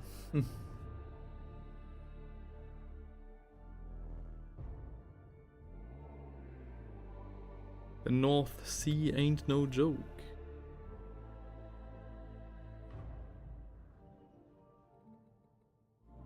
Okay, so the tracks are fully washed. They're done in a thick coat of a Grux Earthshade. I think it already looks quite good. I think it has a nice tone already. Though, they will need a lot of time to dry. Which is why I wanted to do this right now. And not, like, later on.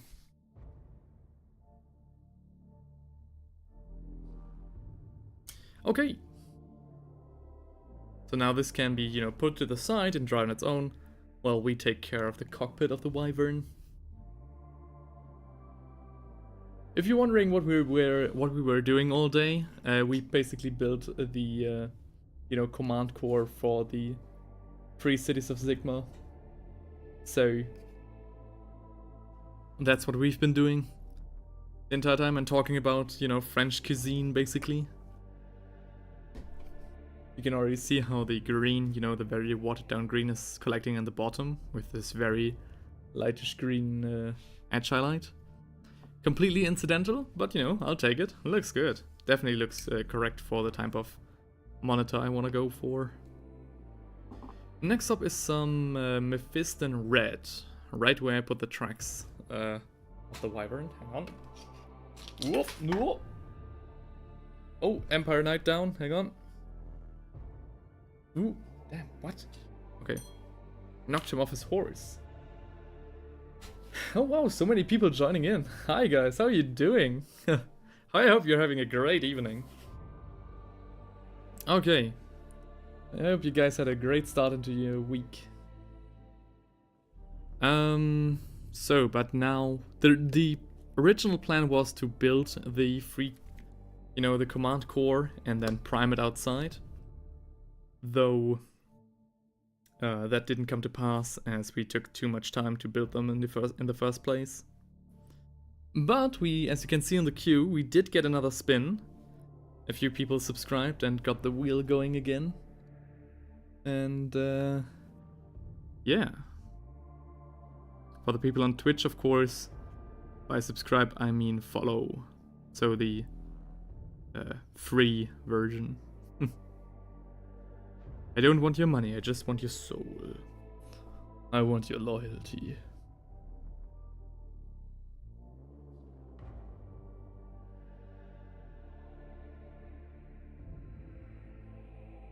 So, whoops. So, we're going to paint... We are going to finish the Wyvern today, because tomorrow we're going to be graced with a lot of infantry miniatures. So the halberdier that you see on the bottom right corner, the white lion, the command core, so a bunch of miniatures that get painted today. Maybe we'll even have another, painter join us, Feinrich, one of my great pals, who hopefully is working on his next video at this point, because it's been way too long. And he already has all the footage that he needed for it. I know that for a fact because he did it at my place. So maybe he'll join us tomorrow or overmorrow, depending how long the stream will continue to go on for.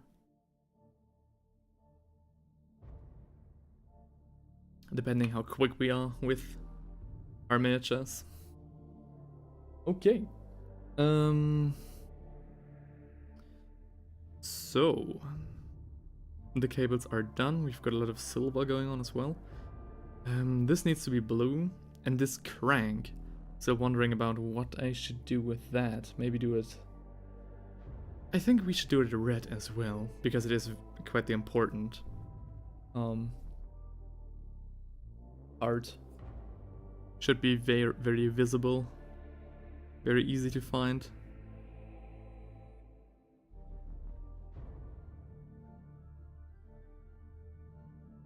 So lovely, lovely, lovely. Yeah. I'm very intrigued to see, like, once this wyvern is painted, I'm very intrigued to see how it will fare on the tabletop. I usually, again, use it as a Hydra, a proxy for Hydra, which is basically the same chassis but with an anti-air gun. Because most of my enemies' miniatures have the flying keyword, which is very handy when, you know, you field an anti-air gun. And usually the enemy isn't squishy enough for mortars. But, you know, yesterday I had somebody in the stream who told me that he got 12 wyverns in his army, and he recently had a battle where he used all of them to great effect. So if that's the case, I just gotta try it out.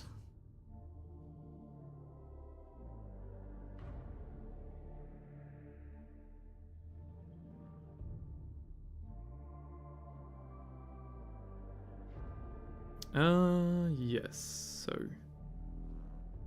we just keep on going.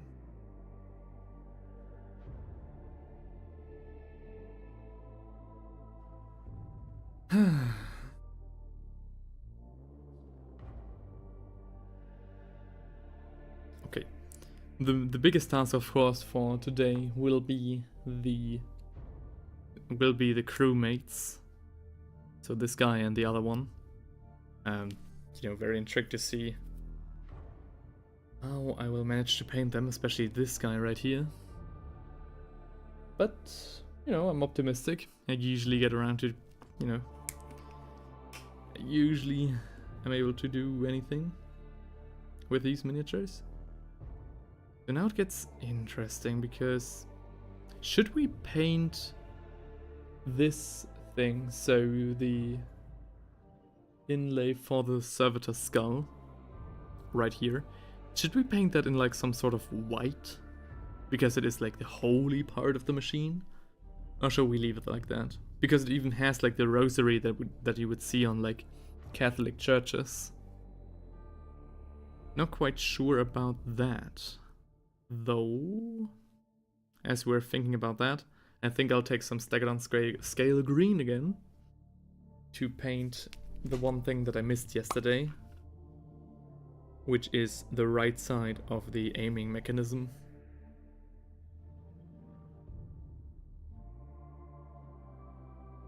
The spin today, which is not the result that you see on screen today, like right now, because I did another test spin, almost got legendary as well. I swear to God, I'm not like, I didn't program this thing to, you know, keep you on the edge of your seat that maybe the next one will be a legendary. It is completely random, but it was a very similar result to the one previous to that.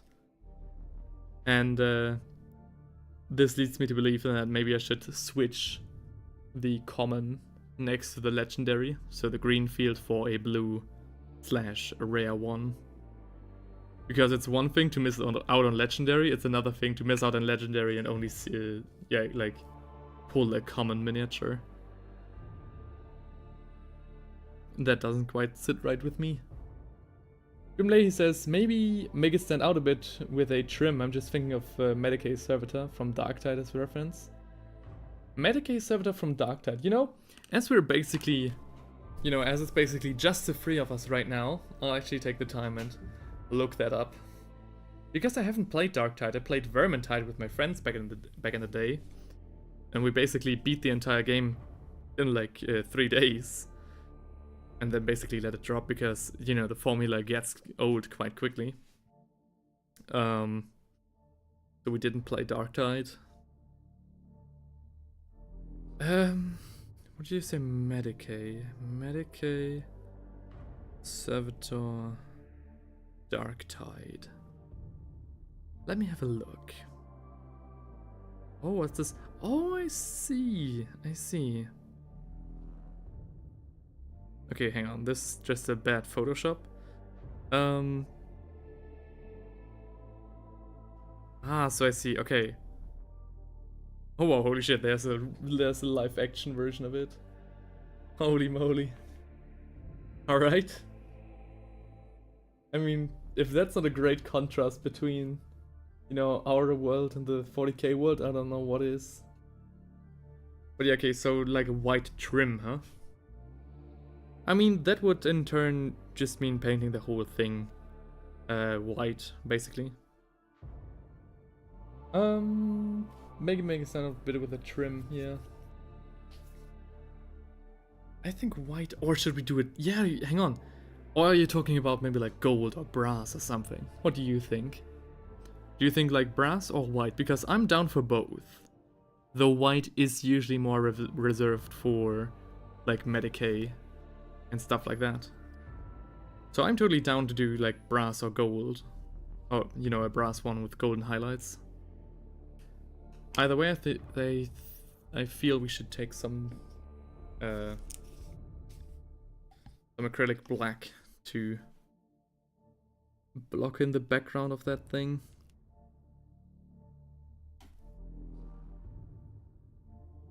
Brass just because it's a tank, so it's a little grimy out there.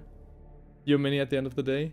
I mean, yeah, sure, of course, but you know, I'm down for any part of criticism, you know, and any part of ideas from the people that are watching right now, especially if I'm unsure. Again, you know, I'm down for both, but I also think that brass is the best choice. I'm basically always thinking like, okay, how revered would this vehicle be in the eyes of the Adeptus Mechanicus? And you know, it can't really be that high, as it is only a wyvern. Not to trash talk this piece of equipment, but you know, Veliman Russ is already seen as a commodity. A, you know, open top self-Lafette, like self-propelled Lafette, can't be that much more intriguing. Like, no way, sir.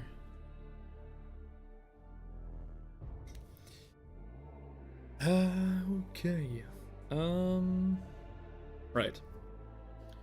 So we painted this one black in the on the inside. And now we will... Should we wait for it to dry? No, we should take the brass right away. I have brass scorpion, which has like this nice orange hue to it. Like that you can see here. But I actually think I will take some Balthasar gold. That color has more, you know, already this silver lining in it. Silver lining in it. And hey, one bad joke doesn't mean you can shut off. 5th shut off of the day. And I think it just makes it more, you know, technical, more metallically. It's a great paint for painting like cannons or fantasy and Age of Sigmar.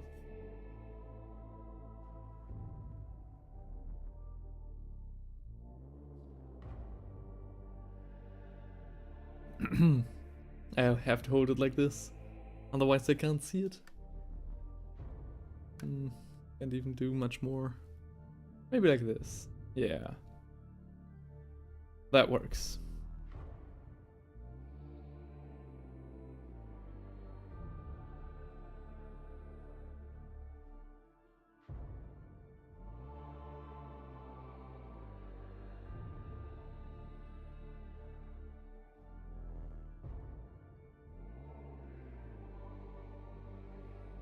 Okay. Okay. We will definitely need a second coat on that one. I can already tell. Yeah, okay, and now you guys can't see anything. I'll try to be quick.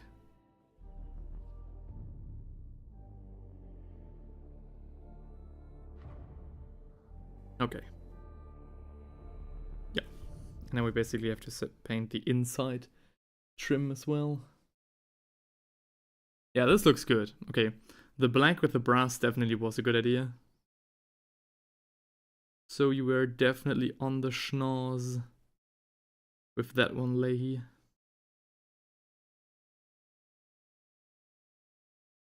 Okay.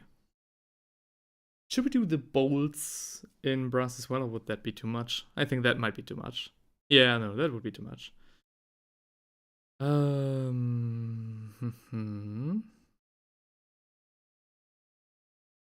So, first off, I have to select another soundtrack, and I think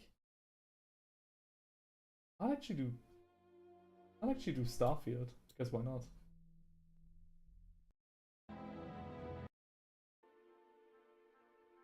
Oh no, that's wrong. Hang on. Okay. Let's do Starfield. So we've got a bunch of semiconductors there. It's a bit... They said, so do you magnetize your turrets? Heard you mention you ran as a Hydra. Oh, that's a funny thing. No, actually I do not. I basically just, you know, I got this thing from eBay and it came with just the mortar turrets. So I basically just said, okay, you know, I said to my opponent, this, you know, is of course a Wyvern, but I will play it as a Hydra. And, you know, until now they've all been okay with that because it's literally the same model. Though I am thinking of getting myself some, because I don't have the actual pieces, I'm thinking about getting myself some wood, like, what's it called? So some wood columns, basically, to slide right in there, if they have, like, the right diameter, and paint them, so I can pull them out of the mortar bit. So I have, like, at least this, you know, they at least look like the Hydra flag. But no, I just proxy them hard. My friends and I have the term unpaid, no, not unpaid intern, that's the term for slave. We basically use the term interns if we need to use, you know, a proxy miniature. Especially back in the fantasy days, where we, for example, used some lizard men to play as orcs and vice versa. So we said, oh yeah, those are the interns.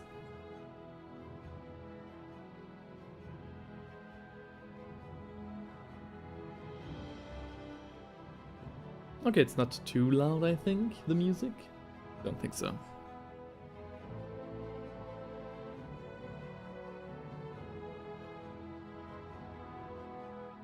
I'm actually very unfamiliar with the Wyvern kit in general. Maybe I should look into that a little bit more.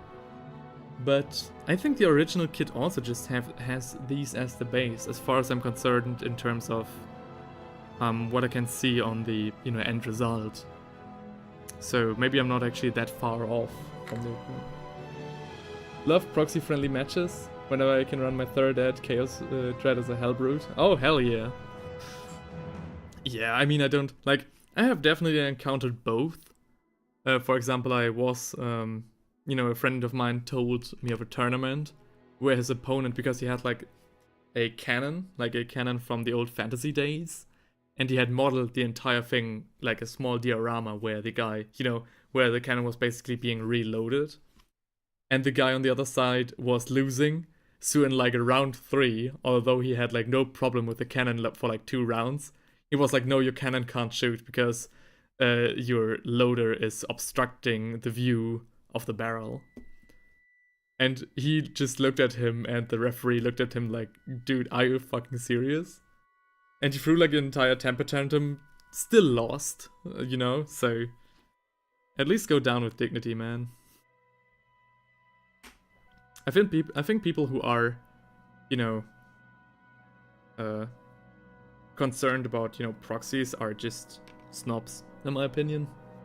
Lemao, indeed, yeah. The coolest army I ever played against when it comes to proxies was one of my friends who had a bunch, who didn't want to spend a lot of money on Warhammer, but had already quite the huge Lego collection.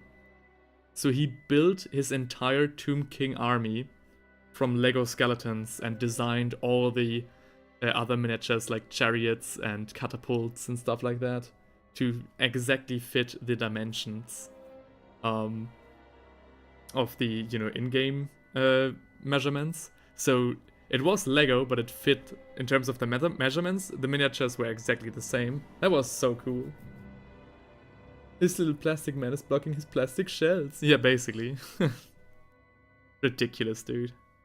Again, just go down with dignity, man. What are you doing? If you lose, just, my god, it's just a game. It's just a game. Don't need to be a dick about it.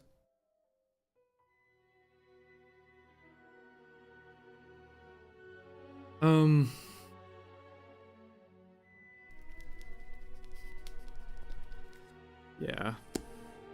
But yeah, the Lego proxy army was great already, again.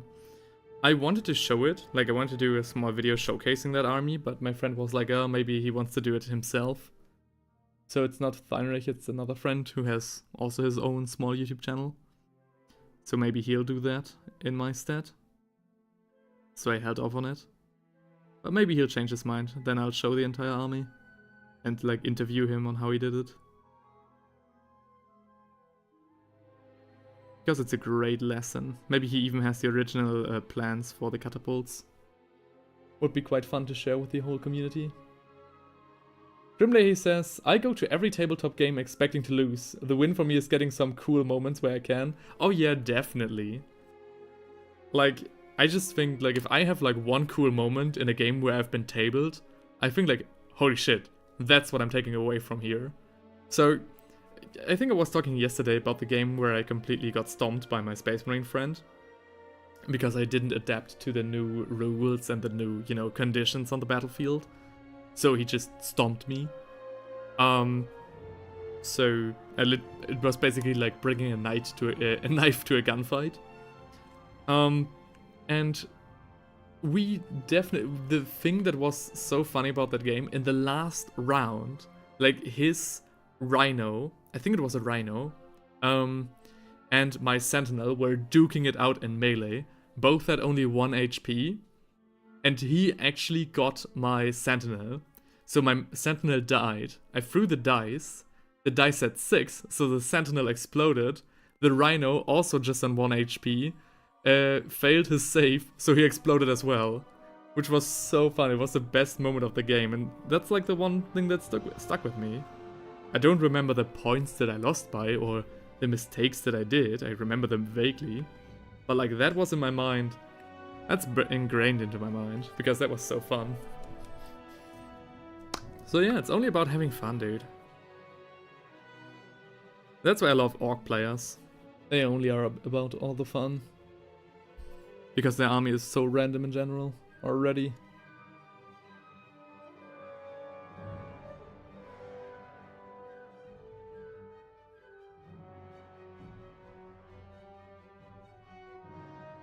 That's why I also kind of don't like the competitive matches. Because people be there and just rule lawyer the heck out of every single one of their moves. Which, in some regards I can understand. It is competitive after all. But you just get so ridiculous stuff. Sentinel pilot, I'm ready. How about you? Yeah, pretty much. I've got one last ace up my sleeve. You'd never see this coming. The Rhino was the agent to his own undoing. Yeah. Okay, the music is going up quite dramatically. Maybe I should have done a different thing. Okay. Yeah, but again, dude. I once saw a picture from a competitive game where one of the guys had like 3 repulsors, and apparently if you read like between the lines of the rules, it doesn't like it kind of allows the rhinos to, because they have the flying keyword, to be deployed on top of, you know, structures and ruins. And it just looked so silly, man. It looked so silly. Like, nobody would do this. Not a single person I know in a just, you know, regular game of 40k would position their rhinos this way. But this guy just had it, you know, did it in a competitive play because, you know, the rules allowed it. Which is fair enough. Maybe he did it as a joke, just to be cheeky. But if he did it to just gain some ridiculous, like, advantages in terms of, you know, sightlines and stuff, dude, just come on. Sometimes it's funny to be a rule lawyer in some specific cases, but it is very situational, and I'm not a fan of it at all. Rule lawyering, in my opinion, like in my experience, almost only leads to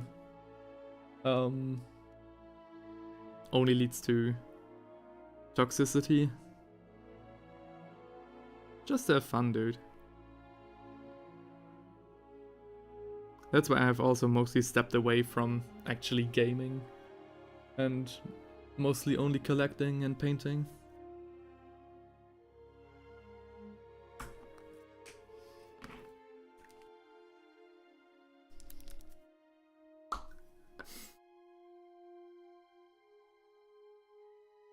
My ancestors smile upon me, Rhino pilot. A space marine. Can you say the same for yourself?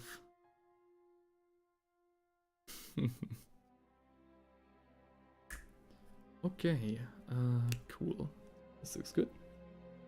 Grimley, he says, as someone who's a bit flimsy on rules, I can appreciate a good rule lawyer to keep me in check now and then, but it's a fine balance. Yeah. I mean, like, rule lawyering in the sense that you teach some of the rules or just clear up some confusion, of course, fair enough.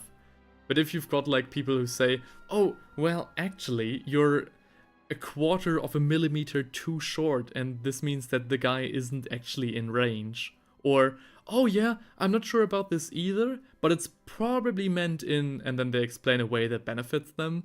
Like, dude, just shut up, man. Just have some fun. Just, you know? If two people come together and both want to give their opponent a good time, then everybody has a good time. I don't know. It's the same about LARP. You know, I do LARP as like another hobby of mine. And some people insist on, you know, armor points and stuff like that. And say like, oh, with everything. And I'm just like, dude, just have some fun, man. We're some grown adults whacking ourselves with plastic swords. There's no need to, you know, play the peacock here.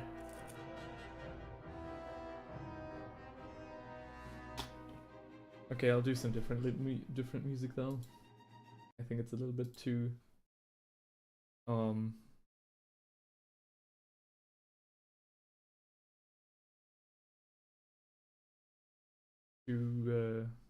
flimsy or hasty. Grimley, he says, I used to play a ton of airsoft. That count as LARPing, lol? Depends on how you did it. I mean, sure, why not? I sometimes see airsoft clips where it definitely could count as LARPing. Like one guy like shoot away like 8 guys who were besieging him by just screaming, I throw a grenade! And, you know, they scattered in fear. Turns out he just threw a can of deodorant. So, you know, stuff like that definitely counts as LARPing.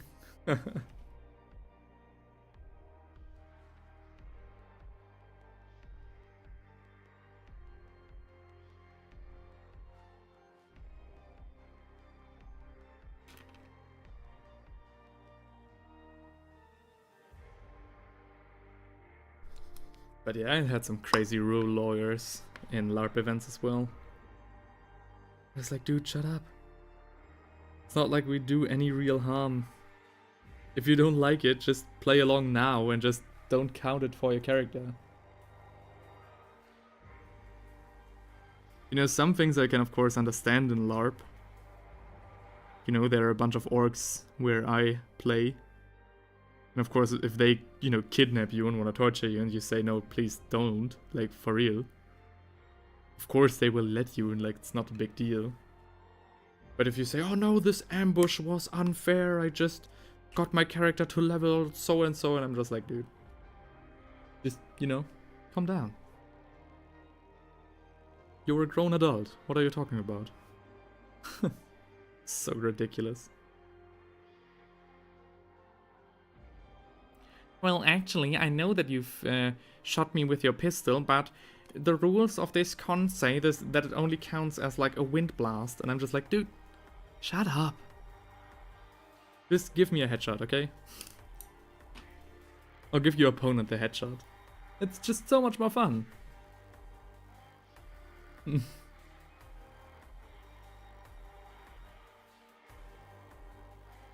Well, actually...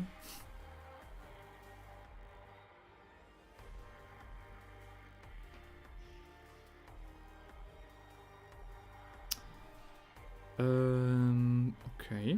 In terms of... What should we do next? So, these two lights should definitely get some silver highlights, as well as the eye down here.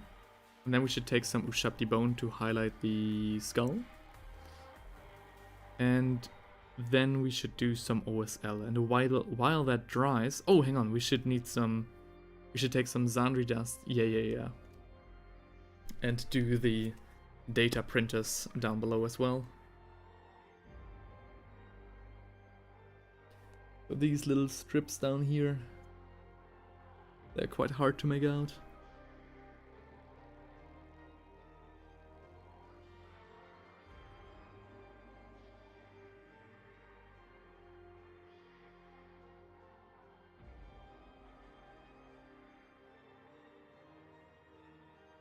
I know you can't see anything, I'll be very quick.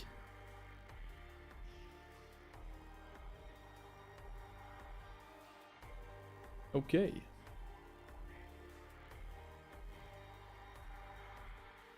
So you did some airsoft, Leahy. Airsoft is also another of those cool hobbies. But one that I would definitely not want to partake in. Just simply because of the cost and, you know. In Germany we say, das zwiebelt ganz schön. So when you're getting hit, it like really stings. As far as I imagine, and the clips that I see.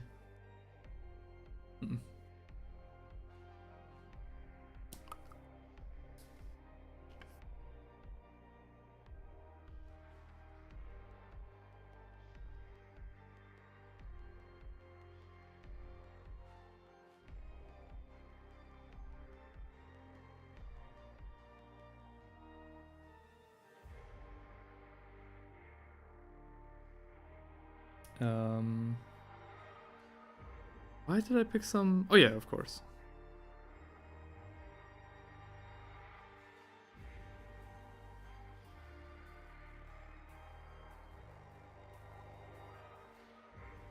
There is a very good chance that we won't, you know, make out this grill later. You know, this lamp grill. Because of the way I'm trying to do the OSL effect later. But yeah, you just have a look and see. Grimday, he says, I played when I was way younger. My parents acted as the Department of Defense. Alright, most of the cost went to the taxpayers, lol.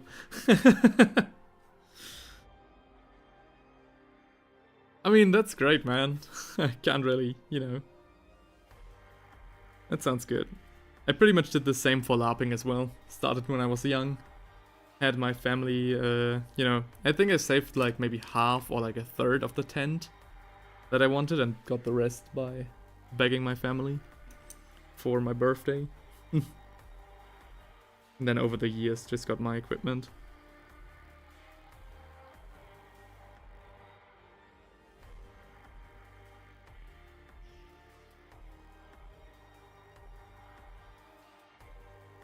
Okay. Great way of phrasing it though. My parents acted as the Department of Defense. Most of the cost went to the taxpayers. Very well phrased, man.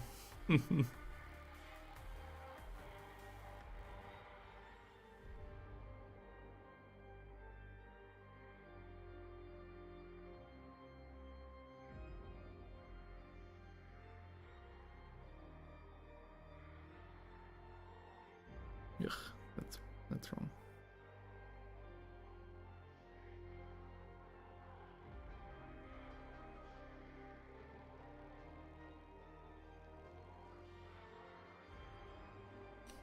Grimley, he says, in LARPing, can you guys use rubber swords or strictly foam?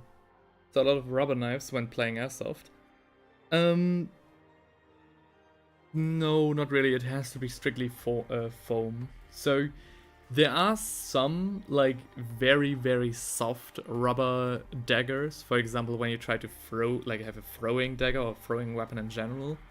Then sometimes I think those are made from rubber, like a very soft foam rubber hybrid. But no. You have to use foam. Yeah. And like the moves that I sometimes see in airsoft where you like, of course, not hard, but where you like prick someone, stab someone, quote unquote. Those moves are forbidden in LARPing. Like, you're not supposed to do that. Of course you can, depending on the circumstances and if you're like in full control of the situation. So for example, maybe you have spoken with your opponent or something, then you can of course, stab him. But it's very much frowned upon just because of the fiberglass core. Which is like more, like the fiberglass core is what makes the whole weapon actually lethal if you don't know how to use it.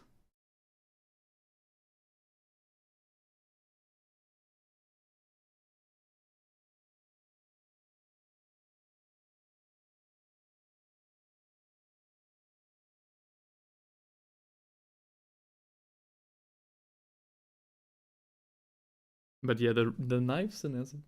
Interesting, thanks for the info. Oh yeah, no worries. I'm always glad to talk about LARP. Could talk about it for weeks. For weeks.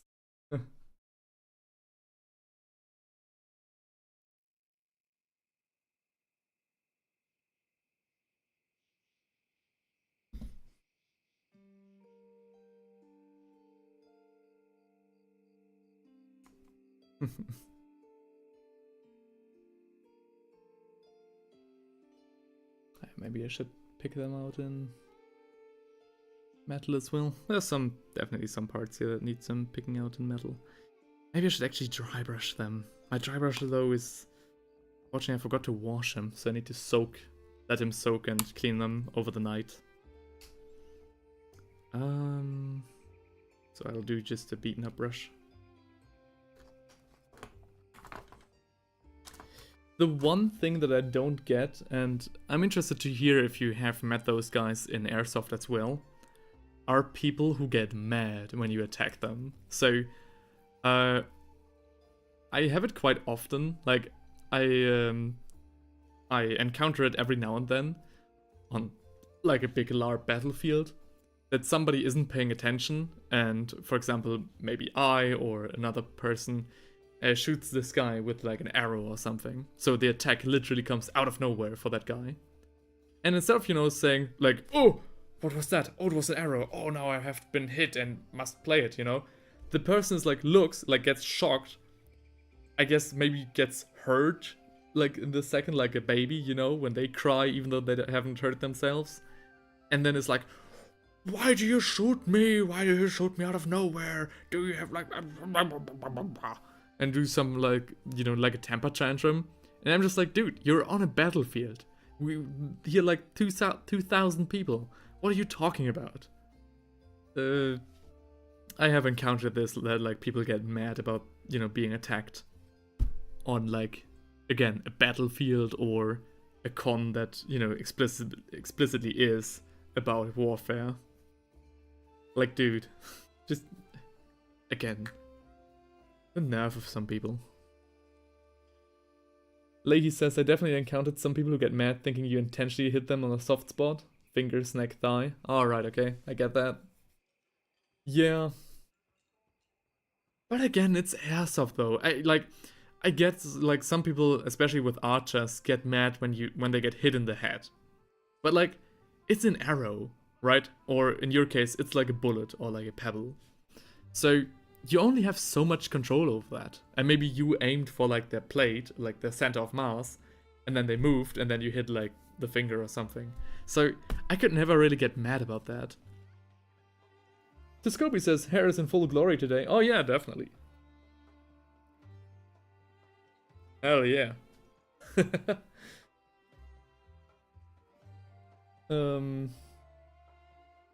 Yeah, again, I can't really, I don't understand why people get mad.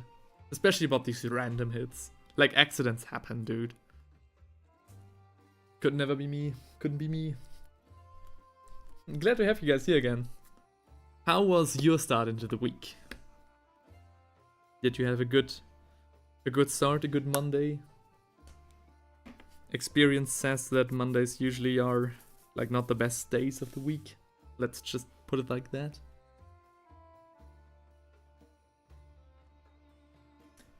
Leahy says, I definitely got rightfully yelled at once for throwing a rubber bee in a smaller building, though. Lamau them things loud. Okay. Oh, a thunder bee. Okay, I see what you mean, yeah. But still, like, I would say fair enough. I once got yelled at for shooting arrows in the night. Again, like, as you said, rightfully so. Because you're really not supposed to do that. And the reasoning being like, okay, you can't control, like, precisely aim where the arrow is flying. Which I think is completely hocus pocus. Because I personally don't know how to aim in general. No, like, unlucky hits happen all the time, even in the daylight. What are you talking about?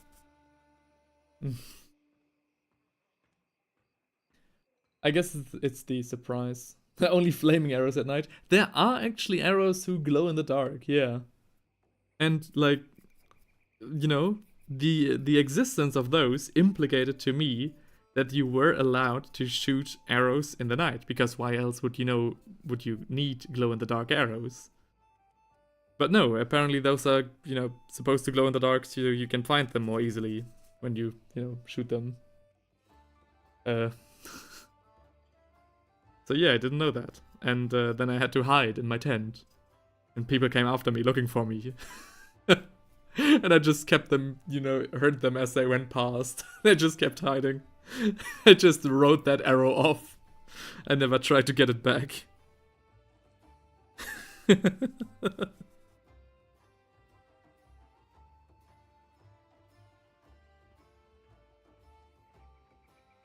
Not my proudest moment, let's just say that.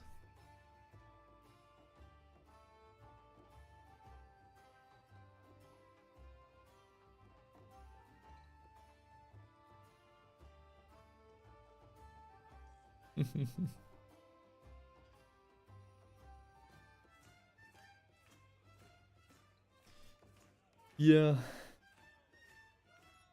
I have so many, like, stupid lab stories where I, like, messed up. But accidents happen. I'd rather have my big accidents happen in, in a game of make pretend than in real life. And you can, take a lot of real life lessons from them. So it's all good.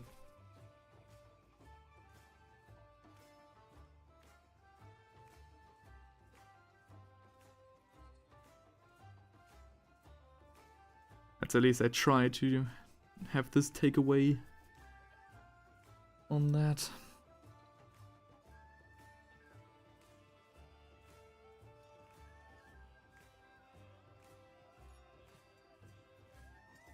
I think the worst moments of LARPing that I have encountered were like mostly tales tales of caution from people. For example, so there's this unofficial rule that you're not supposed to take your, for example, silverware, like your tableware, like your fork and your knife with you. Because, you know, in the reenactment scene, it's quite popular to have your own, you know, knife and fork on yourself to eat, because it's more like scenic than eating with like a plastic fork when you go to like a fair stand or something. The reason you're not supposed to do that in LARP is because in LARP, obviously, everybody, you know, expects every weapon on you and every knife on you to be made out of foam. So, I heard a story about a person who, you know, was fooling around with his buddy, took his knife from his sheath and rammed it into his stomach in, like, you know, a playful act.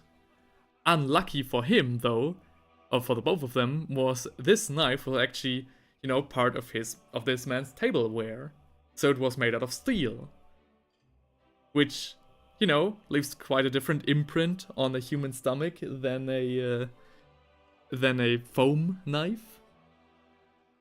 Luckily for that person, though, both of these guys were at an apocalypse LARP, so the guy was carrying actual, like, you know, armored plate underneath his shirt, which caught the knife.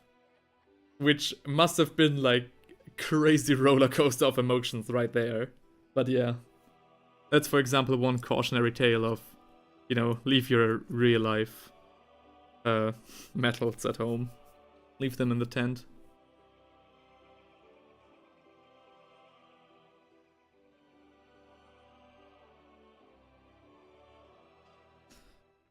Yeah.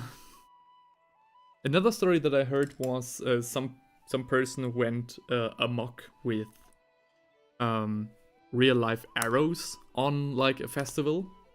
So he was shooting with his like compound bow. He was shooting real life arrows at like some like dancers. But luckily for him, he on the one hand was not a very good shot, so everybody could, you know, get into cover. And to his demise, there were quite a bunch of knights around who were like wearing the exact armor that he would need to deflect arrows, and they just stomped the guy and threw themselves on him basically. So yeah, that's more of a like. Every single one of these stories have like a fun element in them, which is why I like to, you know, lightheartedly retell them. But yeah, there have been some crazy things in the lab community worldwide. Okay, next.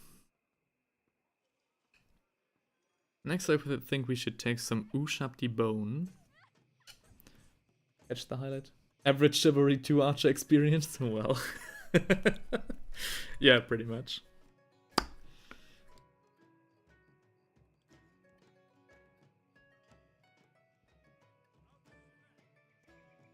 I had some great moments as an archer back in the day. But now I also am, like, I'd rather go on the field as a knight in, like, full plate.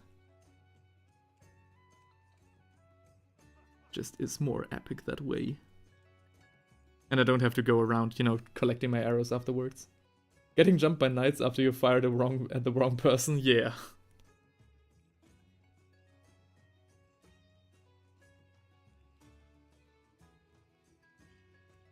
Imagine you land in the hospital because you know, tried to shoot people with arrows, and unfortunately for you, there were knights present. What a guy, what a guy.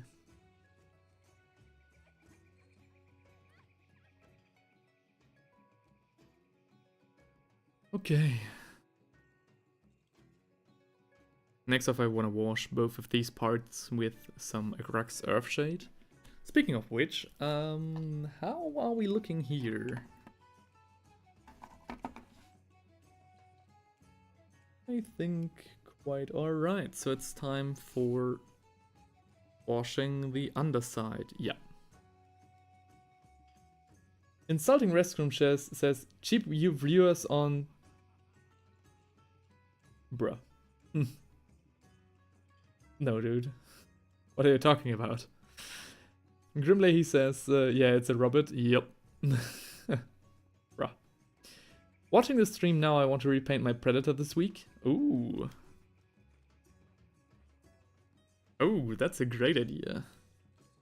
Predators are a very nice tank. Though my favorite Space Marine tank is a Vindicator. I'm still on the hunt for a good deal on eBay for one of those. I love the shovel.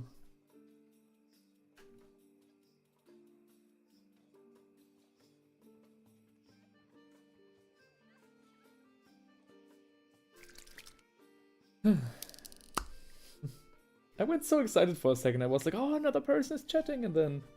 Oh, it's a bot. Why would you do this to me?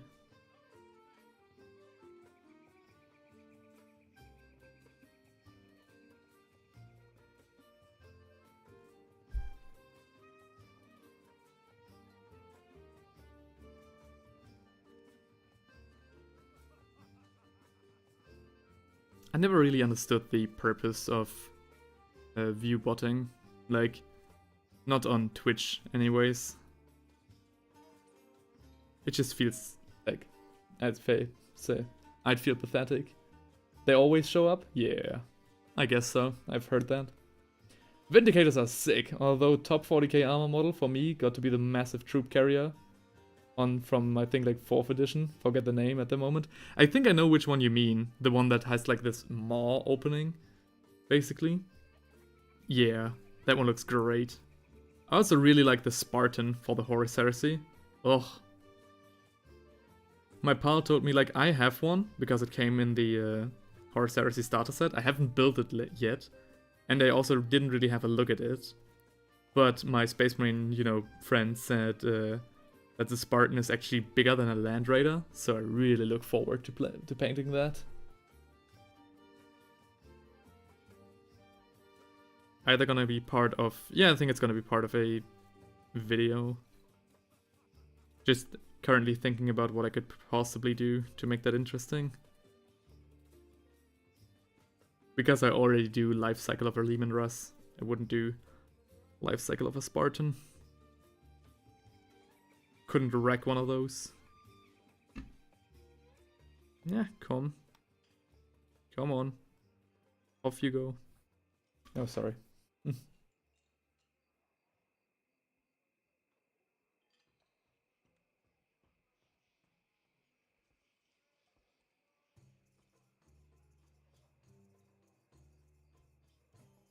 But yeah, Predators are nice. How do you feel about the new armor for Space Marines? So, not, their actual armor, but things like the repulsor and stuff like that. So their flying tanks, their anti-grav tanks. Because personally, I quite like them in the sense of like a lore nut. But I don't like them that much on the table. I think they have way too much weaponry, especially the repulsor, as its official designation is a troop carrier. I think it's ridiculous.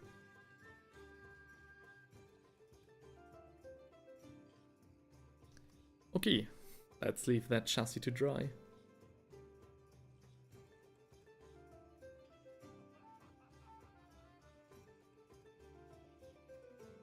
We also have to do some washing here, by the way. But all on its own. Yeah, right. Hang on. We have the Agric Surfshape out right already. Let's wash it.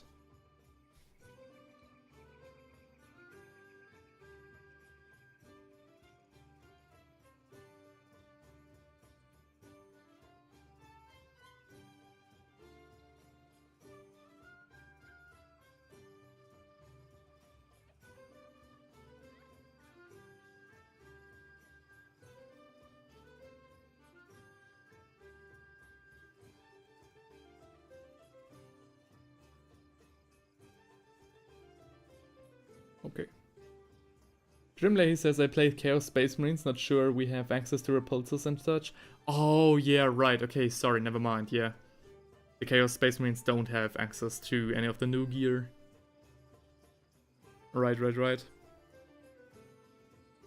Which, you know, it's always quite a hilarious moment in the books when, like, Chaos Forces face off new gear and the Primaris Marines for the first time. Though, yeah, it's not so much fun when you have to face them on the battlefield. But I love the minis look. Oh yeah, definitely. They look cool. Yeah. But it has so much stuff. Ooh.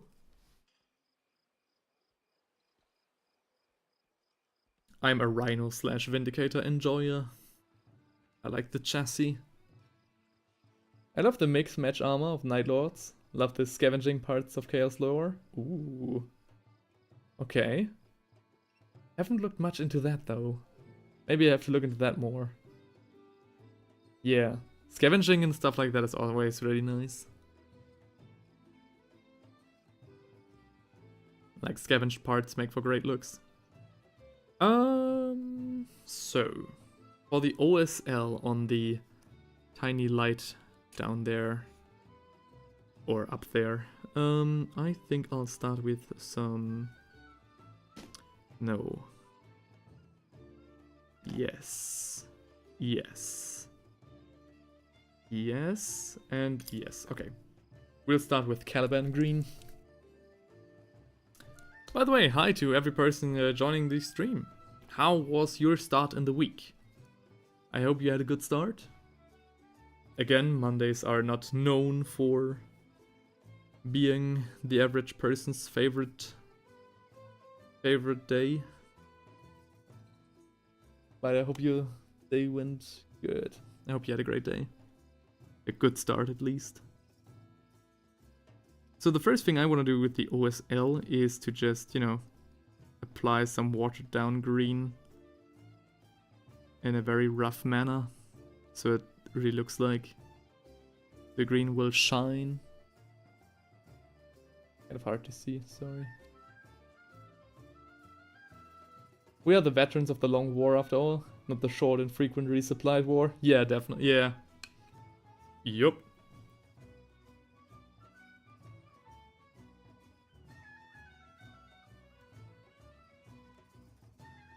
Let's do it a little bit more like this. Doesn't have to be a headlight, just you know, it's supposed to be a diode.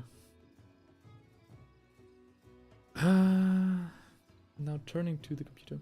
Work was fine, just super happy to be able to get back to painting. Ah, yeah, I guess so.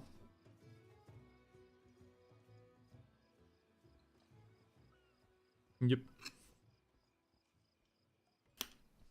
Good to hear that work was good.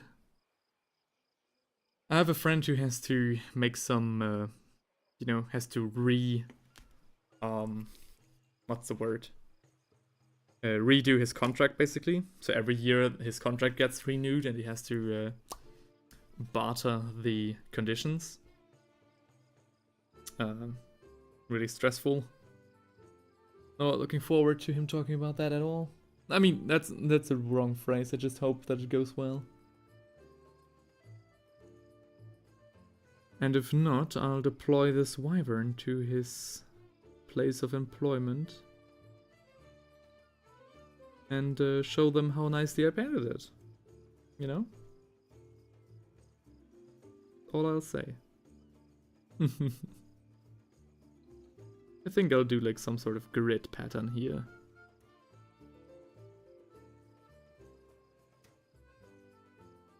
Like I'm thinking like a grid pattern with the crosshairs zooming in and some red dots indicating foes. So Tiscobi, you're painting your Maggotkin Warlord then, right? As we talked about yesterday. I hope it went well with the priming. And painting stage so far.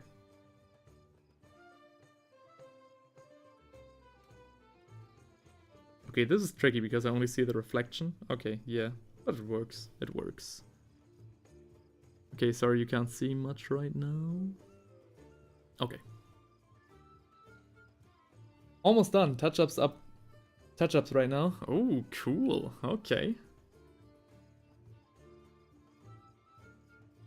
I'd love to have a look. So, if you search me up on Blue Sky or Instagram, feel free to send a pic, if you want, of course. I'm always interested to see on what other people are painting. So, now I think...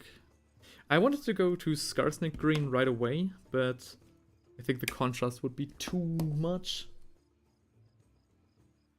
I'll send you an Instagram. Oh, that's so cool, thank you. I'll be really interested to see. Then trying to decide what wash to use for the pale skin. Ooh, okay. Yeah, right. Wash for Maggotkin, and you're using pale skin. So maybe in place... What washes do you have? What washes do you have? Maybe I can, you know, throw my head in the ring.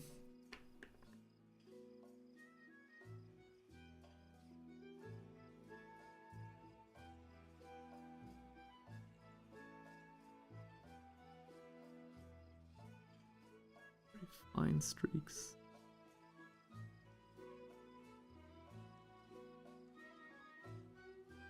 Maybe just dots. We just start off as dots and then make some streaks out of it. This computer by no means is going to look amazing. Just trying to make it look decent.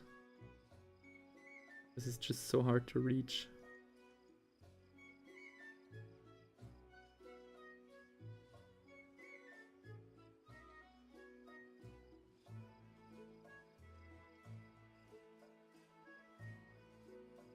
Okay.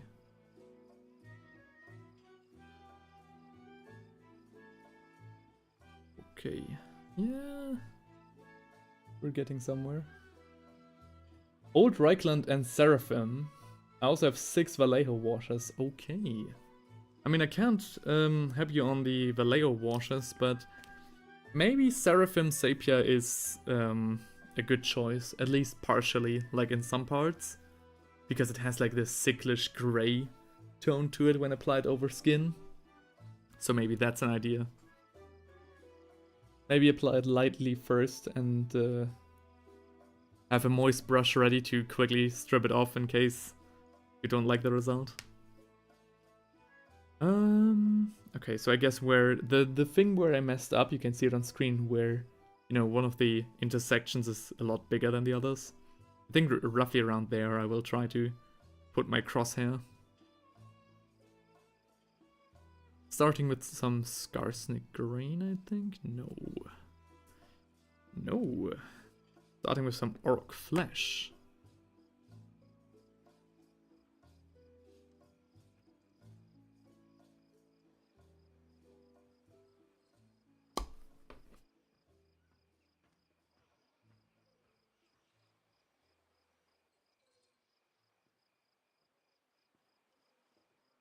So... I need to adjust something. Send you a message on Instagram so I can send you a picture. Oh yeah, of course, right, you have to accept it, right?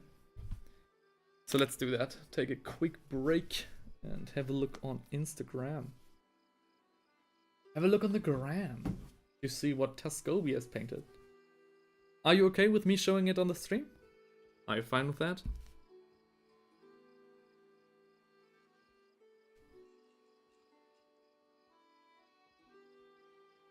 So I got... Yes. Yes, of course. Okay. I accepted your request. You may... Okay, of course. Great. Then let's have a look. I will not show your profile though. You know, just of privacy reasons. Okay. So this is the miniature Tascobi painted. I hope nobody's eating right now. Looks great, dude. Didn't you say it was like one of your first miniatures? Or like at least after a long time of staying out of the hobby? Looks good, looks good, looks really good, looks really good. It is. Damn. Hell yeah. Yeah. I think the rust effect looks really good. The rust effect looks great. And the overall scheme is very, very harmonic. Like nothing sticks out to me very much. I'll send my first one. Oh yeah, sure. Please do. Yeah, I think Seraphim Sapia will look good on him. Maybe not the entire model. Maybe start the wash on just the, crevices and creases. Like for example, right here on his folds and his elbow and stuff. Maybe just start with the wash right there. Or maybe do a light wash first and then in those areas, a touch up of Seraphim. Maybe that could work. I think Raglan Flashlight would make the whole miniature look too red. Maybe this would tie it together too much, if you know what I mean. Oh hell yeah. Classic Age of Sigmar Stormcast right there. With like their old scheme from like first edition. It looks it looks like the is that the one you mentioned from the Stormcast against Nighthaunt starter set? I mean, looks solid. Looks very lawful to the box art. Looks good. Yep, it's been eating dust. Yep. I have like 5 other just gold. I mean, fair enough. That's where most people start. I think it was like kind of crazy to start with gold though. Like not for you, but for Games Workshop. To start a new coming army with so much gold. Because the Games Workshop's golds are not good in any way, shape or form. But yeah. Compared to that, hell yeah, man. That's an improvement if I've ever seen one. Good job. Good job. And I stick to what I said. I think Seraphim Sapia will work just nicely. Thank you, I really appreciate it. Oh, no worries, man. Happy to, throw my head in the ring. I'll try it out. Great. Best of luck, man. Okay. We'll now keep painting the crosshair of the monitor. I'll try to be very precise. I'll use a very fine brush. Come on. Come on. Come on.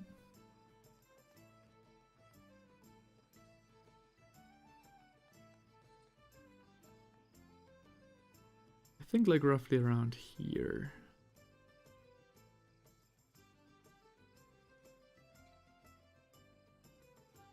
This one doesn't have to be too precise. This will be like the glow around the actual crosshair.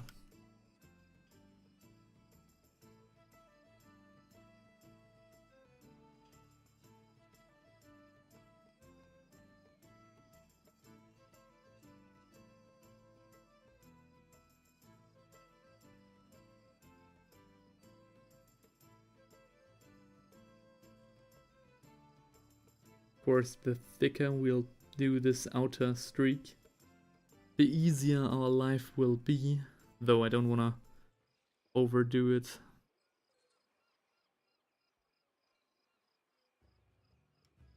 Sorry if you guys can't see much right. Oh no, it works, it works.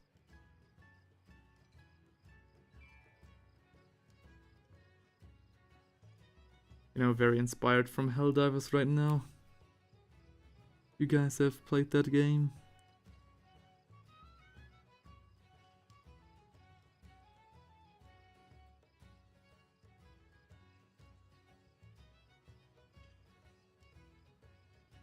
Okay. So this looks very rough right now, but I'll think a dash of Scarsnick green once this has dried will really pull it together. So, though I might have to switch the camera then, because there ain't no way I can, you know, properly show that. Ooh, come on.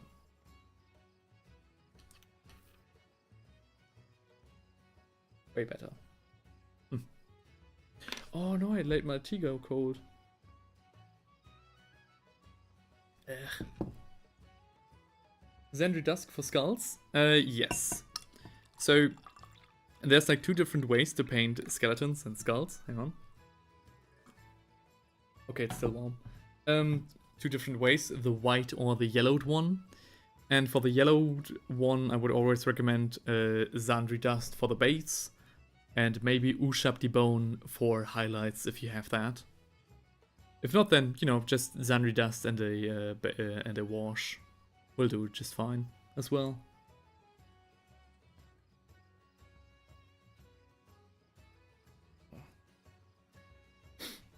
Sorry. Had an itching in my nose right there. Yeah. I'll just switch to face cam for a hot second.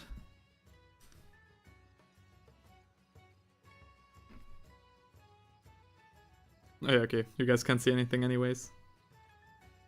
I can fully focus on what I'm doing down here. Oh.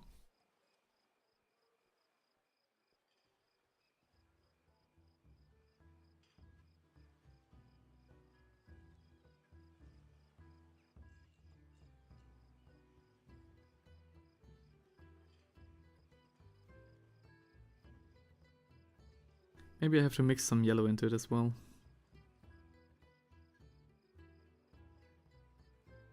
Yep, I do have to do that. Okay.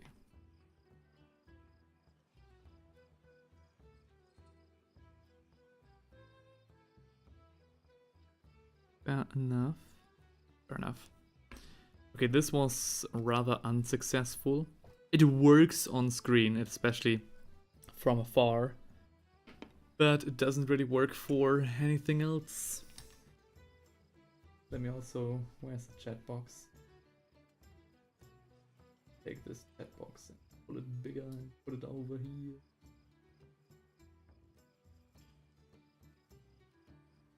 Okay.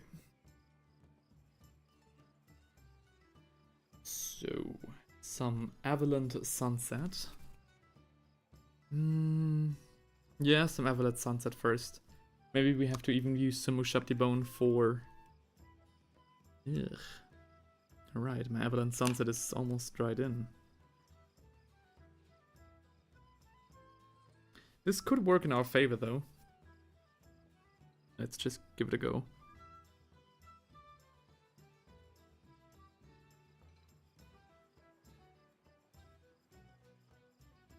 It works kinda.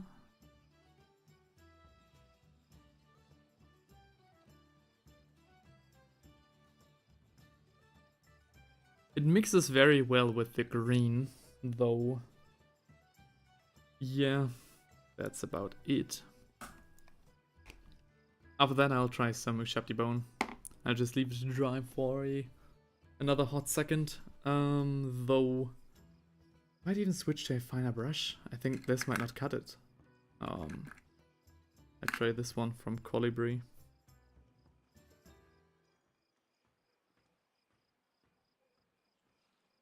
Yep.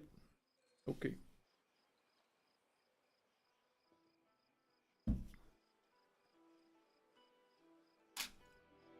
Oh, my camera shut off anyways.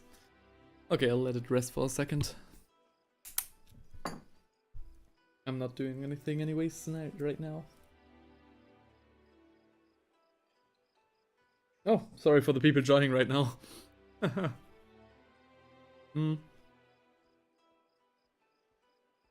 We are currently painting the interface computer of a wyvern, which is why, you know, and I have to currently do so much fine work that I just have to leave you guys out for a hot second.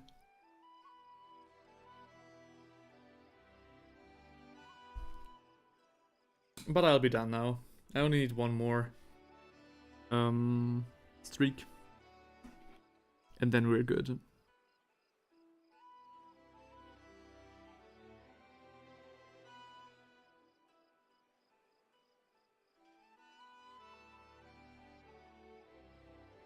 To really focus now.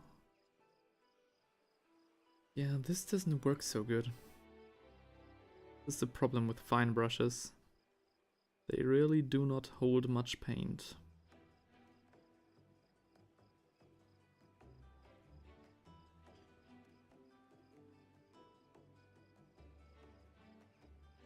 Come on, come on, come on.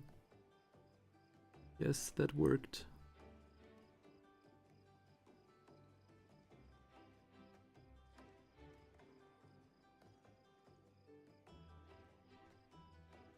Okay, it's basically, you know, I'm basically painting with a single strand of hair. But it kinda worked. Not super well, but it, you know. Oh, sorry. Are we back? We are back. Okay, this is what it looks like. I hardly see the different colors that went into there, but you know, that's okay. I think I actually leave it at that for now, just to, you know, keep on going with something more, a little more interesting. For example, the interface of the Wyvern, the diode. How long have we been streaming, by the way? 5.5 hours, not too bad.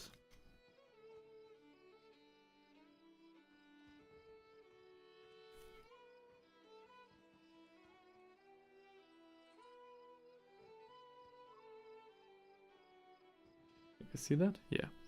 Well, relatively speaking. What was that? What? Sorry, I just got a notification and missed it.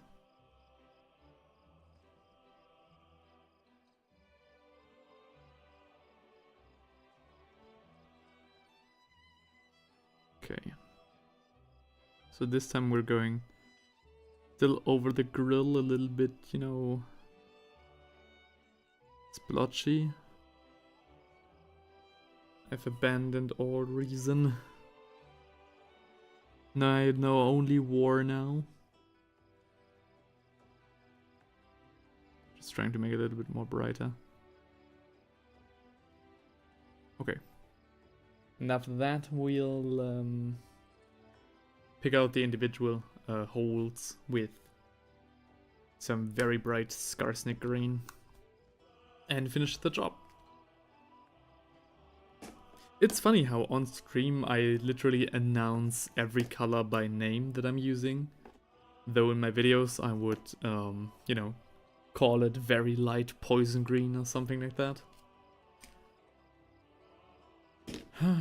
Not saying the name. Okay, I'll just leave that alone down there. I'll just leave the skull alone as well. For now. I think the next thing I should do on the inside would be a wash of Nuln Oil. There's some things that I do want to wash. Though, no, let's do that last. No, actually, let's do that. Let's just wash the turret section with Nuln Oil, all these silvery bits. And after that, we'll take care of the first crewman. Speaking about the crewman that's not, you know, standing on the platform right now. Hang on. No, we actually need to do some Lead Belcher first.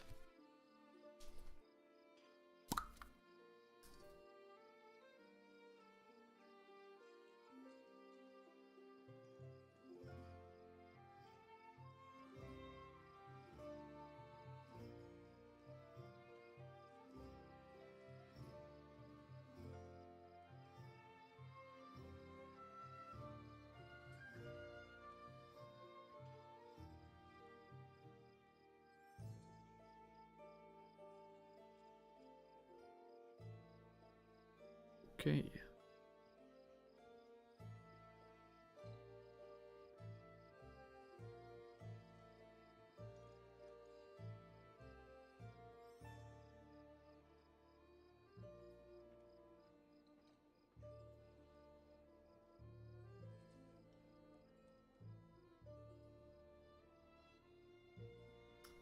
This would probably be like some sort of leather, maybe? Though I think, silver just looks a lot nicer. Makes it stand out more. Especially against the crewman, who we might actually paint his shoulders in regular leather as well. Because Cadian green I usually only reserve for armor plates in 40k.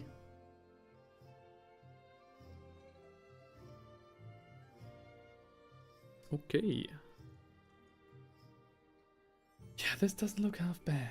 This doesn't look half bad at all. So, the next thing I want to do is wash this entire thing, and after that take care of the crewman who is going about the orders of attack. We won't be using any Grux Earthshade. Oh, should we? No. And instead use Nuln Oil to paint this bad boy. Oh, no, I need actually a bigger brush for that. A big, very moist brush. Okay. Oh yeah. Huh. What an effect.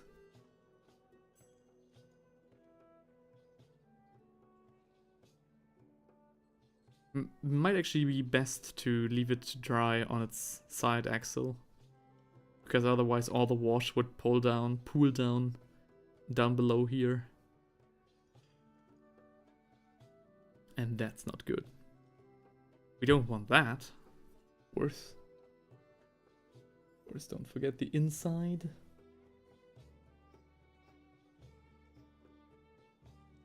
Ooh, a little bit much.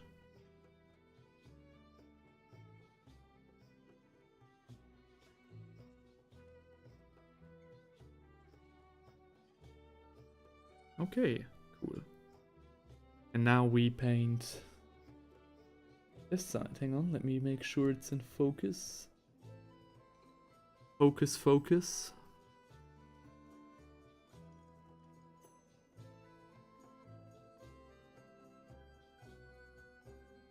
I'm being very generous with my wash here. Maybe a little bit over generous. But this new formula, the new formula for this paint, just doesn't really pack the same punch that the old formula did. Which, you know, it's good when painting like very delicate details. But if you want to have a grimy surface on an old tank, then you need to have some good wash on you. Okay. Now we just leave that to dry on its side. And take the crewman. Now it's the crewman show.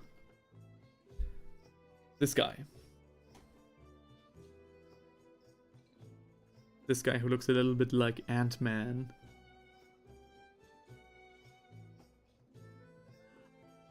So with him we basically have free reign. I am very much tempted to paint him in like some olive green clothing. Though the rest of my regiment, let me quickly grab one. Oh, here's another one actually. Boasts these nice, you know, khaki trench coats. These khaki uniforms. This one actually might be a loader or something, because he doesn't have the plate that this one has. Bottom of eBay, don't know.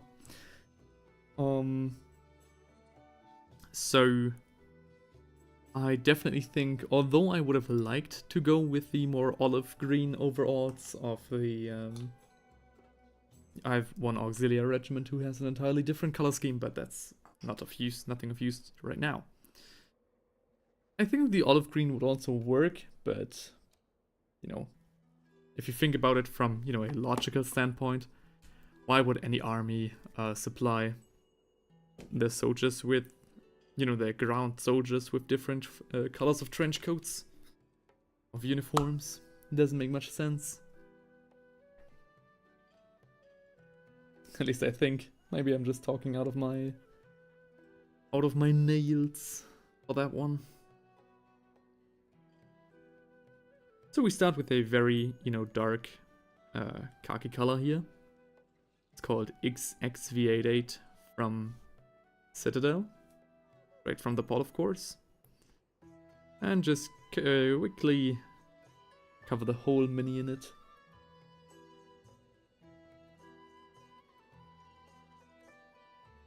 Might look a little bit watered down, might look very messy. But this early in the painting process, there is really nothing we need to worry about. We can paint over everything we want.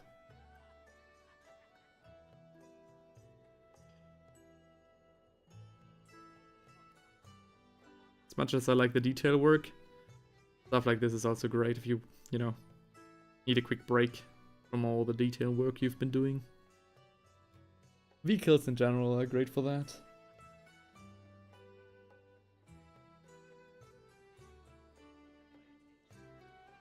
And as our Wyvern chassis dries and the turret dries as well, we finally get to the crew. Thankfully, this little guy can actually stand on his own. Oh, hang on, he can actually stand on his own 2 feet. Maybe I should actually glue him down then. Because I do have a base over from what we did earlier today. So Games Workshop sent me one base too many, which I won't complain about, but it really comes in handy right now.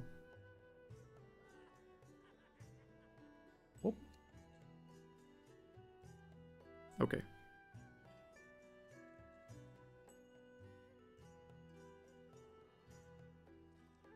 Oh yeah, there we go.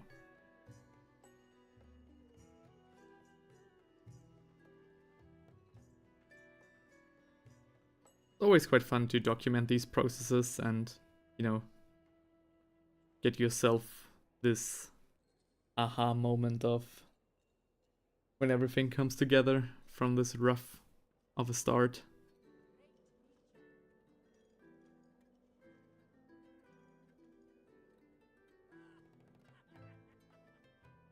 Ah, come on.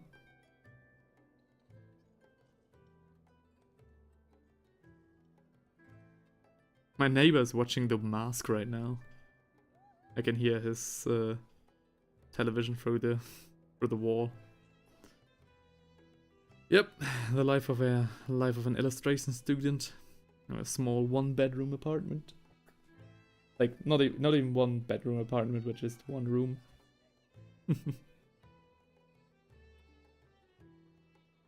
I love this apartment, don't get me wrong. But yeah, my neighbor could dial down his TV from every now and then. Though I always get the news. Like, no matter what I do, I always get the news straight on 8 PM when he watches them.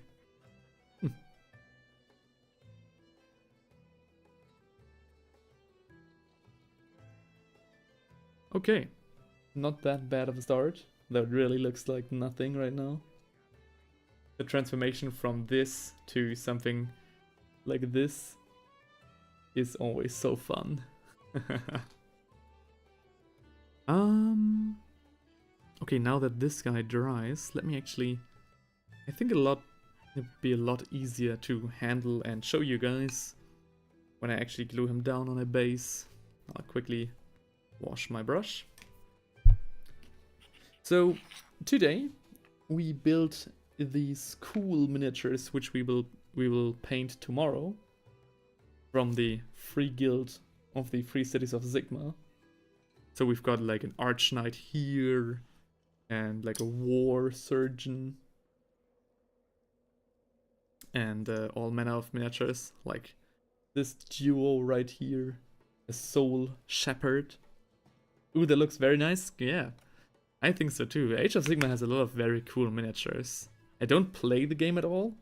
I just collect the minis because it's so nice. Love the skeleton one? Yeah. What do you think about this good boy?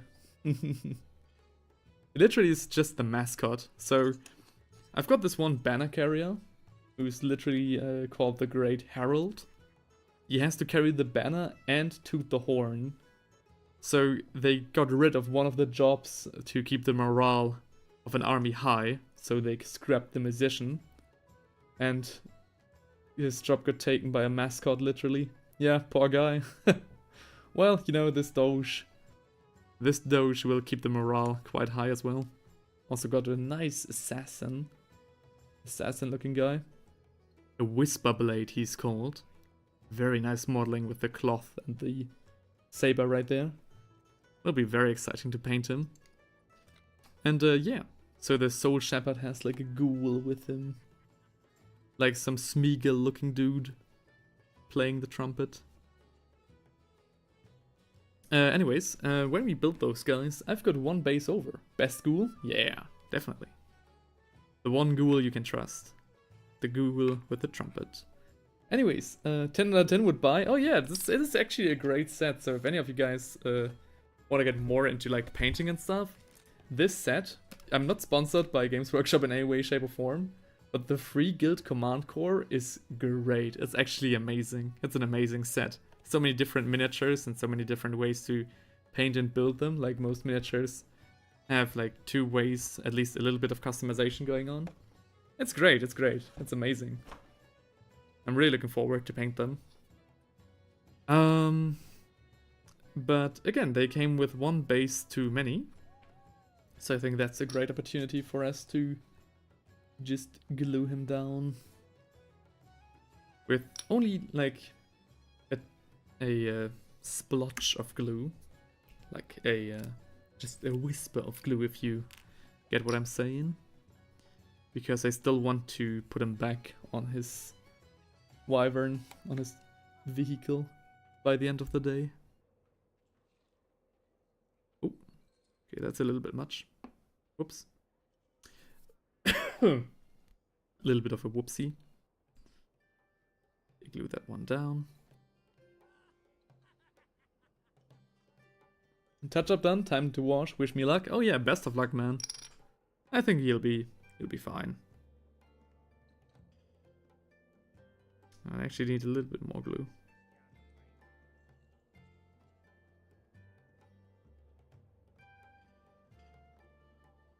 Okay. Oh, shit. Oh, no, he's not watching The Mask, he's watching fucking Lone Ranger. Oh, the Inquisitor on YouTube says, so someone out there now has a baseless claim of a missing base. Oh yeah. But I mean, maybe. If anybody's watching this who's missing a base on their free guild command core, just hit me up, I'll send it to you.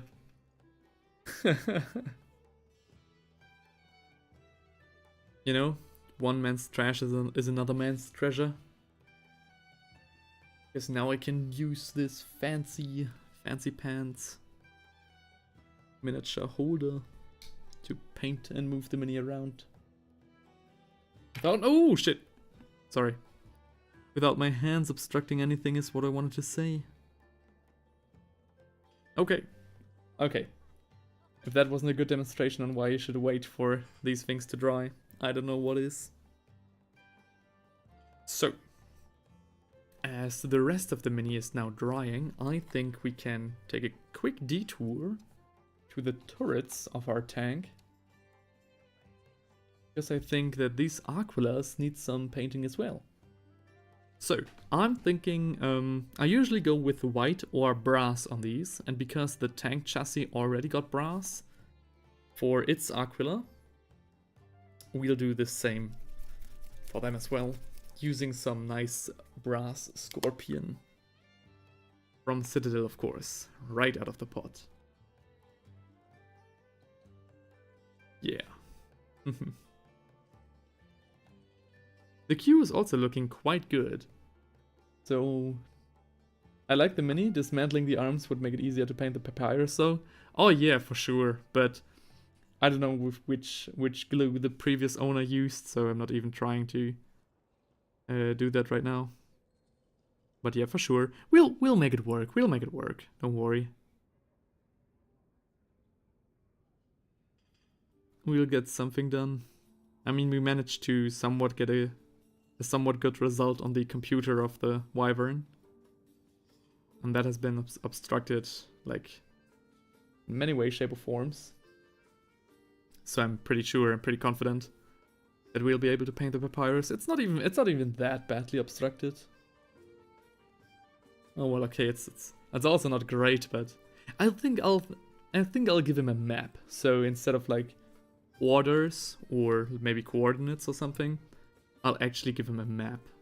That's something I did while painting a commission once, where somebody wanted to have one of his Kriegers hold a map of the local area with like topography insignia and everything. So I think I'll try something like this on there. And he held it in a very similar way. Though that time I didn't have a camera between me and the miniature. That commission I painted completely off camera. Okay, first 2 Aquilas done. 2 more Aquilas to go.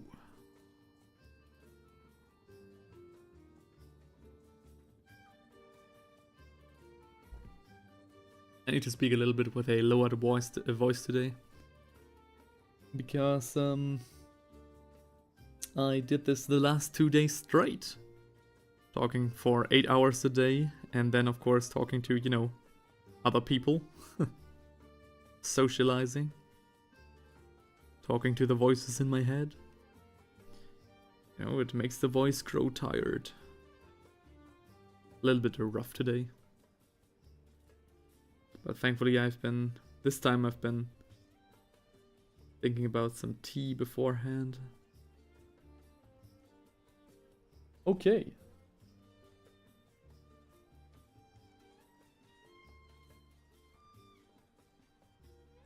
These Aquilas are coming around quite nicely.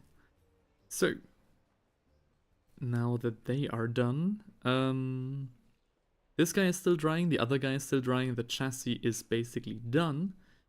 Maybe there's something on the turrets that we could do. We could make them have like little, like dirt on the muzzles, though I think that doesn't really, like we don't really need to do that today. Another thing that we could do though is already think about, so the chassis is now dry. So we can turn it around and again bask in the glory of these amazing hazard stripes. So what I want to do now is thinking about a way we could dirty this up. Because although I like a nice clean tank, I also think some grime would do it quite well. So I'll be back in just a second. I'll get myself another tank that I've painted. At least another tank that I got. Which already has a lot of grime and grease on it. You can paint a name on the tank, like Emperor's Guidance or Rage Greeter. That's some good names. Yeah, we definitely have some space down here where we could do shenanigans like this. Maybe I should do that before, yeah. Well, I'll be right back with you.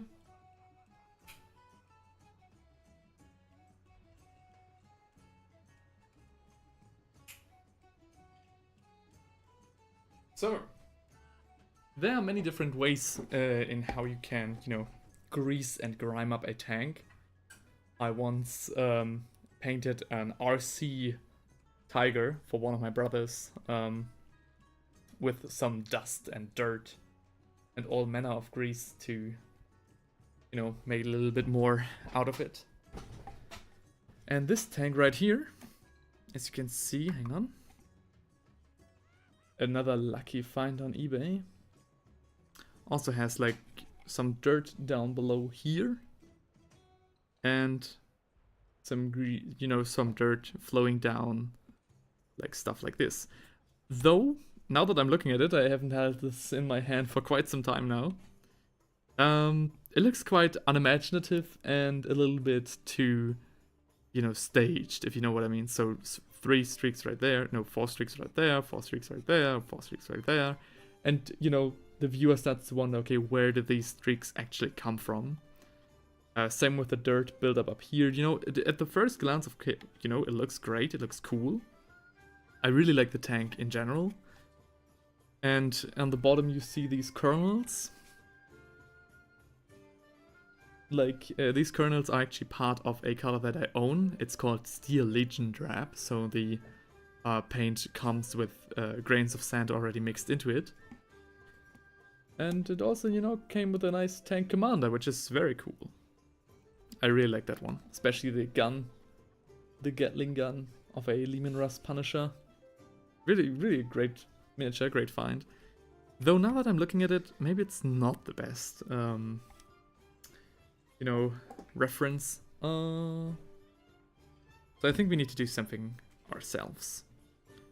And procrastinating on that, we can give this beast a name. Emperor's Guidance sounds nice, though these vehicles are, more of a mid-ranged artillery. So they have a range of 48 inches on the table. Which, isn't bad, but a Basilisk has a range of 260 inches. So, a little bit longer, and if I was to hurl a, shell that far, I would name my tank Emperor's Guidance, because, please Emperor, make sure that the target lands, that I hit my target. So I think this is more of a mid-ranged thing. Maybe Emperor's Guidance is a little bit far-fetched. Rage Greeter. Rage Greeter is actually not bad, because it is anti-infantry. So these rageful cluster of cultists, maybe. That is not that bad of an idea. What should we paint the papyrus? Midway point? Oh well. What should we paint the papyrus? I'm thinking either white for a clean look, or classic, fake papyrus.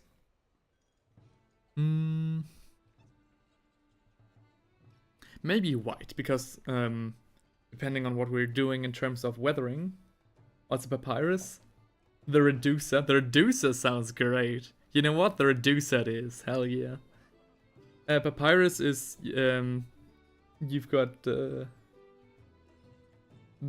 basically wrote 1A too many, so it's papyrus with just a Y, and it's like the ancient paper that the Egyptians made, and that you can make in Minecraft from sugarcane.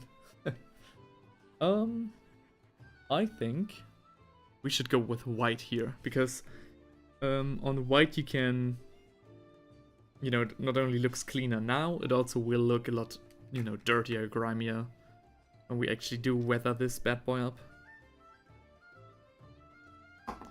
So let's take some Ulthuan Grey and paint the first. Makes sense. Oh yeah. Ooh.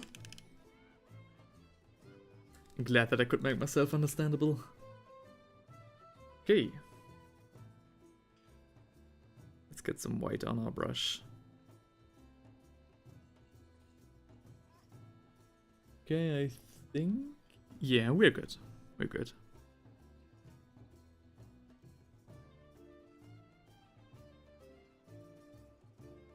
Need to get a good angle for myself. Very clean, very clean. So we just want to paint this white. And then the both things on the edges.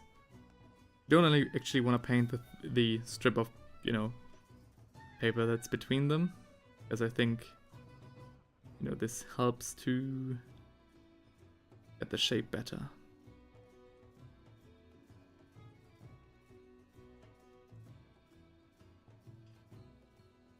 The Reducer is actually a nice name. Though I do want to have a name fitting for not only a Wyvern, so not only the mortar version, but also the anti-air version, because that's how I use it most often as a proxy Hydra. Okay, great, looks good. It doesn't have to be completely, you know, cleanly white. If it has like these little imperfections, I think it looks even more satisfying. Even more fitting. So do we have a name? Something close to the Reducer that could also like fetch skies from the air? Skies from the air, birds from the air, so planes and stuff. The Reducer.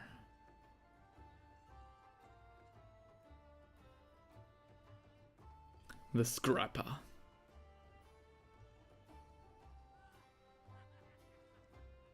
Sounds like a title for a knight.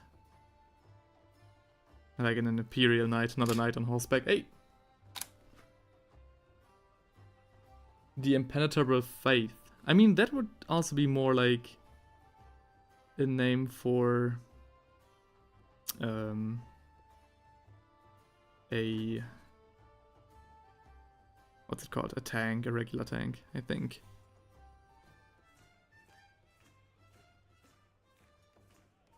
Ooh, what's it called? Maybe if we go a little bit shorter, how about something with quiver?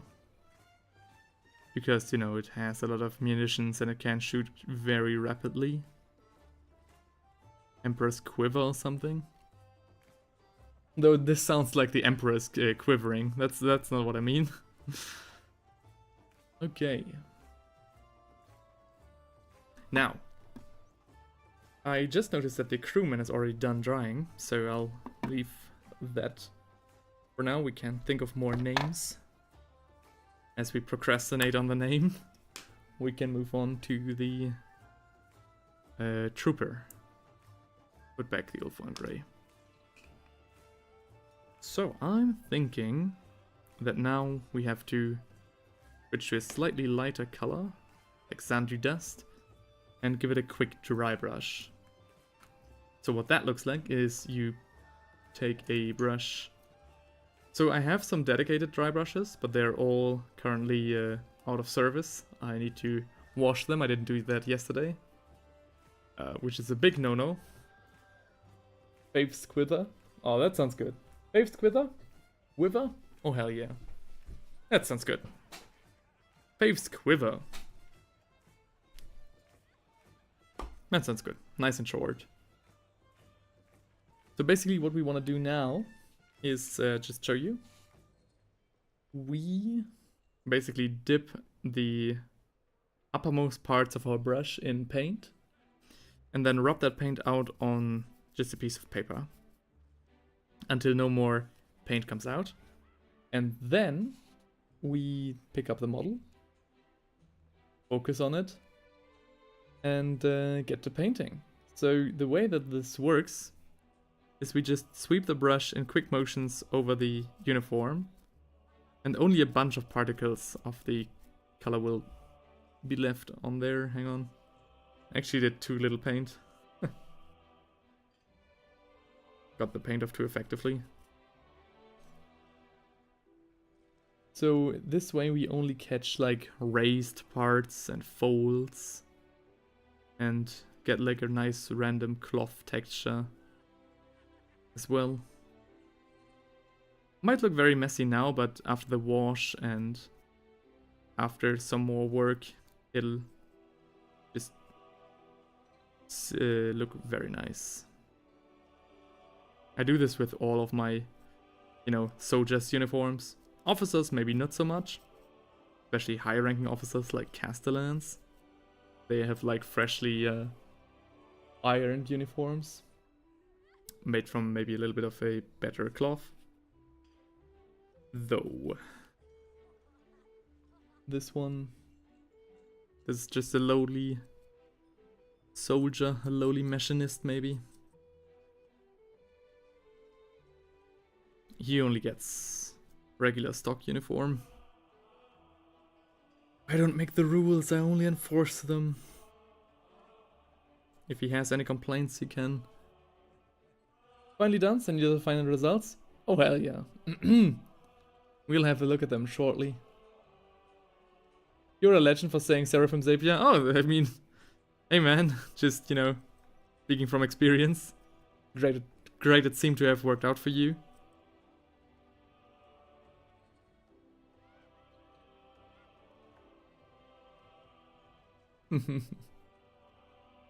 Always happy to see somebody achieve great results with their minis. Hang on.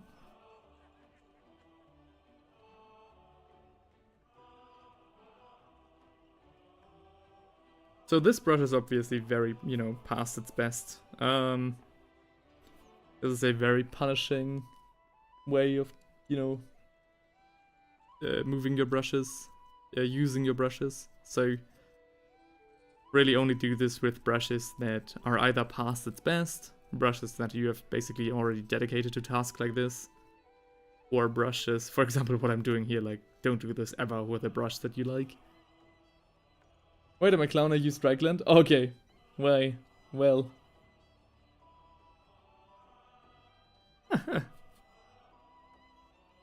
I mean, they are close enough that... are you dry brushing? Yes, I am. Though I'm dry brushing in a very heinous way.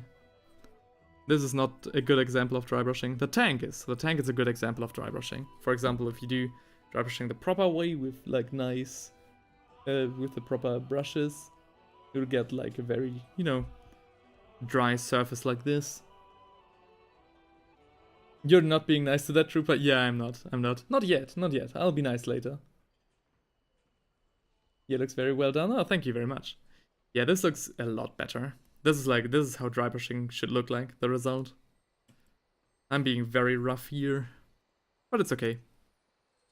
It won't, like, after the wash and after the highlights, it'll only be like a supporting texture. An underlying supporting texture. The result can be, you know, as dark as with the tank, or it can be very, you know, what's the right word? Subtle. With like smaller miniatures like this one. On like a smaller scale. Okay. Okay, perfect. We're done with the soldier. It already, you know, it looks already a lot closer to what we're trying to achieve than before. Okay, now we take a quick intermission and have a look at what Discoby has done with his Maggotkin. Again, I advise every person who is eating right now to maybe skip this one. Because the agents of Nurgle are not known for, you know, the best hygiene standards. Okay, let me look. Done. Oh, hell yeah. This looks great. This looks good. Let me wait for my tablet to get a little bit brighter. Oh, hang on. I have to zoom out a little bit. I mean, this looks good. This looks very good. Yeah, sure. It's a nice color scheme for Nurgle as well. I'm kind of sick, lol, when talking about Nurgle. When, you know, of seeing all these, you know, simple green Maggotkin. This, I think, looks very well, very nice, especially for Age of Sigmar. I think this is better than the green Space Marine approach. I didn't like the green? Perfect. I mean, hey, you did very well. I think you did great. Yeah, you did great. The rust looks very nice. What kind of color did you use for the... I'm really proud of the back skirt. Ooh. Yeah, I mean, looks good. Looks good, definitely. What color did you use for the steel? Did you use lead belcher or did you use a Vallejo metal? Because it looks even darker than lead belcher. Maybe that's because of the wash. Maybe that's because of something else. But it looks good. Hey man, you know what? Great job. Very nicely done.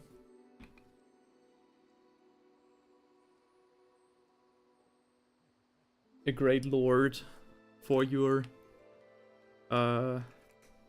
maggot, or your maggoty army. Hang on, I'll quickly remember. So I did 1 layer of tinny tin, then I covered with dark rust and hot orange for the spots. Thank you all. Oh, he's being so sweet. Yeah, looks good, looks good. Tinny tin, it sounds like, I think if I remember that correctly, is quite the bright color. You dialed it down very well, very nicely. Very good job. Dark rust is more brownish. Yeah, that's what I saw. Looks good, looks good.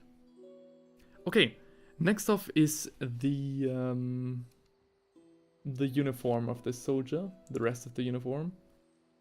So I'm thinking of giving him just some leather, just some brownish sort of uniform.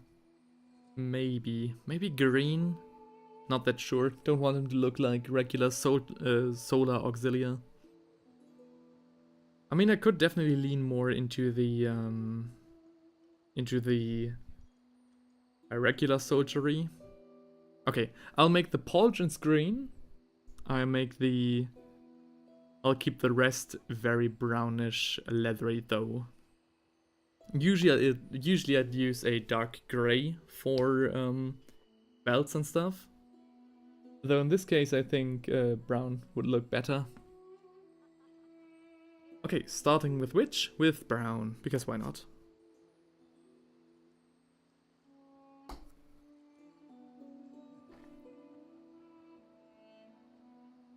Maybe it would have been smarter to do this simultaneously, but you know, maybe we'll do something wrong here and then I'll be glad to have the lesson for the other guy.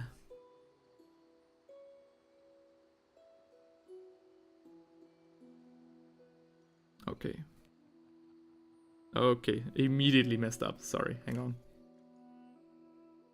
As the paint is still wet, we'll easily able to just get this off. Lick the brush. Don't do this if you have a happy life. I have a happy life as well. Like this amount is okay. A lot of painters do this. Maybe we won't grow that old though.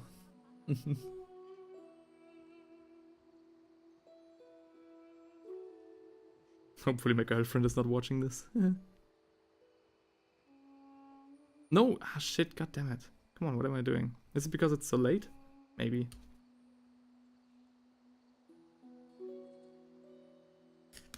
Okay.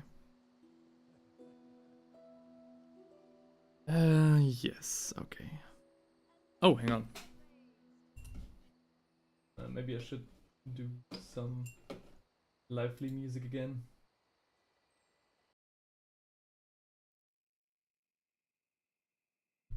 We're currently hearing some, you know, the World of Warcraft taverns on repeat. The reason for that being that today on Twitch I'm streaming in a different category than usual. I'm trying the just chatting category, which is nice. I quite like that. Though the people in the just chatting category don't have any like reference point to the Mechanicus soundtrack. So they come in here, listen to, you know, the pipe organs going crazy, and then, you know, leaving because they think, what the heck is this?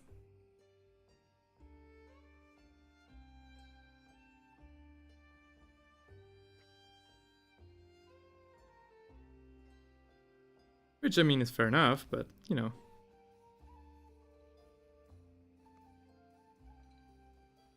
I'll try out some different categories, see what's best for this kind of stream.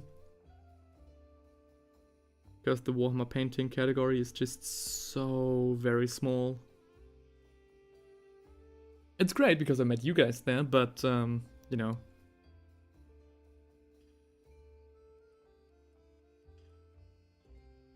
It exhausts itself quite quickly. Don't want to bore you with these kind of analytics that I'm doing. So let's do these leather straps.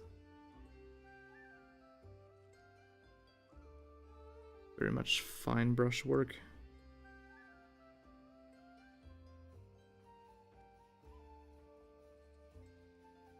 Yeah, I've noticed miniatures is another segment that has views. Being a niche is nice. Oh yeah, it is nice, it is nice. Though, you know... But Warhammer you get more classical people. Oh yeah, definitely. Maybe I have to look into miniatures more. The thing is, I never use Twitch. Like, I'm never on Twitch. Apart from, you know, streaming. So I don't really know what this all is about. I'm also not that, you know, I didn't get Twitch for the longest time. Because usually when I watch a live stream, I use it to have, you know, some background noise. It feels like there's another person in the room, you know? It's nice.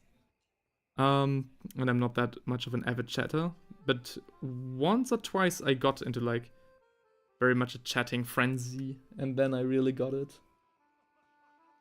Segment is the audience you'll attract? Oh, well, you know, maybe.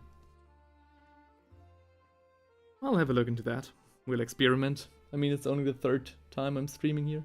I personally prefer Warhammer. Oh yeah, sure. Definitely. Just have to look into that more. It also all comes with time. Like, it's my 3rd stream and I have already like 3 people. That's quite good for Twitch also, I've heard. But again, I don't want to talk about this too much. Let's keep on topic. We've been painting these leather straps of this guy. So next off, I want to paint his belt. Sorry if you can't see this, it's very hard to spot even for me. And then I think we'll go about his boots, which should be leather as well, and his helmet. I want to paint his entire helmet in leather. In a leathery dark brown. So first up I think we'll do the helmet first. Why not? And I'll do it like this. My finger is a good backdrop. You guys can't see what I'm talking about.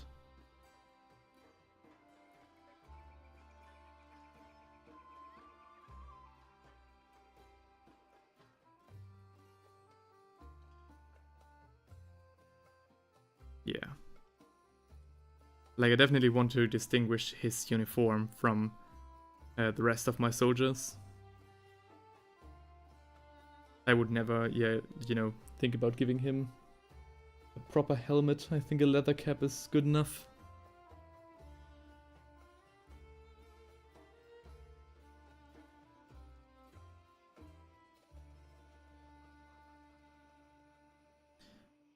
I did some illustrations for the book Steel Threads.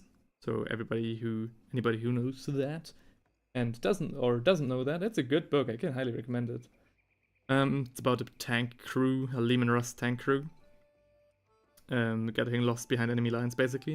A little bit of a Fury vibe, but most of it is told from actually the inside of the tank, which I found highly fascinating. I didn't really think an author could pull that off, but the author did a good job. But, I was fascinated by that book, and when the order came to make some illustrations for that from my professor, I was happy to do some illustrations for that. And I did one from inside the tank, though I didn't get to finish it when the semester was already over, because it's just so much work. And I got so many other projects as well. And, but yeah, I got a lot finished, and there one, contested point was also the fact that, a soldier inside a tank wouldn't wear armor, because, why? You're already inside the tank. You really think this last piece of steel will save your life? If anything shoots at your tank, it gets through the first plate, it'll get through the second. But anyways, so that's one thing I criticized on the front page, on the front cover of that book. And so when I painted the people inside the tank, I just gave them regular, regular uniform overalls. But I kept the helmet, because I think they, would need some form of communication equipment in them. And I think a helmet is quite normal for tank crews, even nowadays. So I kept that one. Though maybe now that I'm seeing these leather caps, I can do some redesigning, as I'm not, you know, not really in the finishing stages. More realistic for the Vox? Oh yeah, definitely. That's what I thought as well. But maybe you can have, you know, just a regular headset with maybe a leather cap over it. I don't know. I thought it's already such a claustrophobic environment where you have to twist your body around a lot. So that's why I didn't give them flak armor, because I was like, no. This, like, from my own experience wearing armor and being in tight spaces, I thought, no. That's not gonna fly. That doesn't make any sense. So we're done with the leather cap and the boots. I think I'll actually give him, like, gloves as well. You know, completely pack him in there.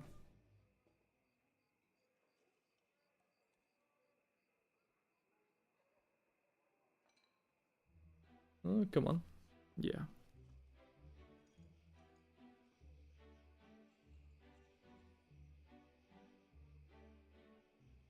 Because, you know, he doesn't really have to feel anything. I mean, if we've seen the interface of this this beast, you can see the hand cranks and everything like this, so you don't need any finger feeling. The Inquisitor says I'm off for now. See ya. See ya later. Alright, man. Thanks for being around for so long. Thanks for being around so early as well. And yeah, have a nice Tuesday. Have a nice rest of your week. And I'll catch you later. See ya, man.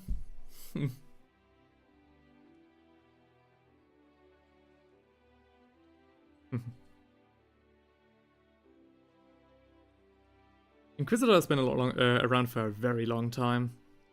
He's been joining my streams, you know, very often, and he's been an avid chatter as well. Without him, I'd be having a very hard time, you know, streaming, because I didn't really have much to talk about. I'm getting better at, you know, coming up with topics for myself, but, you know, earlier on, oof, would have been rough. Would have been rough, I tell ya.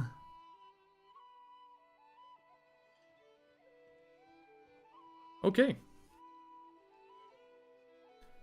I think, so these pouches, I mean, we could do them in leather. I don't think that's right, though. I think those are, you know, sewn into the uniform itself. So we'll just keep them like that. Next up, I think I'll do the pauldrons.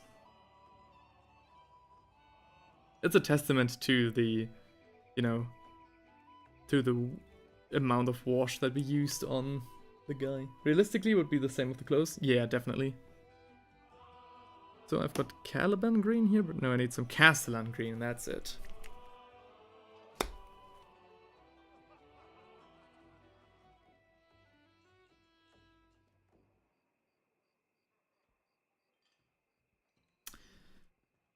I am experiencing some, you know, some fatigue already. So I do again want to make it till 9 o'clock. So we'll just keep going. My girlfriend will not be happy to hear that I kept pushing despite stomach aches. Yes, I'm not a wussy.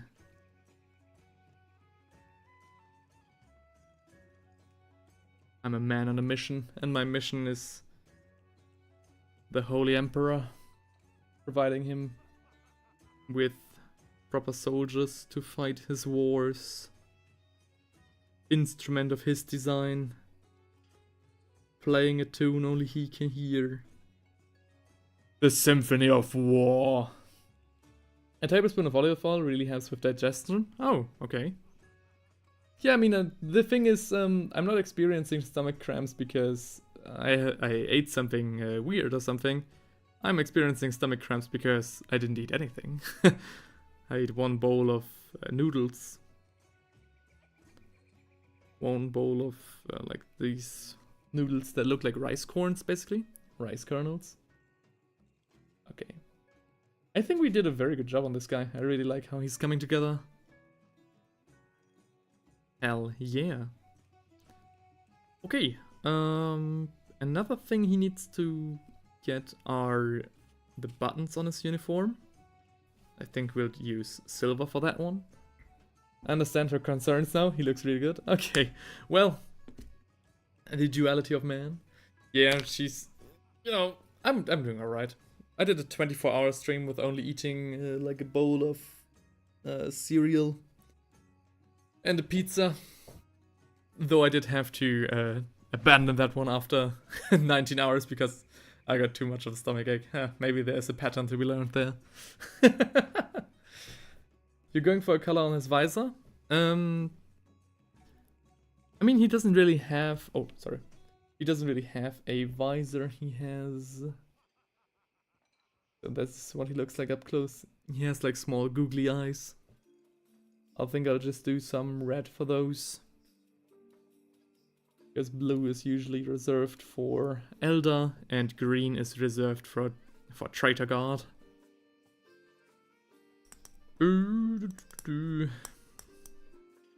Yes, the map itself. I think I'll do some Administratum Grey and then layer that up with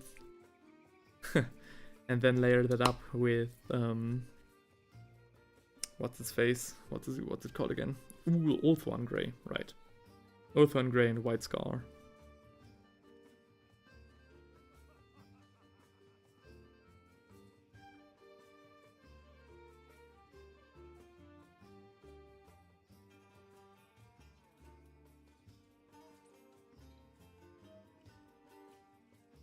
Okay, it's definitely too watery. That's okay.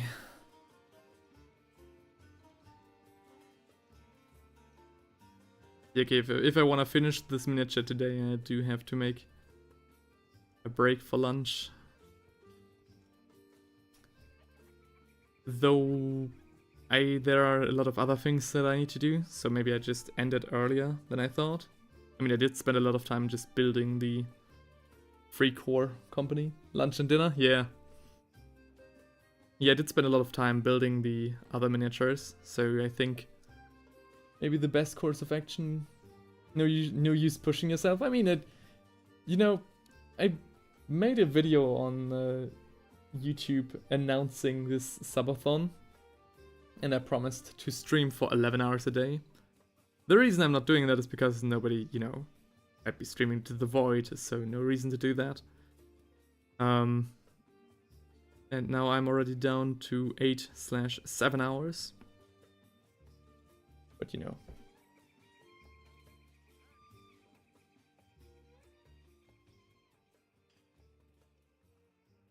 it's quality over quantity, right?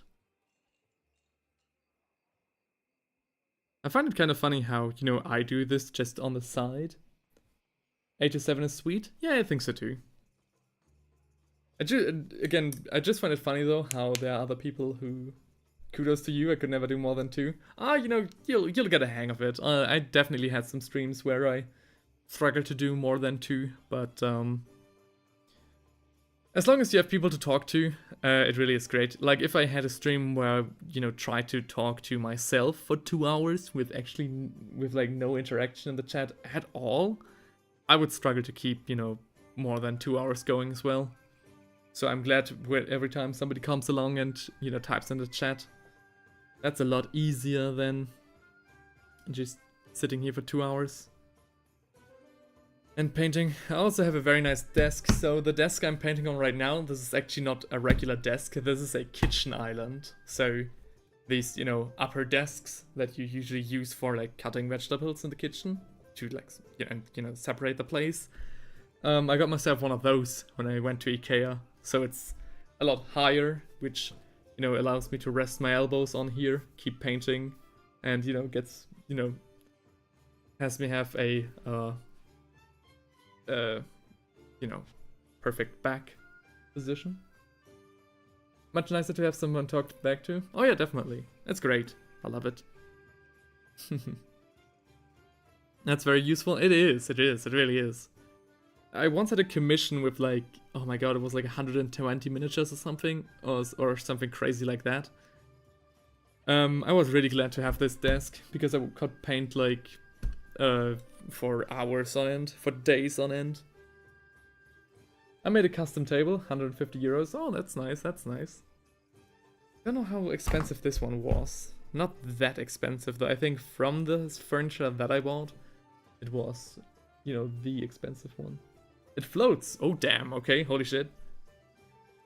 I thought you were a veteran of the Long War. What are you doing using anti-grav technology, eh? For 150 euros? Damn.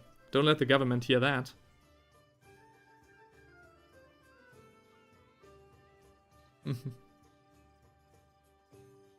But yeah.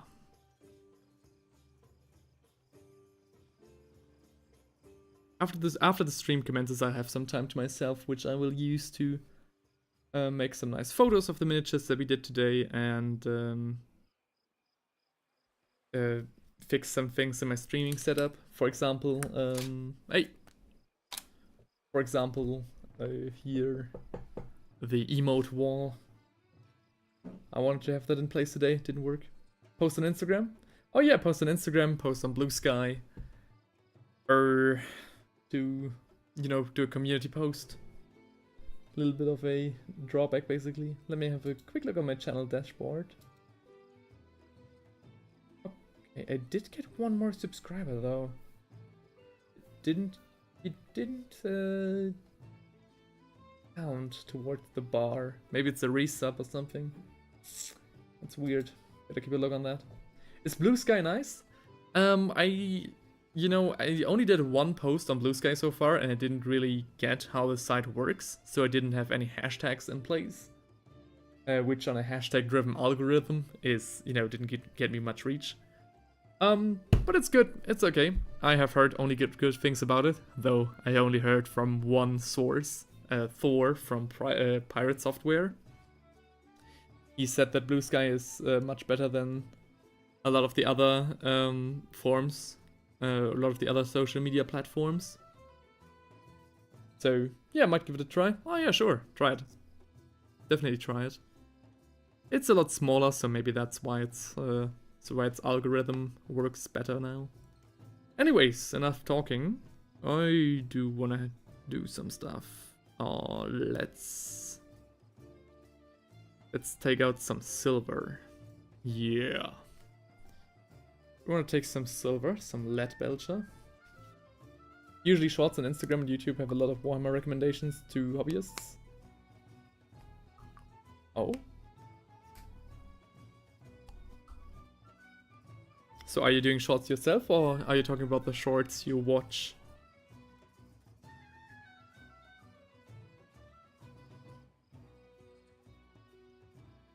I mainly do short. I get recommended a lot. Oh, okay, I get it. Yeah. Even yours, even mine, really? Oh, really? That's interesting. Huh.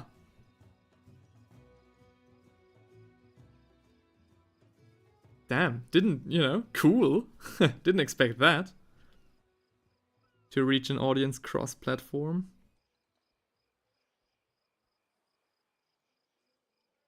Yesterday I got recommended one of yours. Oh, really? Which one was it? Now I'm interested. Now I'm invested.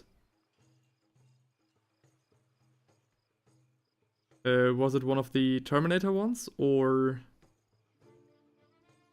was it something else? If you don't remember, it's okay. It's of course fine. Just wanna see what kind of stuff gets recommended. You were talking about someone with a white shirt. I was talking to someone with a white shirt, I think. I have the worst memory.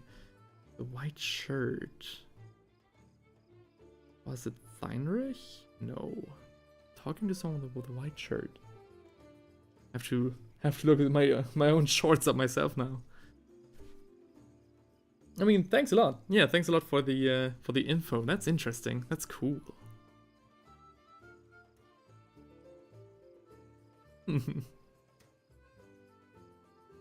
Absolutely. Yeah. Cool. Oh my gosh, it's Theinrich saying howdy, folks. Howdy, Theinrich. Oh, hang on. You're actually being cut off. That's no good. Your name is so long. Still doing the Wyvern? Yes. The reason I'm still doing the Wyvern is because I built the entire free city command core today. I built them on stream with the intention of, you know, getting them done quickly and then priming them. But I didn't get to priming, it was, you know, too dark too quickly. So I built like 5 miniatures and now I'm only getting to the... Like, this is basically one of the first steps of painting that I did today. I built for roughly half the time I was streaming. A little bit cringe. Though I will end the stream in like maybe half an hour, maybe earlier. I am having quite a good round talking to Tescoby, though I also need to do a lot of other stuff today. Think about the way I do my thumbnails. Think about much of other YouTube related stuff. Not only think about, but, you know, act upon it as well. So I actually created more unpainted minis. Yeah, hang on a second. Hang on. I painted, like, if we count this Wyvern, I painted so far 1, 2, 3, 4, 5 miniatures. Yeah, 5 miniatures. Alright, 5. And I built 1, 2, 3, 4, 5, 6, 1, maybe counting his double, 7 miniatures. So I'm down 2 miniatures. I'm, oh god. Yeah. I mean, technically speaking, I still have them.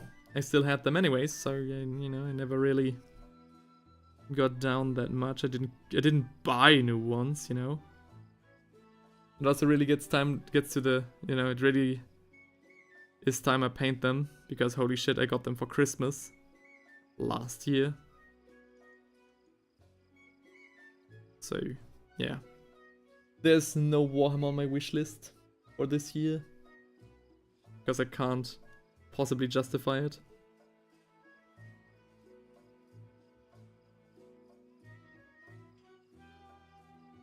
I only wished for 2 sets, got them both, and I painted none of them. Bruh.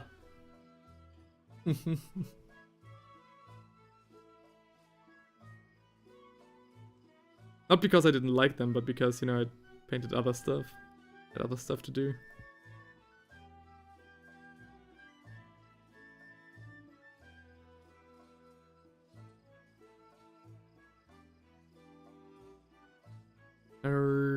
Okay. Whoops, sorry.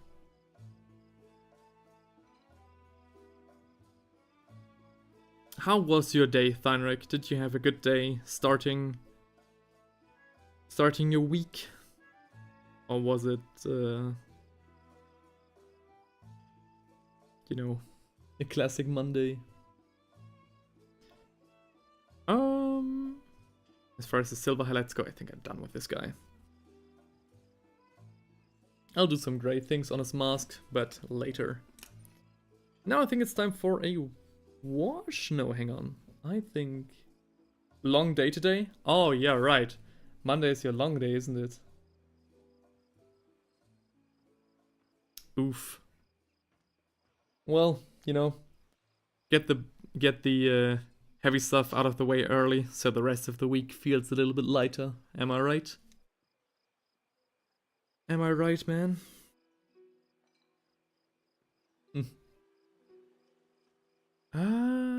Okay, so this is done. I think we should do some... Maybe some brass for the... So it's like, it has like this proper scroll around it. I think we should do... Actually, I'm hitting quite the creative bump right now. So I'll tell you what. We won't wash the map, we'll wash the rest of the mini, and after that's done, I think we'll call it a day for today. 6.5 hours ain't nothing to scoff at. Personally, I would like to have every stream be 8 hours, but, you know, can't really do that right now.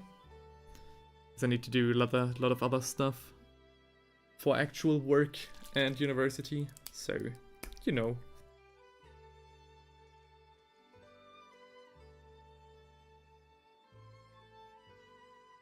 I did actually think about, you know, starting later and streaming a little bit of Into the Night. But, you know, often my girlfriend sleeps at my place, and because I only have a one-room apartment, I won't subject her to, you know, the noise that comes with me talking about Warhammer on stream. She says she doesn't care, but, you know, we know. But don't get me wrong, she sleeps like a rock, but I don't want to get too acyclical. Don't want to become the Warhammer version of Legend of Total War. The painting version, I mean. Not yet, by any means.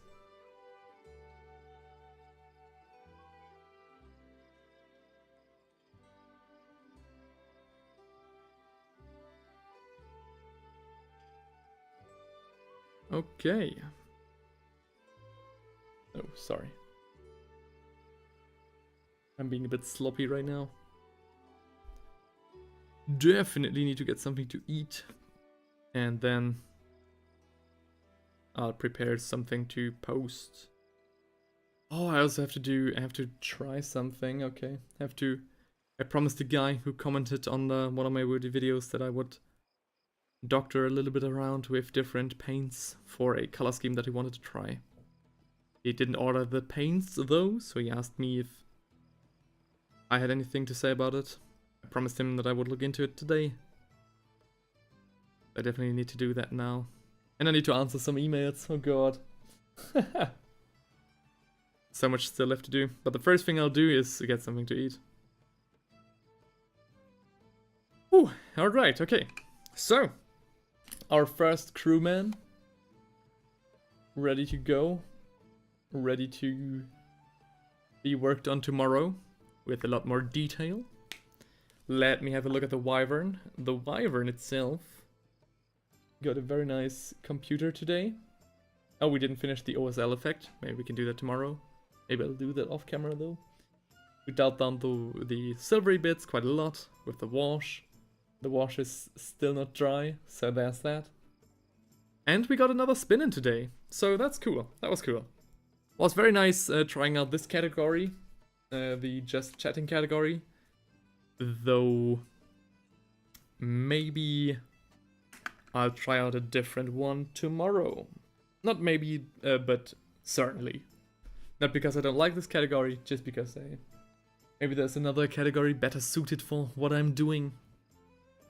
Okay, that was it for today. Thank you everybody for coming.